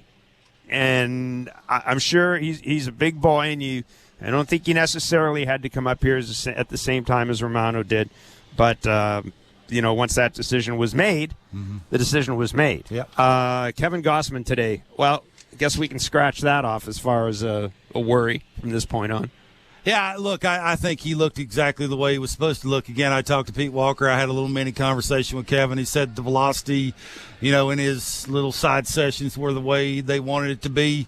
The split finger, I know he don't throw split fingers, but he seemed to think he had the velocity. The split finger would be there. First inning, right, it looked like some of those split fingers were non-competitive. The fastball command was a little spotty after that. He sort of honed it in, and when he needed it, he could go to it. I think that's the biggest part of it is when sometimes you have to go to certain pitches, you can go to them because everything's feeling right. Yeah, it's not a worry. It's just sometimes, boy, them games that you're supposed to win, especially the way your offense looks, and you got to win those, boy, this one is a tough one to swallow. Man. Yeah, it, as we said, an opportunity to sweeps don't come around every day against the New York Yankees. No, they do not. Mike in Burlington, you're on Blue Jays Talk. Hey, Mike. Hello. Hey, what's up? What's up, Mike? What do you got to say? I was screaming at my TV today watching Romano filing his nails in the bullpen when he should have been in the game. Like, I don't get it. He's going to pitch 70 or 80 games a year in the ninth inning. Get him in there. What the hell happened today? And then the manager waits till the ninth inning to start arguing about the balls and strikes. He should have been there in the fifth inning. Yeah, he's been doing that. He was yelling at that umpire in like the third inning. Yeah. I mean, me and Jeff were sitting in traffic. We got here in like the second inning. I looked down there in the third inning. He's yelling and screaming. Yeah. It was the Soto two pitches from Mesa. Well, what's he going to do? Yeah, what's he going to do? If he gets thrown out in the fifth inning, the strike zone going to change all of a sudden? Absolutely not. It's not hockey. Might get bigger. Exactly. And it's the Soto two pitches from Mesa, right? One he called a ball, one he called a strike. Yeah. That's the one that irritated him, and he had enough. That's why he got tossed. Yeah, there were, Ryan Wells, I got to say this, Ryan Wells, in addition to the lack of performance from the Blue Jays relievers, John Schneider can argue all he wants. His team got more breaks today from Ryan Wills. There were pitches to Soto, Judge, and Rizzo. There was a trifecta in that ninth inning of really egregious misses that worked in the favor of the Blue Jays. I think all you can ask from an umpire is be consistent. If you are a low ball umpire, consistently call the ball down. That's exactly what he did. Yes. Whether you like it or not. No, I'm with you. Yeah. I'm with you. But as I said, the Jays got a lot of gifts from Ryan Wills in the ninth inning today, and it clearly wasn't enough. The Blue Jays losing 6-4 to the New York Yankees, a chance to sweep the Yankees. The homestand, though, 6-3. Starting pitching really, really, really good. Signs of life from the offense. Dalton Varsho compared to where he was when the homestand started. But yeah, this is a bitter loss. Yeah, because you do not get a chance to sweep the Yankees. It's what he done for me lately, and lately they got beat in the ninth inning. Yeah. Like that's, you want to go on that plane happy. They're not. 416-870-0590, star 590, 1-888-666-0590. Let's take a break. We'll come back, go to the phone lines. It's Blue Jays Talk on the Sportsnet Radio Network. Timber Mart is Canada's building center, a solid neighbor to call upon when you've got a job to do. Your dependable home improvement store that offers the added value of Air Miles reward miles with every purchase of $15 or more. Visit timbermart.ca. Bring excitement to your landscape with Proven Winners Color Choice shrubs. These flowering shrubs and evergreens have been trialed and tested by experts to make sure they look better and bloom better. So they're just as easy to care for as what's in your landscape now, but a whole lot more colorful and interesting. Look for Proven Winners Color Choice shrubs in the distinctive white container at your local garden center, or learn more at provenwinnerscolorchoice.com. At Crown Rust Control Center, protection runs deep because every Crown Rust Control Center is owned by a local family who cares beyond business. Your Crown Rust Control Center is 100% committed to their product, to you, to their community, which is your community. Protecting you and what matters to you is equally important as protecting your vehicle. Did you know spring's the best time of year to protect your vehicle from rust? For a special spring offer, find your local family-owned Crown Rust Control Center at crown.com. Which Looney Dogger are you? The Fork and Knifer, Splatterer, Condiment Queen, or Big Dipper? This season at Rogers Center, every Tuesday home game is Looney Dogs Night, presented by Schneider's. You will have the opportunity to purchase $1 hot dogs from various concession stands around the stadium. Then show the world your Looney Dog style. Because whether you're the mustard maven or ketchup king, no Blue Jays game is complete without hot dogs. So don't miss out on this deal. Looney Dogs Night, presented by Schneider's, every Tuesday home game.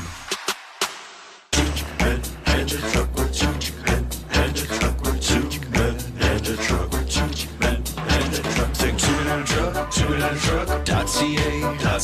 So when you gotta move, all moving day. Think 2-minute truck.ca.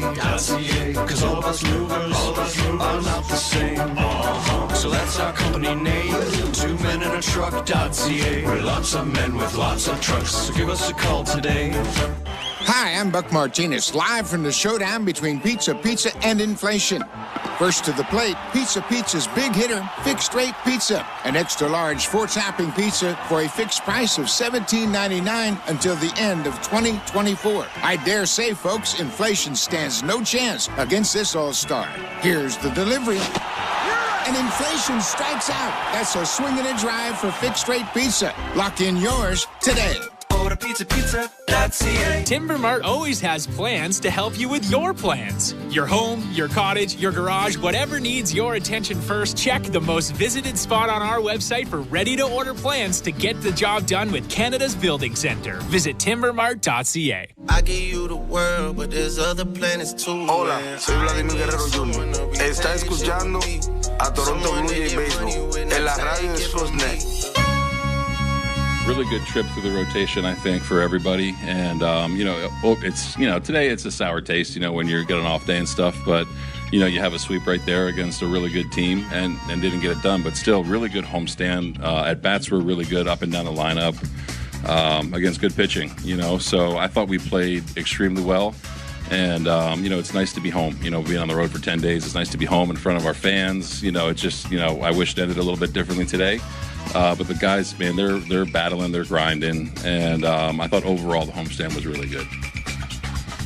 That's John Schneider, manager of the Toronto Blue Jays, after today's 6-4 loss. The Jays off to San Diego.